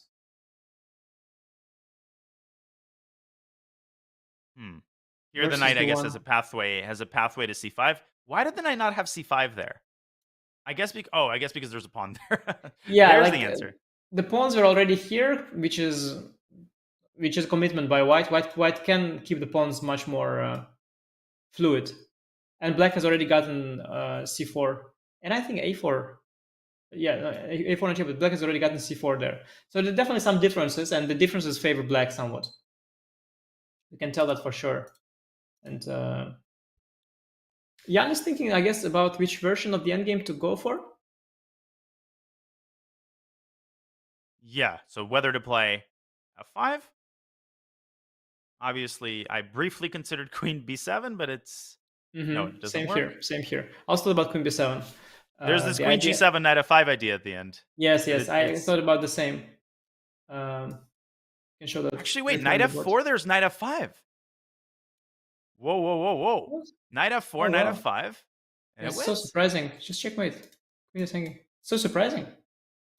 Oh, so maybe there is an option to keep the queens on the board. Yeah, very much so. Okay, you have to defend like king g8 maybe. Just okay, maybe the king is better on here because knight f5 is coming. Maybe some move with the bishop here. Bishop g. G, yeah. Oh gosh, such a hard decision to make. There's also bishop g6. Bishop g6 allowing f5, but it's not the end of the world. But white can make some intermediate move like bishop e7. Yeah. And then what are queen c7. Bishop e8? Wow. Bishop e8 maybe, yeah. And you have queen d7 after knight f5 if needed. And that might be the key idea, to sever the connection between the queen and the pawn on g7. Yeah, this looks all right. Yeah, so queen b7, a little scare there you might have, but probably not a big deal after bishop e8. I think you don't want to start with f5, because if you start with f5, I will trade, and I'll activate my knight via c5 immediately, which is very nice. So if you trade, you should trade with queen d8, knight d8, and then f5, shutting down my knight. Mm-hmm. No, but this is a very hard decision to make. I think Jan should go for queen b7. I think, and now that I saw this, I can't get it out of my head, like the song goes. And he's played it. Yeah. He has Yeah, Ding will take a moment here. How much time does he have, and how many moves does he have to make? So this is his 34th move. So 1, 2, 3, 4, 5, 6, 7 more moves to make. And he's finally at the board. He doesn't have time to run between the rest area and the board. So he's going to be at the board for the rest of this segment. Bishop g6, bishop e8, bishop g8. Bishop g6, of course, drops c6. Yeah. First, you establish Pointed if out. queen d6. Okay, he's very quickly spotted bishop e8. Mm-hmm. Okay. Yeah, can't be great news for Jan. I guess he will just switch to an endgame after all. Knight f5, queen d7, and then just trade. Trade and just bring the king and just play this endgame. Slightly better still because of black's double pawns. Can white insist on keeping the queens with queen d7, queen b8? Okay, knight Yeah, f5 played. you can, yes. Probably you can, but I can also insist. Although, Queen d8. yeah, but then I probably have a worse version with black. Although, again, the knight gets around to b7 and then through c5, which is the annoying part. There used to be a pawn there. Now the knight is a pathway out of b7. Well, I mean, if the knight ever gets to b7, I could reestablish my bishop on b6 just to be sure that you're not going anywhere far. I don't think you will get too active. But the question is, yeah, if it's enough for white to win or not. Yeah, queen d7, is bishop g6 also? Or queen or c6 pawn is hanging? Yeah. Bishop I g6, cannot queen play bishop c6. g6. Yeah, queen d7 played. Queen d7 played. And Yeah, now now it's a another big moment for Jan. mini decision. So queen b6 would be a blunder because of g6. Yeah, you need to guard this bishop somewhat. So either queen b8 or you're okay with the endgame. What if you zigzag? Queen b8, queen d8, queen a7. Queen d7, though, because you can't take a5 again because of this g6 resource. Mm-hmm. But you can pretend. And then so after queen b8, but is there a threat? Like, can I make a move like maybe c5 or something, or is that just weakening? Or can I and then try to activate somehow someday? It's a very foggy position. It's like hard to grasp. C5, maybe queen b6, but then queen c6. Yeah, but like, what are you exactly? Why do you want to avoid the trade of queens with white right now? Because why do you want to keep the queens? What is your attack? I don't think you have so much. No, I agree. The pieces are. I think you should just go for awkward. the endgame and just be happy that you still have something because of the better pawn structure. Oh no, keeps the tension. Okay. Yeah, queen d8 is very likely to happen quickly. Ding getting closer to the time control. You think queen d8, yeah? And then perhaps he will trade and allegedly get a better version, although it's not a given that the knight on b7 is a bad piece at all. Yeah, you're right. Maybe it's not. Yeah, queen d8 is probably logical. I mean, again, I think I can make a move here, like I don't know, a4 or c5. I can make a move, but I'm not sure what for. Ding is checking if this is not the same position, but it's not. Knight f5, bishop e8 have been included. Or he's also confirming just the amount of moves he needs to make. Yeah, which is probably the case. We've seen a couple of incidents throughout top level chess tournaments. Magnus or Vissel and Topalov, I think. I don't remember. Was it Magnus or Vesselin who lost a game like that in round 1 of Norway Chess? I think. Just Magnus to Vesselin, yeah. Magnus had clerical error. You skip a move on your score sheet. Everybody does that from time to time. And with 3.5 minutes left, trying to get the queens off the board is Ding Liren. Queen d8 is the most straightforward option, but you're pointing out that black is under no obligation to force anything and can play a move like a4. But queen d8 is played. Yeah, you are, first of all, a prophet, but also you're extremely good at predicting opponents' moves in the time scramble. So you guessed it correctly. It's indeed queen d8. I have to add, by the way, that the point you made about the move counter. So some opponents sometimes, I heard that they do it sometimes, so very rarely. They mislead you by not writing down the move. I think it's not allowed. But sometimes you check your own score sheet, you check opponent's score sheet. You check your opponents, yeah. But they can sometimes not write down the move, and that's safety happens, numbers, and then claim that they made a mistake. Yeah, of course. That has happened in the past as well. I heard some stories. But for now, yeah, the Ding is chasing that queen. He wants that endgame. He wants his endgame, which is slightly worse, but it's at least safe. He knows there is a limit to how bad this endgame can be. It has to still be a draw. He will make his time control, and then he probably will defend the game eventually. Hikaru like was his at clock. that tournament. Sorry? Yeah. Apparently they had made clear that there was no additional time move 60. Magnus arrived late. So the lesson, don't arrive late to your round. Queen A7, Queen D7, I think, is what Nepo's in the process of realizing. Nothing there. You're going to lose a minor piece if you grab on A5. He has to accept it. I feel like he maybe is having a hard time accepting that the likeliest outcome in this endgame is going to be a draw, but you really have no way to keep the queens on the board. Yeah, he's trying to keep the tension, of course, and the pressure and so on. But as you said, there's just no option. I just wanted to point out that Ding, he's got this 3.14. Yeah, it's like the pi on his clock. This is quite a nice nuance there. Long day. Nice. Yeah. Not sure that's on his mind right now. I mean, playing the first game of the World Championship match, being under pressure for so long. Oh, of course. Yeah, he's rehearsing the amount of digits that he knows, like 3.14159. That's all I know. Hey. Yeah, if Jan drops down to 1 minute 59 seconds, we will have quite a lot of pi digits on the camera there. Oh yeah. I don't think it's going to happen though. With Jan, that's the maximum you can have on the clock. Yes. Is there any chance he leaves the queen on b8? No, that doesn't make any sense. Yeah, I think you should be aware of knight c5 and knight d3. I mean, it's all the same until the knight comes in via c5 to d3. Then it's not going to be the same. Then suddenly b2 is hanging and it's time to take over. So I think all the endgames, they look to me similar as long as the knight stays passive inside black's territory. Mm-hmm. He's choosing the version, yeah. To me, it feels like, I don't know anymore, actually. I thought first knight on b7 is bad, but now I'm thinking maybe it's not. It's just as good there as anywhere else. Yeah, I mean, there is a chance of a 7-hour game here. If the queens are traded, Jan's not going to let Ding get away that easy. And he's going to use a lot of that hour that he's going to get on move 40. So what is the likelihood that we get a marathon game 1? Anish, like, how insistent is Jan going to be on squeezing every last chance? I think pretty insistent, given that he knows earlier in this game he had excellent winning chances. That is a good point. If you had nothing the entire game, you sort of were never excited. But if you had a big advantage at some point, it's hard for you to resign yourself to the thought that the game is going to be a draw. And I remember in the last tournament that Jan played, where I played as well, he was fine with grinding things out to the very end.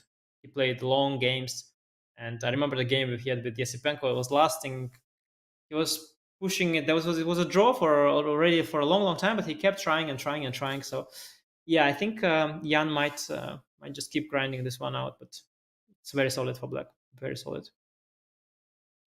Yeah, and now Black's next move, probably knight b7 on his own volition.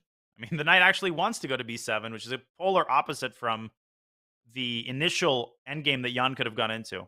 And the difference is made entirely by the placement of Black's pawn, which is now on c4. Yeah, I think Jan, he should... Oh, he went for knight d4. Wait, so what if knight b7? I think you want to stop knight c5, so you go bishop to e7, and then what if king to g8, right? So we go knight b7, bishop, I think, to e7. That bishop is almost trapped after king. It is trapped after king f7. Yeah, so wait, what is the idea? What is the idea of knight b7? It couldn't be e5, could it? Because then I think take and bishop d7 even might be some sort of a fortress. Okay, we're about to find out. Yeah. Let's see what's the point. e5 is possible, I guess. It's not what I expected. Just feels like Jan is losing the thread here. This is a dumb question, but after bishop e7, king g8. No, e5, e5. That's the point. Yeah, that was the point, yes. Now, if you take everything, the d-pawn is kind of weak, but maybe knight e6, and then knight c5. I'll move the bishop. I'll have knight b7, I have king e6. I'll move bishop to g6. Knight d7. Yeah, Two well, more I moves think until time control. I think taking the bishop on d6 is just very risky for black. And It's just very Nepo risky. trying to follow your advice. Pose questions at the most inconvenient moment. This is the last chance you have to pose questions. Ding That's with why he 2 did it. minutes to make 2 moves. Yep. That's why he did it, and that's why he went for knight d4 e5, because this is the only way to actually make Ding take a decision. Mm-hmm. Nice, nice. I think white doesn't risk here anything, I would guess. I mean, I'm certain about that. Even in a position like that, even if you lose the e-pawn, with a knight against bishop, you can build a fortress. You can bring the king to f4, put a knight on e3, and just wait forever. So Jan doesn't risk anything, and he's asking Ding the final question. He's saying, Ding, this is my only question to you. The best question I got. I hope for a better one, but this is all I got. So answer it now. And he's got now 1 minute and 20 seconds to answer that question. He's definitely calculating knight takes d6, ed, bishop d7, trying to figure out, does he have a fortress there? White even has the move b4 in that position. Very tricky. He can't take on Passant. Without fe, yeah? That's a good one. I didn't realize. You were talking about knight d6, ed, bishop d7 without taking fe5. That makes sense. Because the king then doesn't have this path towards f4. Although white has f5 and knight e6. Ooh, that's nasty. Scary. Maybe. I don't know. Doesn't G8. take, which That's is too probably risky. the simplest option. King g8. Yeah, I think I wouldn't take such high pressure situation, so much at stake, so little. Like you're not gonna win anyway. So why? It's a huge risk to take. You don't need to take. Just keep the status quo. King g8 is classy, very classy. Does white have one more question to pose? This is white's 40th move, but remember, black has to make his 40th move, folks, for that time to add. You can see white's clock has been adjusted. Ding with one more move to make. Bishop d7, I think, is that move, no? Bishop d7 looks pretty neat to me. Because king f7, you allow it check. Bishop d7, e6, you can take, and then you take here. You go bishop d7 first, then you go king f7. Bishop d7, the only question I have is what about f5, but then you can take a knight c5, knight d3. Yeah, bishop d7 played. I like it. Great call. Wow. And it looks like it's time control. Yeah. And this is the opposite of what we were talking about. Now it happened that he just reached the time control and he just solved his last problem and everything worked out for Ding. So this can also happen, and this is actually what happened. Should be a draw now. What defense for Ding, and just crazy. I mean, Nepo with 0 advantage here. White's not better in this endgame. It's not even that you can nominally torture your opponent. Correct me if I'm wrong. I think this is draw for territory. And now you actually can offer a draw because move 40 has been made. Yeah, but this is a direct consequence of what Jan has tried to put maximum pressure and ask that last question. But the problem with that is if the question gets the right answer, then that's it. So Jan, of course, he definitely did exploit his advantage here. It was back and move 29 here, where he had lots of very interesting options. In particular, I think grabbing this pawn was very promising. I don't know if it's winning, probably not, but it's definitely a good opportunity. And what he has now, the question he asks with this knight d4 e5, that's not too difficult for a player like Ding. He basically just brings the king back to the center, and yeah, it's very little left here. White pawn structure is ugly now. Look at this hole on g4. He cannot create a passed pawn. E5 pawn is a passed pawn, but it's just completely blocked. Light square blockade here. Knight on b7, ready to jump via c5 whenever the bishop leaves. Simply a very comfortable position. I think is just a draw. Indeed, I don't think he'll offer it. He'll probably make a few moves, but yeah, it's I don't see any other outcome here being likely. And as you pointed out, e6 fails tactically. Black plays bishop takes e6, and the bishop on d6 loses its supporter. So the knight on b7 goes from, villain to hero. It is now a key cog in Black's defensive machine, and we are very confident that the first game is going to end in peace. But the game is not over, and Jan is going to take some time and see if he can figure out some way to keep the now very small flame of his initiative alive. And that affords us a good opportunity to take our post-time control break. But before we do that, we wanted to remind you that if you dream of playing in the FIDE World Championship, and, well, who doesn't? Well, Chess.com is going to make your dreams come true. Kind of. You can now challenge both world champion contenders in bot form. Ding Liren and Nepomniachtchi bots are available right now. at chess.com/play/computer. So head over there and let us know if you can beat Nepo and Ding, the computer version. Use !FWC bots, all one word, !FWC bots in the chat for more information. Face off against Nepo and Ding and other Chess.com exciting bots. Well, we will be back with more exciting action from round 1 of the FIDE World Championship in just a couple of minutes. Stay tuned.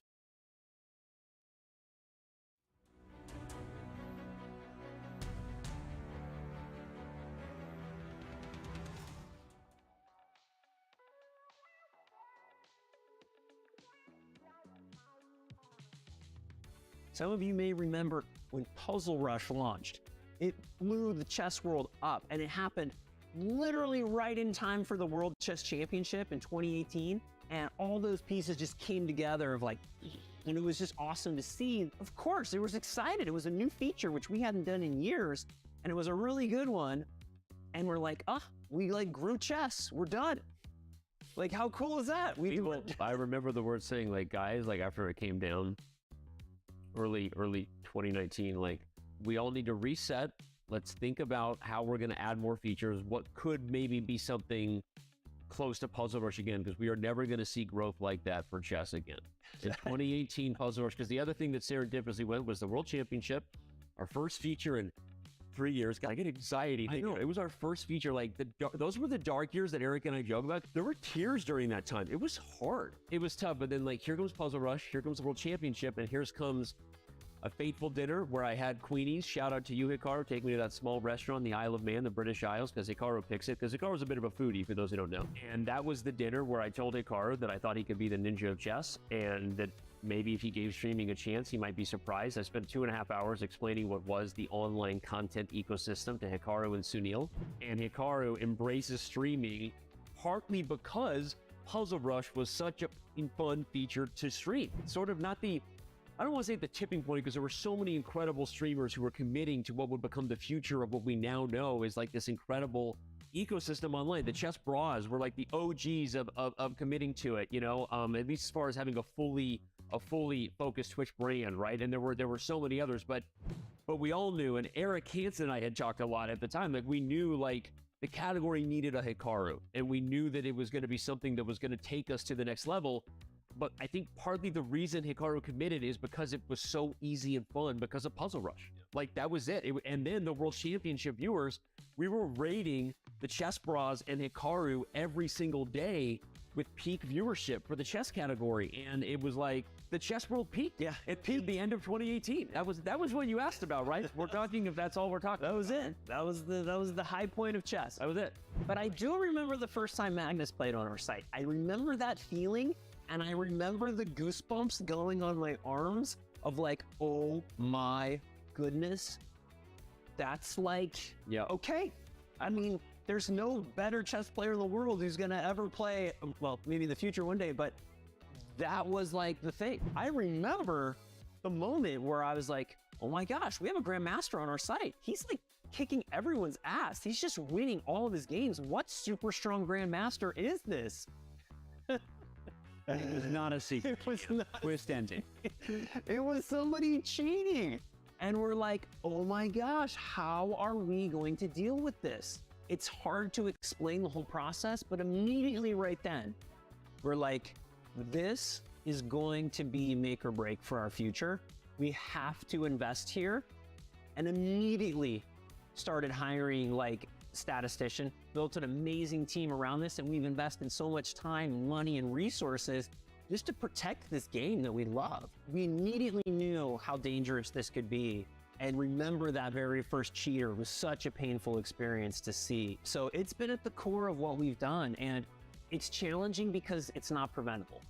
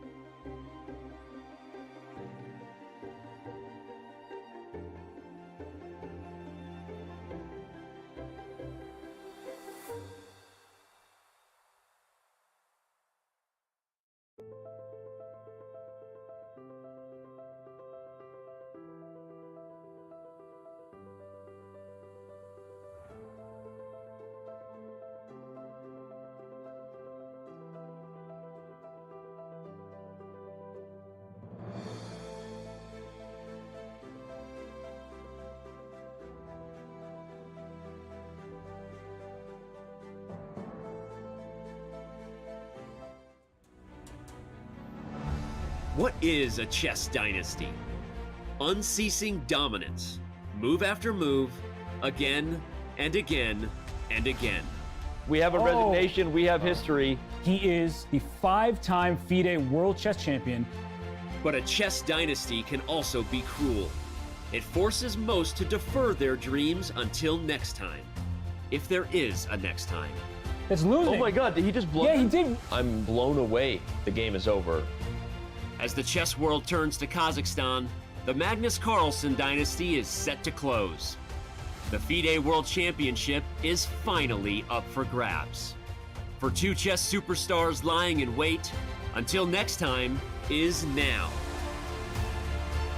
Jan Nepomniachtchi has methodically done what he needed to do to get another shot at the title. That's your 2022 FIDE Candid Champion, and just an absolutely stunning performance from Jan. The pressure to seize the moment this time rests heavily upon him. Ding Liren knows firsthand what the end of this dynasty means. An unexpected chance to make history. Can China's best turn his good fortune into eternal fame? Ding Liren has secured second place here. Amazing. What a big last round win for Ding. The legacy of this championship spans across centuries. It reads from the names of chess giants. For the first time in a decade, a new name will raise the trophy and be etched into chess history. It's the 2023 FIDE World Championship. Whose name will next be called champion?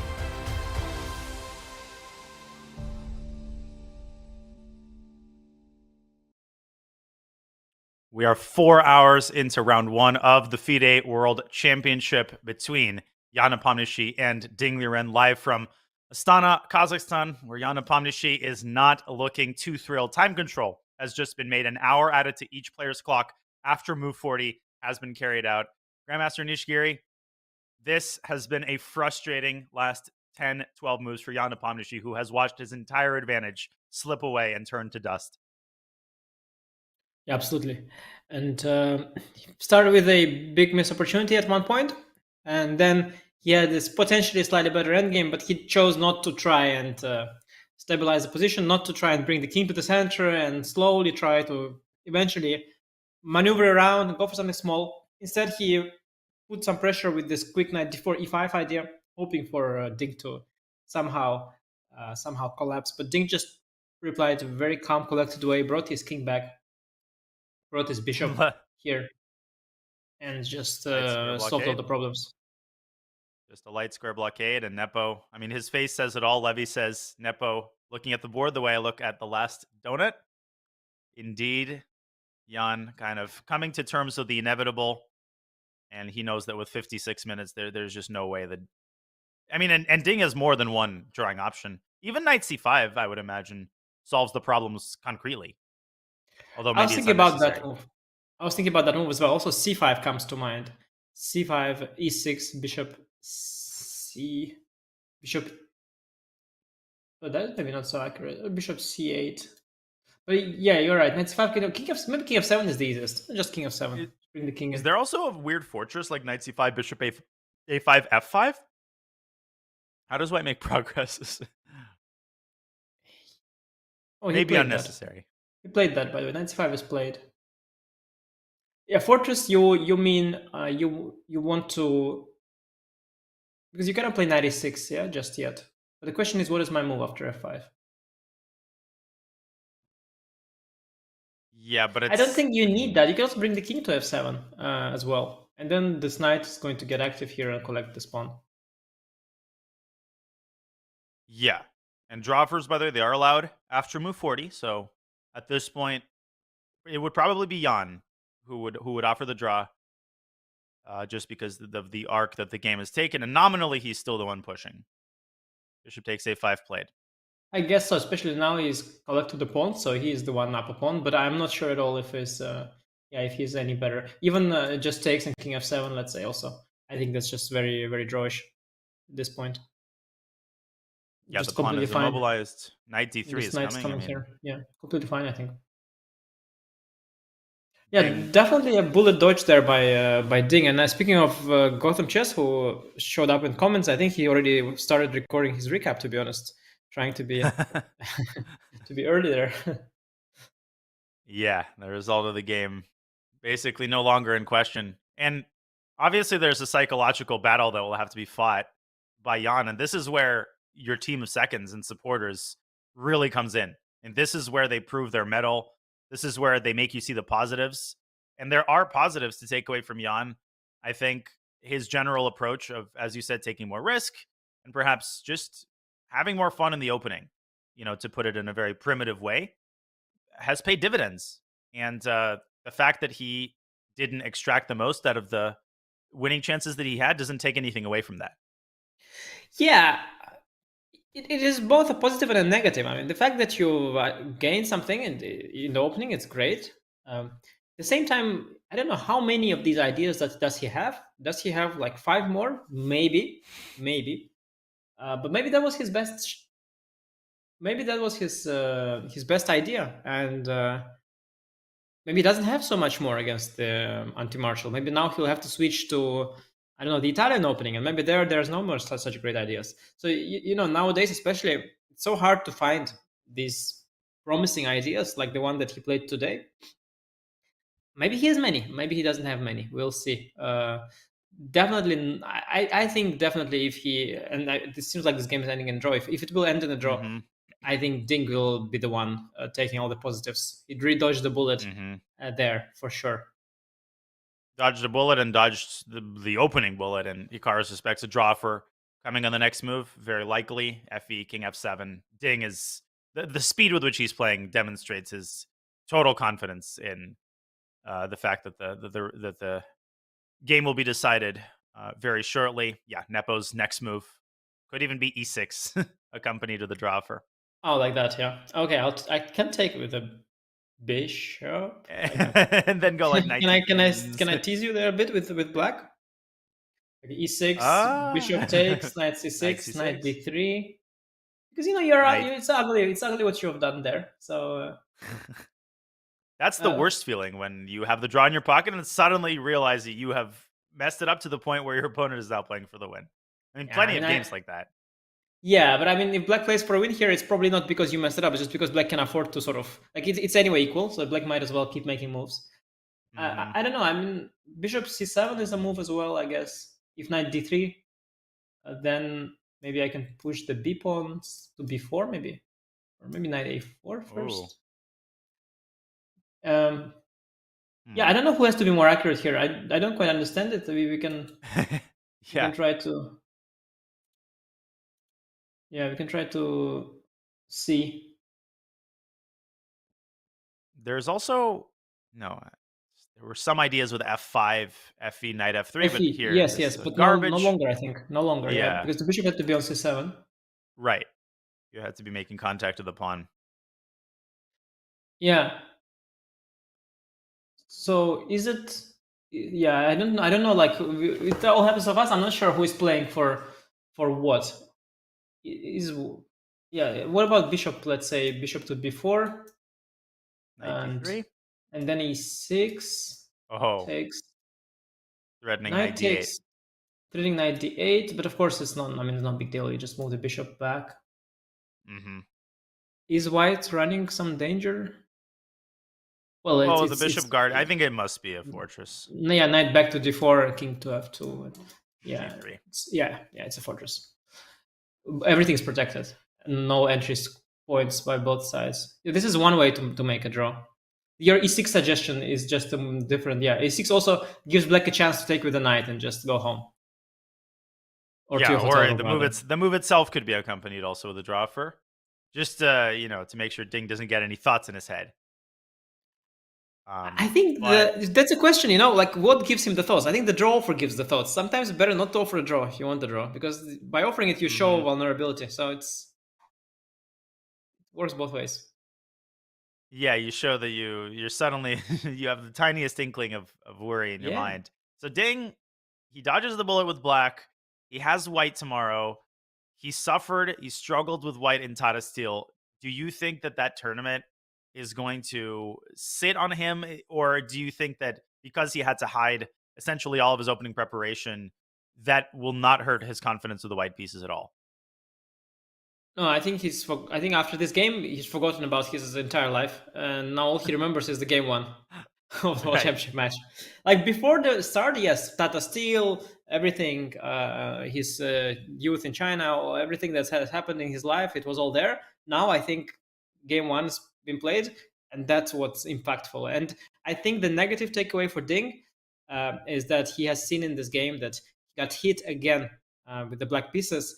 Not only did he get hit with something he didn't expect, he started thinking earlier, but his response was not very good. It got worse. Then he got outplayed at some point. He was in quite some serious danger, and he showed vulnerability. So that is, of course, a small negative takeaway for Ding. But I think much more important is that he managed to defend, and at the end gets this half a point. But still, if there's something negative to take away, there's definitely that. And I think something that is easy to forget, this knight c3, knight d5 idea. If Nepo had uncorked that, Ding probably would have seen it.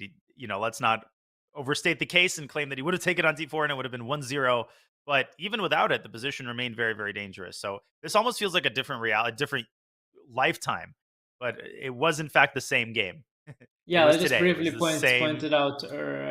We speak about this nice little tactic that was there. But to be fair, it was not a force. After h3, Black had this strong reply like rook f8, and it's just only slightly worse for Black. But how findable is this move? I think Ding would find it by elimination. I think you also at this point in the game he had more than an hour, like 1.5 hours on the clock, and he's a very good calculator. He would just find queen d4, knight d5 very quickly, and he would look at knight e6, bishop e6, bishop h5, realize it's all bad, then look at alternatives, and rook e8 would eventually come. It would take him a long time. He would need to verify it, but he would have found it in that situation, and the game would have continued. So again, even later, also Jan didn't have this. He didn't have like a clear-cut things, but there was definitely more to it than what he has now, because what he has now is. What he has now is just draw. Bishop b4 first. He's chosen this move, bishop b4, knight d3, and maybe bishop d6. Oh yeah, knight b2, and so we speak knight d3, bishop d6, knight probably can take on b2, right? Yeah, there's no because the light square is under black control. And then f5, maybe it forces a draw even more. Fe, knight f3. No, bishop f5, knight e5, king e6. So it's. Wow. I think that e6 line we showed. So knight d3, e6. E6. Takes. Bishop d7, knight d4, knight b2. That was nothing. King f2, king e3, and g3. That was just a draw. Ironically, with Ding's habit of not coming to the board even during his move, he's not allowing Nepo to offer a draw. Nepo has the mannerism of someone who is about to. Very much so. Yeah, he seems like he's ready to offer the draw. Ding he's snacking away. He's opening up some water. This is a different Ding than the one who was wearing his hoodie, cuddled on that chair, deep in thought. He knows that this is in the bag now. It was a jacket, I believe, with a hoodie, yeah, or is that? Yeah, basically, I think I'm like worried. Is it cold there? Maybe it's cold there. Yeah. But not cold enough to make him go sit at the board. So I've never seen this amount of somebody with too much time on their hands will probably count the percentage of time that Ding spent away from the board. I would bet a silver dollar it's probably among the record setters in terms of World Championship games. I think really the game changer was last World Championship. I think Magnus mentioned that as well. Like he was also surprised. Like the amount of time Nepo was away from the board, that was unprecedented. And now suddenly Ding took over that habit of him. And as Gotham Chess mentioned in chat, he's just ghosting. He's ghosting Nepo. And Nepo himself has been at the board quite a bit as he gets up from the board, of course. And probably to find Ding to offer a draw. He's looking. He's running after. He's running after him. Come, come! I want to offer my draw, please. He's running, trying to find Ding to offer. Enough the draw. already. This is funny. I wonder what are the options. He's going to the bathroom, obviously. Although, if he needed to go to the bathroom, he would have gone immediately after he moves. I think he's going to find Ding. Yeah, sometimes this is a hilarious scene. I've had these experiences. Okay, I think they have separate bathrooms, separate resting areas, by the way. But I've had this experience sometimes. Okay, so you make a move. So your opponent has already left to the bathroom. Then you make a move. You go to the bathroom. You meet the opponent in the bathroom because it's like the normal tournament, public bathroom. And then I feel like, should I tell him what I played, like in the bathroom, like washing hands, like, by the way, I played Rook E8, or like, should I? It's like, it's but it's different there because now they have each a separate restroom. That's what you get. Yeah. Once you become a challenger, they upgrade you. You don't have to share bathrooms with people. You get your own restroom. Yeah, and, like your own I snacks. think it is old school to share the movie. Like I remember I was playing an old American international master, Joseph Bradford, very old tip, classic old school chess player, and I was walking back from the bathroom, and he just was going to the bathroom, and he just said F4, and I'm like, whoa. And then I quickly understood that this is what they used to do in the old days, because a few times, maybe this is just me, but I would come back from the board and I would actually have a hard time. It would be my move, and I would have a hard time actually for a second determining what move my opponent made, especially if it's like H3 or like, was the pawn always there? On the topic of returning to find a move, like that was the most epic story was told to me by Svidler. I think he played against Jan Timman. I think it's a team championship. And at some point, they reach move 40, so Svidler leaves away from the board. He is up in exchange, but position is dead drawn. So he goes to the bathroom. He comes back to the board. Position was drawn before. And he finds himself with no opponent. Jan Timman has already left. The score sheet is signed. Jan Timman has lost. So Svidler has won. And he's wondering what has happened. Basically, my opponent has resigned in a drawn position and left before I even came back. And what happened was that Jan Timman, he touched the wrong piece after moving, which he would lose, without even making that move. He resigned. Wow. So there's like the move made on the board. And so he didn't know that he had touched. He has no way of knowing that he had touched the wrong piece. There is no way the Svidler could have known, but some people had. Okay, Jan Timman, also honorable, legendary player. He's not going to take the move. He's not going to play a move with a different piece. He already touched the piece, let alone maybe there are other people who've seen it. But Svidler didn't see it. So there was a remarkable case, like a drawn position. But he was so like, he resigned, and he was probably so miserable that he just wanted to leave and not even, not even see himself lose the game and see his opponent. So it was kind of a remarkable story by Peter. You go to the bathroom with after move 40, it's a draw. You come back and the opponent is gone. You won. Congratulations! Like, remarkable. Insane. I mean, there's obviously a lot of stories of premature resignation, and there's stories of touching the wrong piece. But for those to be put together, it's and while somebody is in the bathroom, that confluence of events is quite the rarity. That's you can't awesome make that story. up. I mean, I heard it from Peter himself. So if I'm not mistaken, I'm pretty sure it was Peter Svidler. So yeah, it is. He probably didn't make that one up. It's a crazy story. Yeah. It is frustrating when you're trying to resign. Your opponent is walking. You just want to end the game. But this match, of course, is not going to end anytime soon. We wanted to remind you folks that this is a marathon, not a sprint. There's a couple of rule changes compared to the Carlsen Nepo match. In particular, there are no consecutive colors. Colors always will alternate. Nobody will have 2 white games or 2 black games in a row. And the second big change is that there are more rest days. There will be 7 rest days over 2 weeks of play. That is, there will be no more than 2 days of chess in a row. The final game, if necessary, remember, this is a best of 7, best of 14. So technically, all you really need are 8 games. But if this goes down to the last game, it will be played on April 29th. If that last game ends in a draw and the match ends 7-7, then a tiebreaker consisting of rapid and then blitz and then Armageddon. If those are tied, will be played the following day on April 30th. April 30th, 21 days from now. What is the longest event you've played? Just sort of off the top. Must be the Vaikansei. Oh no, but I'm thinking the vacancy is 13 days. The candidates is 14 rounds, so must be the candidates tournament because I played 2 of them. That must be the longest. But back in the day, like the Soviet Union, back in those days, they were playing some crazy stuff. Also, these candidates tournaments. Yep. Candidates with 4, like they play each other 4 times. That was also the case. Quadruple round robin. Yeah, so like how else was that? I mean, multiplication of 4 is really difficult. So yeah, a lot of rounds. And also I think some Soviet championships were also lasting. Also, they had the adjournments that they would stop the game by move 40 and resume it on the special day later on. You had to schedule that in as well. And of course, a lot of rest days because it's tiring. So these events, they lasted months, I think. And okay, Karpov Kasparov that you mentioned at the start of the show as well. So those pulling an all-nighter to analyze was totally new because not everybody had the luxury of having Petrosian and Tal on call to analyze your games. That's, when the Soviets were playing World Championship matches, they had an army of GMs ready to analyze your game while you slept. If you were a plebeian GM like my coach, Lapsakis, he was telling me that countless all-nighters were pulled trying to pull out a draw out of some endgame. Then you have to resume the game and then play another game.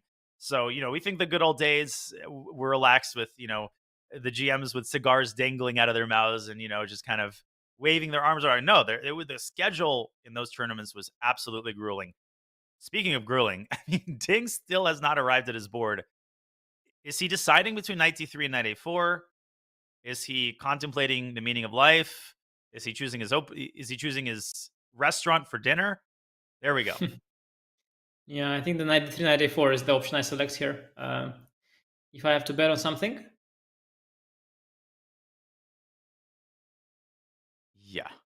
And usually him coming back to the board means he's ready to make a move because he's done his thinking in the rest area. Well, I can do a little bit more thinking there. Plenty of time on the clock. Oh, yeah. I'm just not sure there's a difference. I think knight d3 feels more normal. But it's listed the same thing, just a more normal route. Yeah, d3 is kind of a central square. Nice one. Speaking of, I chose the restaurant example for a reason. One of my favorite is the wrong word because I don't mean to imply that it's funny. Vichy during the Vichy Carlsen match, you probably know exactly what I'm about to say. Vichy got a slightly annoying question that resembled like, were you actually trying to calculate a certain variation at a certain time? And this is just very classy. It's very Vichy because it's not it wasn't angry. It's just the most Vichy thing ever. He says, "No, I was thinking what to eat tonight." I just thought that was hilarious. It was very, very good passive-aggressive press conference there. Yes. Because I think he lost as well. The journalist was like, "So Vichy, you spent here 1 hour. What were you thinking about?" What does one think about in a position where Black has 2 queens? And that was that Nimzo Indian game where Carlsen promoted on like move 21 or something. Yeah, and I was just thinking what to have for dinner. No, it was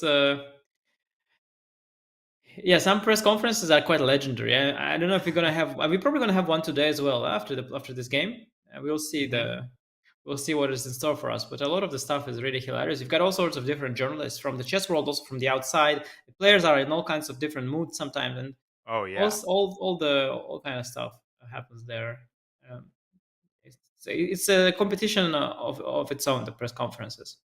Mm-hmm. How hard is it? And I've had my share of press conferences in the U.S. Championship, but that's it. You've had press conferences all throughout your career. How hard is it to especially after a very painful game, to get yourself together and explain your thoughts? Is that just annoying beyond words, or do you get used to that? I mean, you don't actually, lose. That's actually interesting. But it's actually an interesting question because I think for many people it's like therapeutical to discuss the game that they've lost because, and I think I'm also the kind of player who wants to take a good look at that game and to put it behind me. And in order to put it behind me, I need to really look at exactly what happened and where I lost, why I lost, what I lost. And talking about it is. I don't think the press conference is the part that hurts you. The part that hurts you is that you lost. And I think a press conference, in my case, could only be of help because you want to withdraw and hide yourself under a rock or whatever and not show up for breakfast. You don't want to look at anybody. You want to be kind of self-destructive after you lose. But going out to see people and confronting your loss and talking about it with other people listening, I think that I think for me would have a positive effect on my well-being, sort of. So I don't mind the press conference after I lose. I just mind losing. So it's a different thing. That's the root. That's the root problem. I agree. Yes, exactly. You shouldn't. You shouldn't blame the press conference for the bad mood. It was the loss. I mean, that was misappropriation of blame. I think there's a Exactly. term for it. And of course, Kasparov and Karpov, as Hikaru reminds us, played their share of. They played hundreds of games across their careers against each other. Most famously, the 1984-85 match. We mentioned it earlier. It was postponed. But that isn't even the most famous thing about the match. The most famous thing is that Garry Kasparov was down. This was a first to 6 wins. And that match is a big reason why this system was eliminated, because after having 5 wins to 0, Garry Kasparov, through a series of draws, gained 3 wins. And ultimately, the match lasted 5 months and was canceled because you could read about it for hours. And let's watch the game, because I think we're going to get a draw for literally any second. Unless Ding plays knight takes b2 here. And there will be no draw. No. But then the game would also not last very long, I think, after 98. No, either way. Yeah. No. Of course, yeah. He spent enough time now to notice the threat of 98 check. And I think bishop d7 is coming. And judging, especially from the body language, it's clear that Jan has... Jan has no hope for anything here. He doesn't have any intention here either. Yeah. And the body language has evinced a desire to offer a draw for a long time, but the draw offer it's not actually come from either player. Yeah, but I think, again, it's a psychological... so first of all, even if you want to draw, if you offer it, and okay, your opponent will now, let's say, refuse, you still didn't get the draw, and then you've showed to your opponent that, okay, you thought because the only reason you offer a draw is you think that there is a chance you can lose, right? Or okay, or it's a dead draw, because... Or you're hungry. Yeah, okay. But I think this offering a draw is just something you just don't want to do very often, and the same with for both players. So they're just not offering it. And what should happen is either a move repetition or a trade of knights. I mean, we could see a move repetition somehow. I can't really construct one just yet, but the players are really good at this. They might manage. I always like to share this story. I mean, I played a tournament where draw offers were forbidden in Corsica. There's a famous open tournament, and you just kind of exchange eye contact. I was playing a game with Bacro, and we exchange eye contact, and we start playing bishop b7 to a8, and he plays bishop b2 to c3, and we kind of smile, and that means, okay, let's finish this thing up. Yeah, except these two players, they don't want to smile to each other very much, as the upcoming month, the other one is trying to destroy their entire live stream. So you're not going to be like, let's, very nice. Very funny, yeah. I missed the winning chances that could have put me ahead in a World Championship match. Ha ha ha. Sure, exactly. So it's a little less friendly there, but I think both players are, here. I mean, honestly, I was just thinking about one thing here. The white king could kind of leak in through these squares potentially, and that could potentially be an issue. But there are multiple ways of preventing it. I mean, f5 is a bit ugly, but it's possible. Can I show you a funny line? King f3, bishop c8, king e4, bishop b7, king f5, g6. Yeah, no, I mean, this is also possible. I was thinking of a more productive infiltration than that, but... See, this is what I occupy my mind with. 6 hours. You have this. All these bullet scenarios are in your mind, and probably this how a game of yours would end with the black pieces, possibly against me. But yeah, this. Wait, how do you? Yeah. How do you stop it? I think f5 is possible, and if king e3, you got this knight d1. This is a repetition I saw, knight d1, and then knight back. And but what if I try knight d4 to f3? I play king e2 and then knight f3. Yeah, I mean, I'm not. I don't like the look of f5. It's a very ugly move because I'm controlling these squares and these squares as well. And after f5, I weaken the dark square. I don't like f5. Is there another way to stop it? A more elegant one, perhaps? Well, Nepo has the same question. We'll find out. I think we'll find out. King f3 has just been played. Ding seems like he's checking his score sheet. He's like, when can I offer a draw again? Yeah, because that is even after you do all that, I put a knight here. It's not like it's the end of the world, right? I mean, I have g3, I have knight f2, and I'll have counterplay. So I'm not saying that this is decisive. I mean, this is like, if we talk about all kinds of random things, there's still one thing to talk about in this position left, and that is this potential king infiltration. 5, you said king e2, yeah. But still, even there, like once white plays knight f3, black can meet that with knight d3, I think. Yeah, absolutely. I mean, I can start with knight d3 after king e2. And then king e3 you want. And then I have knight 1 probably. No, I mean, I think the margin is enormous here, to be honest. You need about 8 moves in a row to... You can't even construct... It's hard to even construct a winning position. Like maybe with the king on b6 here. Would this be winning? Probably with the king on b6 it's winning here. Probably not. Although still not... I mean, probably not. Clear cut. No, I mean... You don't think so? I don't think it's winning. Okay, maybe. But I would have counterplay knight d3, then knight f2, then knight e4. I'll go g5 somewhere. Yep. Okay, I mean, anyway, that's a hypothetical that is completely irrelevant. How do you get the king to b6 in one go? No, it's like that famous story. This is apocryphal. I don't think it's a real story, but supposedly it's like Tarash and Shigorn were playing, and one of them was known for refusing drawers in dead drawn positions. So they got a completely locked position, and one of them like removes his own bishop from the board. And the point is that it's still a draw. And, that proves the point, and then they lived happily ever after. Yeah, no, it's a nice story. I heard about it as well. Some kind of a locked position with a bishop, and the guy offers a draw. The Tarash refused, or the way around. Tarash offered a draw. And then, so the guy refused, and then he removes the bishop and says, I offer it again, or something like this. Right. But we are not there yet. It's not that close. We have these two, some space here through which the king can pass. But at the same time, yeah, I wonder if f5 is the best or not. I don't want to make this move, but if I look at the position, I think logically that seems to be the easiest way. But it feels a bit wrong. But maybe it's the easiest way. I don't know. Yeah. What can happen? What can happen? King e2. Let's say king. Let's say I thought maybe king e3 to try to gain a tempo, but yeah. Oh yeah. Sorry, you are correct.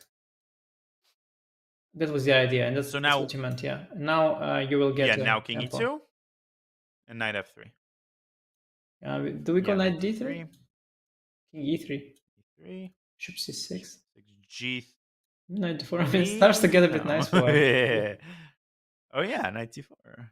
Maybe g3. The bishop back to d7. No, g3 you take. Yeah, knight d4.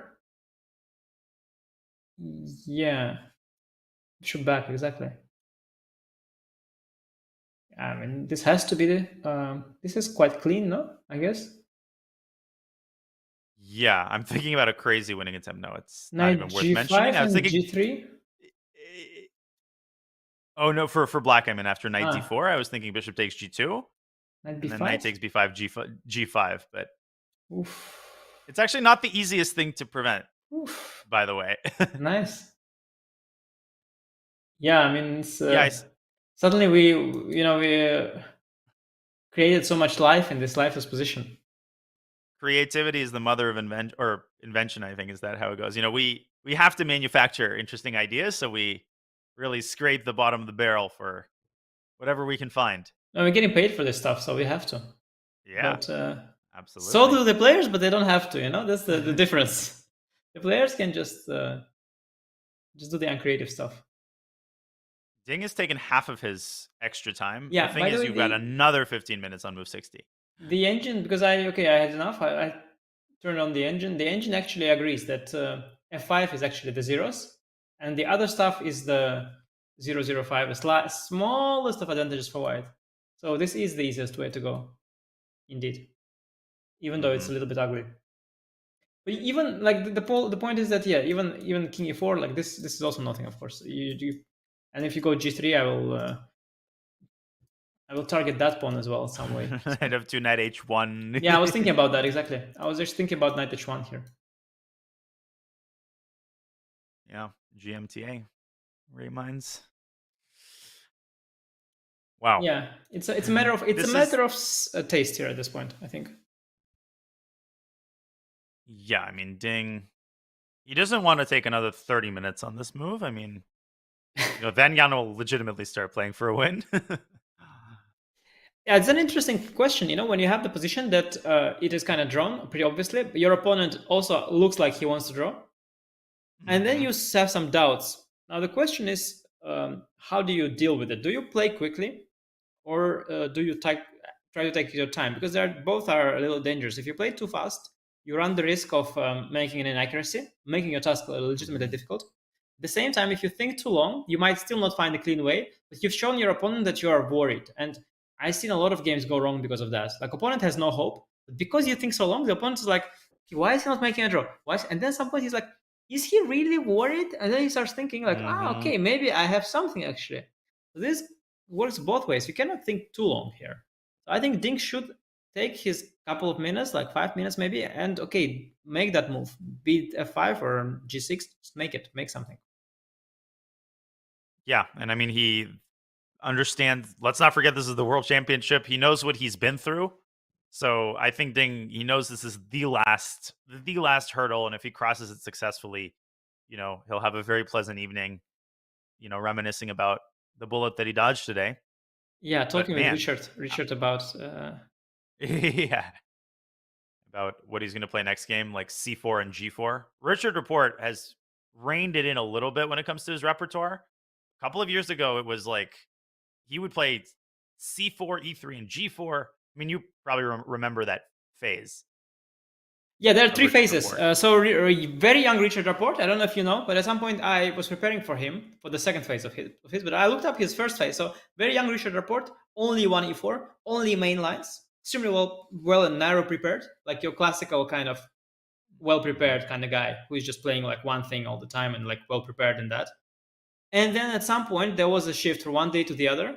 The whole e4 thing stopped, and it started to be only the wicked stuff, like the d4 knight c3, this reverse Chigorin, all sorts of c4 knight c3 g4.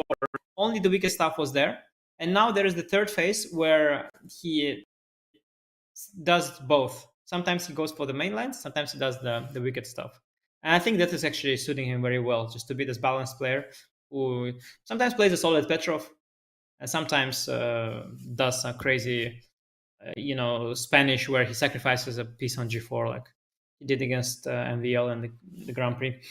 Ding, meanwhile, made the choice. Knight d3, it's a more classy choice. This move f5 is ugly. It's clean, but it's ugly. Knight d3 is the more classy way to do it. So what did we come up with against knight d3, king e4 again?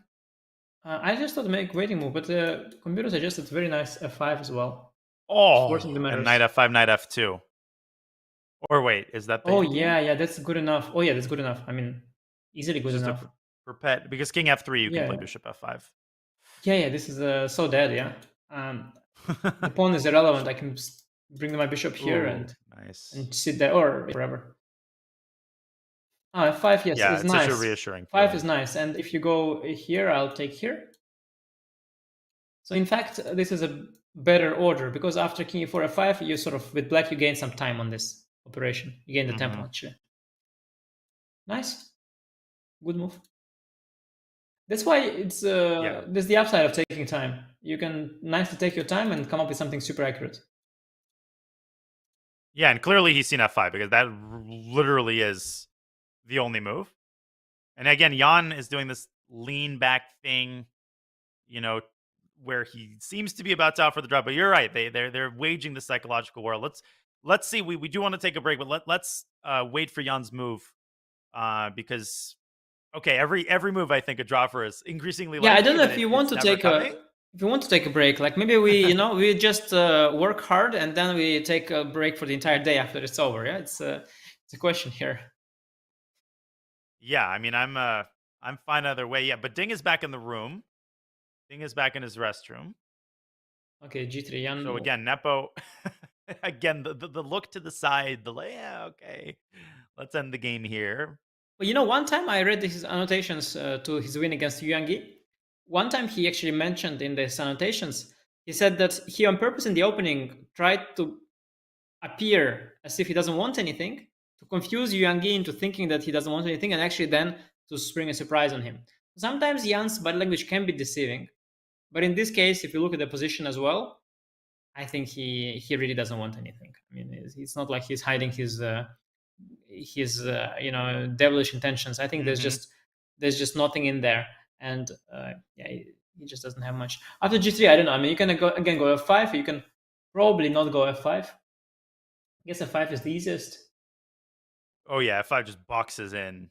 Although again, there's this whole King E3 monkey business. No, the engine also suggests. I'm just looking at alternatives. This okay.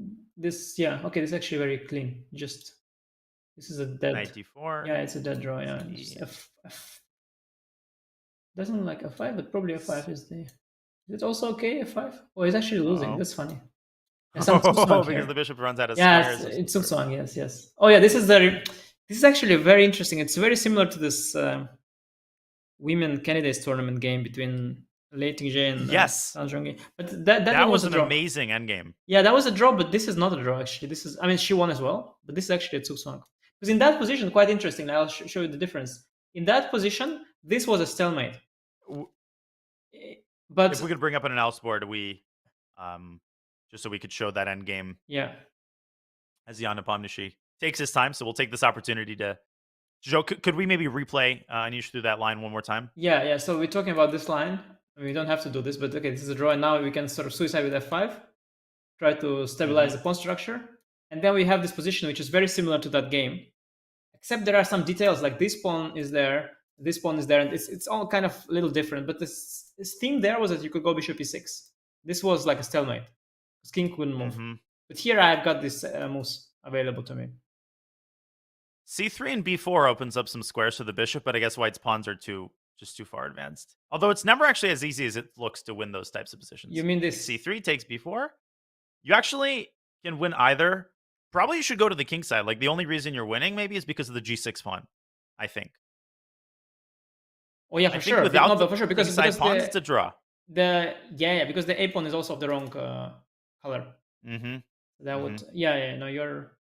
I mean, after AB, I have to think if you are right in your statement. But you probably are. I am pretty sure you are. Ultimately, I guess the idea is you go around. Yeah, here, you're right. The easiest is you just go around and you collect. Yeah. But it is completely irrelevant because here I just made this move F5, cutting off the diagonal for the bishop. Right. Instead, I just go here and just wait, I guess, and then go back, and that's it. So knight c1, knight b3 is another way to do it. And is that what he did? There he goes. That's what he did. Yeah. Wow. Yeah, Ding. Machine-like precision. He doesn't like this F5 move. He finds it a bit ugly, so he wants to do without it. Understandable. He goes again. There's a magnetic attraction to that chair. And Jan with that little half smile. There's a lot going on behind the curtains, but I've made an attempt as a commentator to not overestimate my ability to read body language, which is pitiful. I used to do way too much of that and claim for certain what this means and what that means. You don't know what any of it means. They could just be, they might not even know why they're making the facial expressions that they are. Yes. So. And as a player, you also don't want to read too much into it. You do want to read some of that, but very often a player smiles because he had some very weird thought of what happened to him this morning. It has nothing to do with the game at all. Or and you suddenly start doubting your move because the guy remembered his breakfast. I mean, it's ridiculous. Yeah, it's just impossible to predict what goes on behind the scenes. Knight b3. King e3 is about to happen. King e3 is also an attempt to show that he doesn't even want anything. Like, I'm not even entering with the king to d5. It's just, I'm just done. Hold with your fire. I'm just done with this game and just. I come in peace. Yeah, I come in peace. Exactly. It's the message. Now watch him decline the trade with like knight e2 and then come back. Yeah, after bishop f5. Yeah. But I mean, you should also not. Okay, I'm not going anywhere, but you should not like. There's no point. No, I think he will make a bishop move here, like bishop d6, and takes, and that's it. Here you can afford to play f5, but you also don't need to.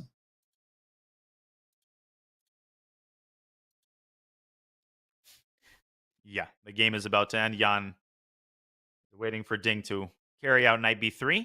A promising start, I have to say. I really like, as a professional, for me, like, the most interesting part is the opening, to be honest. Because unlike other tournaments, the players have spent so much effort, so much time, and they've had so much help of people and software and hardware and everything.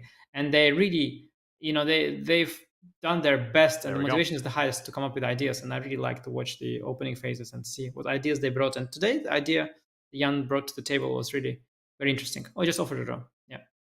Yep. Handshake. Jan offered a draw. Ding took a second.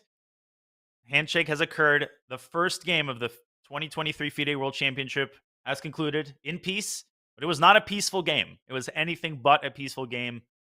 And Jan's facial expressions, we don't want to read too much into them, but we know one thing for certain. This is going to be a bitter pill to swallow in the early going of this match, because if you're Jan, you want to avoid the kind of here we go again mode where you start replaying what happened in the Magnus match, now what happened in this game, and for Ding, just a big bullet dodged, as you put it. Yeah, for sure. Jan should probably just think to himself that was not a big deal, not a big chance. And some players, they don't even look at the computer afterwards. They ask a second, and the seconds often downplay the advantage that he had. The second should just tell him, you're a bit better, but it was not a big deal. Next time, like, you should probably improve there, here. But it's not a big deal. It was fine. Anyway, okay. And then okay. Both knowing deep inside that it was a missed chance, pretending it's not, just not to carry that psychological, that negative emotion for the next game. That's really interesting insight. I guess that is. Oh yeah, I've seen my own seconds do that to me. I mean, I've seen them do that to me, and I know deep inside that I've really missed. And they're like, it's fine. Like, okay, it's really not fine, but okay, whatever. Let's. Yeah, no, for sure. But then there will be a extensive analysis in some, chess-based article where someone plugs that position to the engine for 15 minutes, and sometimes it ends up giving +6. But it might turn out that it was completely winning, or it might turn out that it was actually a draw. Yeah, I mean, in today's case, I can't imagine that White was really winning. But nowadays, you never know. The engines are so advanced; they see it all to the end, and sometimes they say winning in a position that just looks better, but they just calculate to the win. They say it's over. It was all over. Mm-hmm. Well, ladies and gentlemen, that was game one. The standings are pretty straightforward right now. Both players with half a point.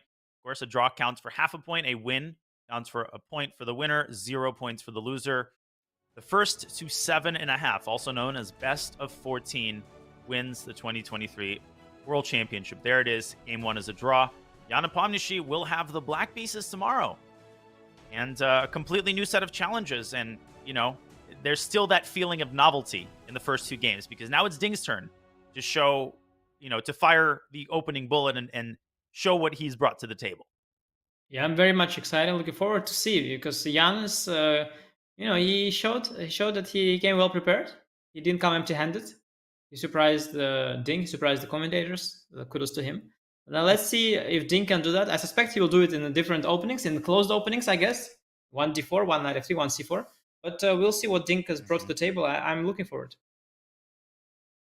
I am as well. Folks, before we wrap up, a quick look at the schedule. At a glance, there are no more than 2 days of chess without a rest day. Tomorrow is, in fact, game 2. That is tomorrow at the same time, 2 a.m. Pacific, bright and early, 5 a.m. Eastern New York time, and 11 Central European Standard Time. Every game starts at exactly the same time, so mark your calendar. But don't forget, there is a rest day on Tuesday. Again, there's no more than 2 games without a rest day. Then Wednesday and Thursday, same time, and Friday is another rest day. So mark your calendars, ladies and gentlemen, because this match is only going to get more hype. But folks, it's been a long day. Anish, I'll hand it over to you one more time before I wrap up for your final thoughts. What words, what descriptors come to mind? Are you satisfied with the level of play that we've seen here in game one? Yeah, definitely. I think it's a very normal situation, especially in the first game. There's extra excitement, extra pressure. I'm super familiar as a player with the feeling of missing a opening advantage at some point and letting things slip out of hand. I think that happens a lot. I think nothing special, nothing dramatic there. I do think the positives outweigh the negatives today, and we've seen some great prep by Nepo. It was really creative stuff in the opening, something new, something fresh. Got Ding thinking, got something going. I think that's promises something good for the match, and yeah, definitely something I enjoyed. And well, we'll see if that was Jan's best prep, or there's more to come. But definitely a good sign for Jan and his fans, and for Ding as well, who survived. He must be very happy because this is his first game in the World Championship match. Jan has played the previous one. This is Ding's first one, and he didn't fall flat on his face, as they say. So he managed to keep his composure and overcome it, survive. And tomorrow is his chance to make a mark with the white pieces. It is going to be his first white game in his first World Championship match, and we will be on the edge of our seats. We'll be bringing you that game. But folks, we'd like to thank everybody, first of all, in the chat, the tens of thousands of you watching the 2023 FIDE World Championship, which has just begun. We have so much action ahead of us. We'd also like to thank our producer, Hala, and our entire amazing team at Chess.com. It takes a village to produce this. There were some opening jitters, but I think everybody ended well. And Anish, great honor to commentate with you. I'm looking forward to tomorrow. And for now, this was Grandmaster Anish Giri, Grandmaster Daniel Naroditsky, bringing you coverage of the 2023 FIDE World Championship. We'll see you tomorrow bright and early for round 2. Goodbye.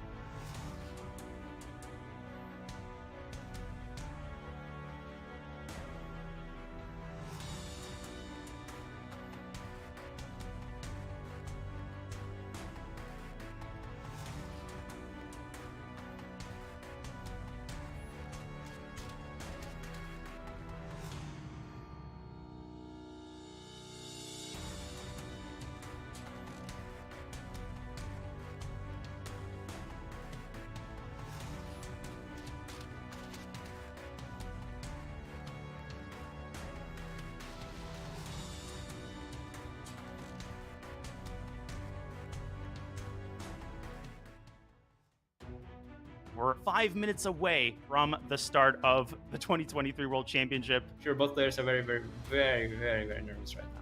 What move is Jan going to play? Anish, quickly, what's your call? E4. The game has started. It is, in fact, E4. Right now, big decision for Jan. Does he roll up his sleeves? Is this the time to play knight E2, or does he keep playing the waiting game? Queen F4, very tempting. Queen F4, Queen B8, by the way. It's a Jan move. Infiltration with the queen, that's Jan's favorite topic. He smells blood. Watch this. I know this. There I know my man. I know my man. F4 has been played. Ding is up from his chair.